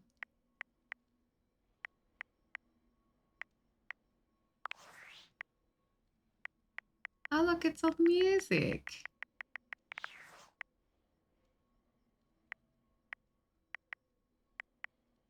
Credits.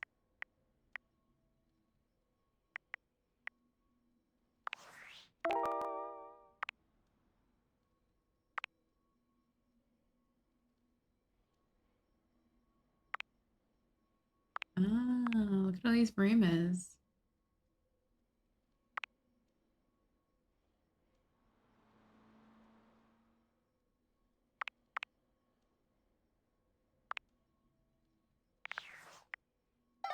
Right, let's go to bed. We'll do this one last day and then I'll wrap up.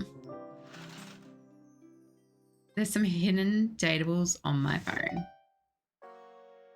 Oh, I can change the background? Oh. Yeah, I like that. Okay.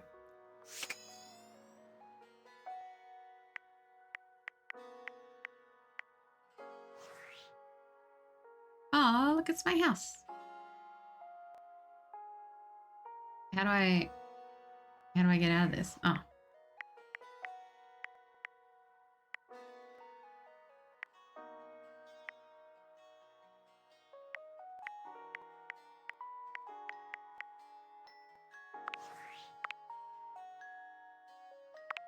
Oh, this is cool. Wait, who's Abel?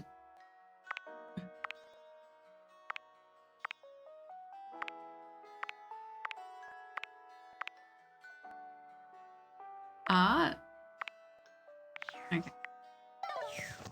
Let's talk to Amir, actually. We haven't spoken to him in a few days. Amir's gaze lingers on your teeth Oh, for just a little Abel the too long table. before he smiles at you, spreading his arms wide in a grand and theatrical way. Ah, the broccoli situation has been resolved. Peace reigns among the bathroom. Now we can get to the real reason why you have returned. All right, shoot. You are wanting my opinion on your outfit? How did you know? Yes, I am very impressive, and you may tell me so later. But at this moment, we have so very much to do. Show me what we are working with. Now, let's see a 10. All right, sorry. Amir inspects you from every angle, turning his head this way and that as he evaluates you.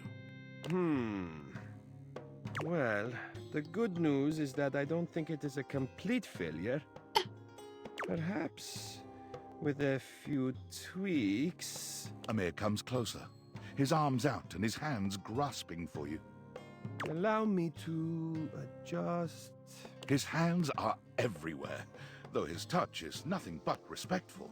He Mhm. makes all manner of small changes, pulling and pushing wherever he sees fit. Oh, that feels really nice.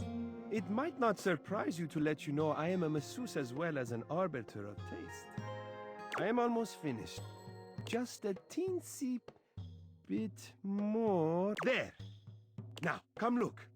What do you think? I look exactly the same. What? Absurd! How can you possibly not see the distinction between what I have conjured and that almost careless display you walked in wearing? Oh, I am getting carried away. Of course it was not so bad, but I must have a moment to collect myself. Artists are delicate, okay? I cannot talk right now. Leave me. Yeah. So confused. Ah, please, I said go. Out. Bodo. He was like really nice the first time, and he's just weird. All right. Let's go talk to Abel.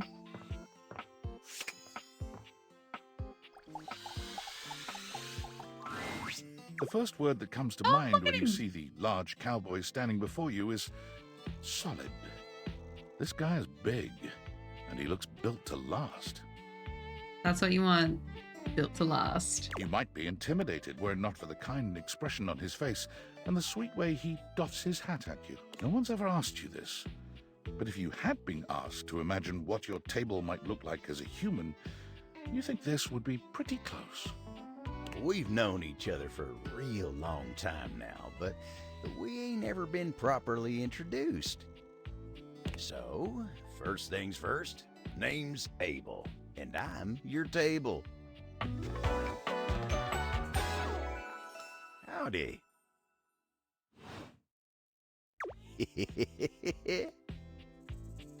I'm Georgia, and I'm your human. I know it, but it sure is nice to hear it from you face to face like this. He's so sweet. You know, as a table, it's my job to hold things up all over the house. And I take my job real serious. So, if you're here talking to me now, you must need something more than just my support. And if there's one thing Abel's gonna do, it's make sure everyone in this house has what they need. So, what can I do you for? There's gotta be something.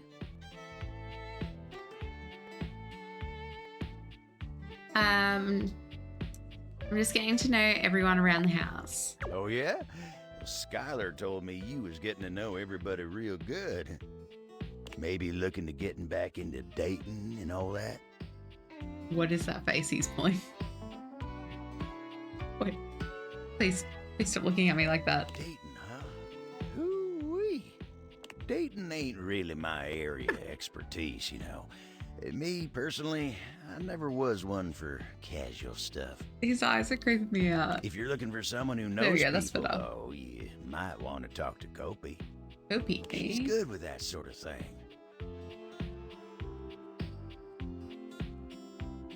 You, the old-fashioned type. I guess you could say so. All that talking and whatnot. Trying to fit each other's history into bite-sized portions.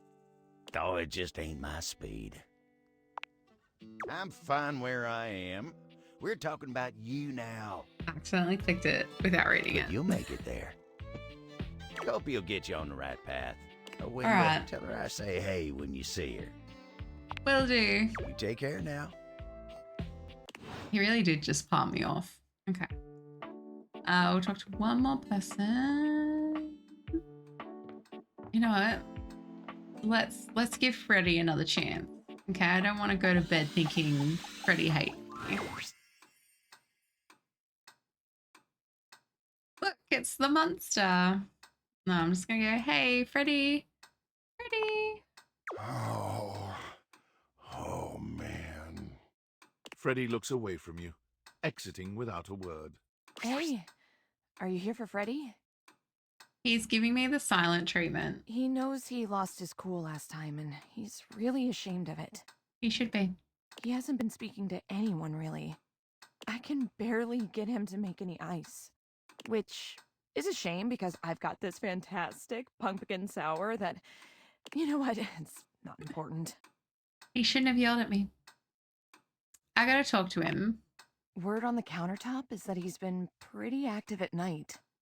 I think it's so he won't have to interact with us much. Maybe if you come back then? Until then, I think we better leave him alone. Big guy needs to sulk in peace. Maybe he deserves it for the way he talked to me. He doesn't. You know he's a nice fridge. He just sometimes can't control himself. Just don't want him to blow up again. Good luck. Alright, well, I'm gonna go get treated like shit by my safe. And then maybe I'll talk to my bed again. She's always nice. Alright. See Mummy Sophia one last time. It doesn't seem quite right. What you imagined you were aiming the Dateviators at turned out to be... Me, Lucinda Lavish. Whoa. You're gonna get me in trouble with my mummy. The best character in the whole goddamn game. She just... but I was meant to see Sophia at this time.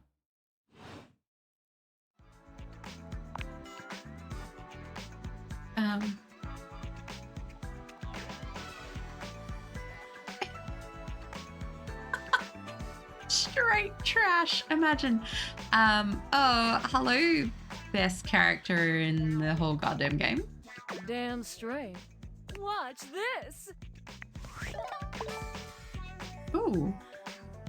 Increase my charm. Your parents love you. They just don't like you very much.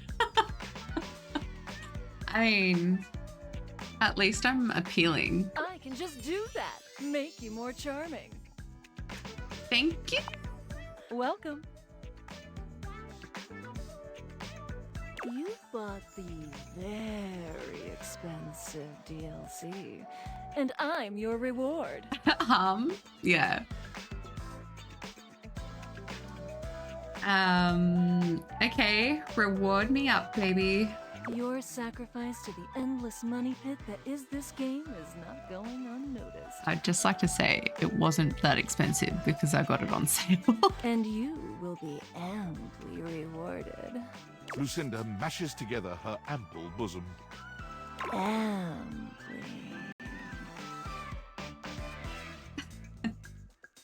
Oh, hot mama, give me those bazoomies. You want to give my bazoomies a squeam? Yeah, duh. Which one? Left or right bazoomy? Both bazoomies. You give both her bazoomies a squeeze. They feel tender and firm. Exactly what you had hoped. Greedy! There's almost nothing to save for later. Thank you for giving me your attention. But a lavish lady has to always leave her little lover wanting.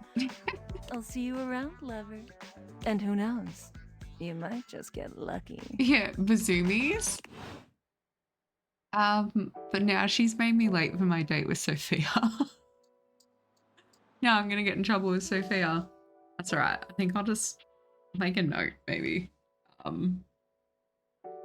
So let's make notes, right? Because I can't play all night. I have to get up early to get to my hair appointment tomorrow. Yeah, bazoomies. Okay, so I need to see Freddy at night. Timothy at 9 p.m. and I need to see Sophia at 2 hearts. Okay, cool. All right, well, let's talk to Betty again. Betty is already speaking to someone else when you walk in. There is an easiness to their dynamic, an intimacy, really. They have the air of old lovers, or perhaps very, very good friends. We've been over this so many times, Betty. You know how I feel about that. I just need some time, all right? Why should a bed as gorgeous and free as you be so worked up over anyone else's opinion of her? You could snap your fingers and have 10 lovers here in 2 seconds. I could. And have. Then why stop it? But honestly, you know it's not about sex. I can get that just fine. But that feeling of falling asleep in the arms of someone you love, there's nothing else like it. Benoit's gaze leaves Betty's face to land upon your own. They give you a smile that feels as if they know all your secrets. Oh, I have met Benoit. We've spoken a few times. When Betty turns to see you, she goes from surprised to happy in record time, and Benoit places a gentle hand on her shoulder before they walk off. Just think about what I told you.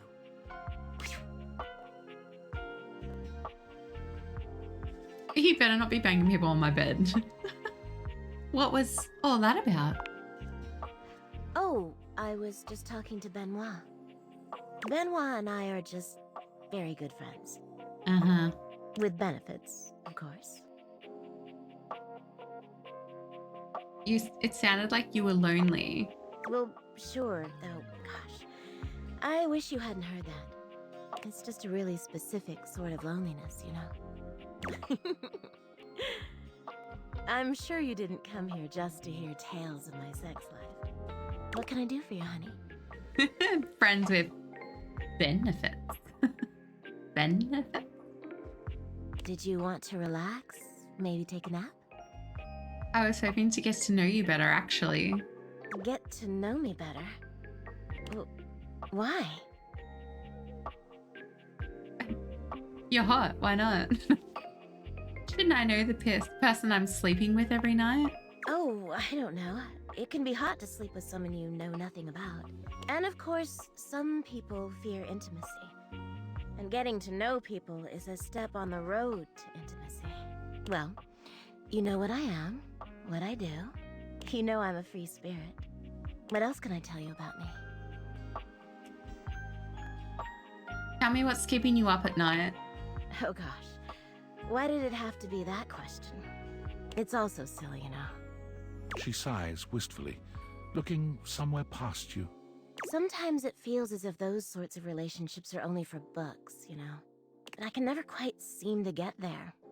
Perhaps I've been standing in my own way. That's it. That's all. Just loneliness. Well, why don't you date then? I could if I wanted to. But there's only one person I'd like to date. And I'm just too afraid to ruin a good thing. There's an undercurrent of sadness in Betty's eyes, something much bigger weighing on her that she seems uninterested in divulging. Oh, it's almost time for book club, if you'll excuse me. Oh. Alright. We're gonna go to bed. And then I'm gonna save it. That kind of annoyed me how I didn't save my conversation with Chance. And let's have a look and see if we have any friends online. Oh, we have so many friends online. Oh no, that makes it even harder.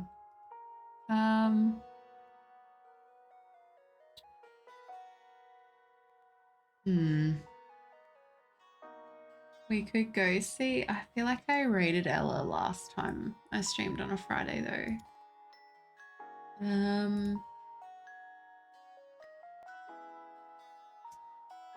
Repo's a bit scary.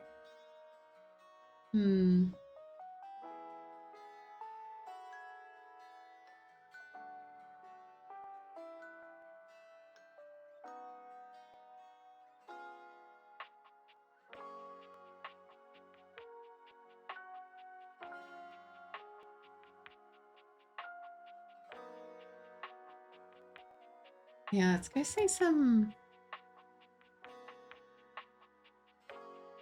Yeah, she blocked me from like the one person I wanted to, not the one person I wanted to speak to, but like I was like, okay, I have to go at this time to see Sophia. Let's go see Pixels because they're playing a similar-ish game. And I haven't seen them in a little while. To paper.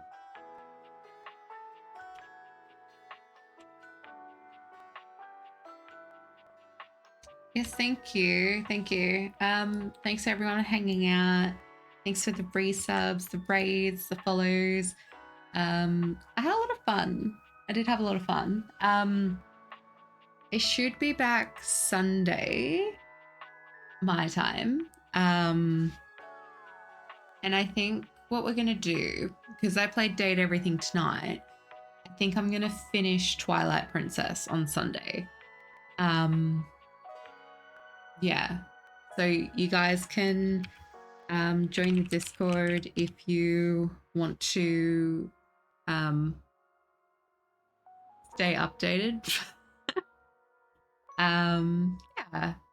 But yeah, thank you guys for hanging out. I had a lot of fun. And I just like forget what to say. Oh, hi Zeke, how are you? See you. Yeah, so everyone have a lovely night, morning, whatever it is for you guys. And I'll hopefully catch you guys next time. Okay, bye.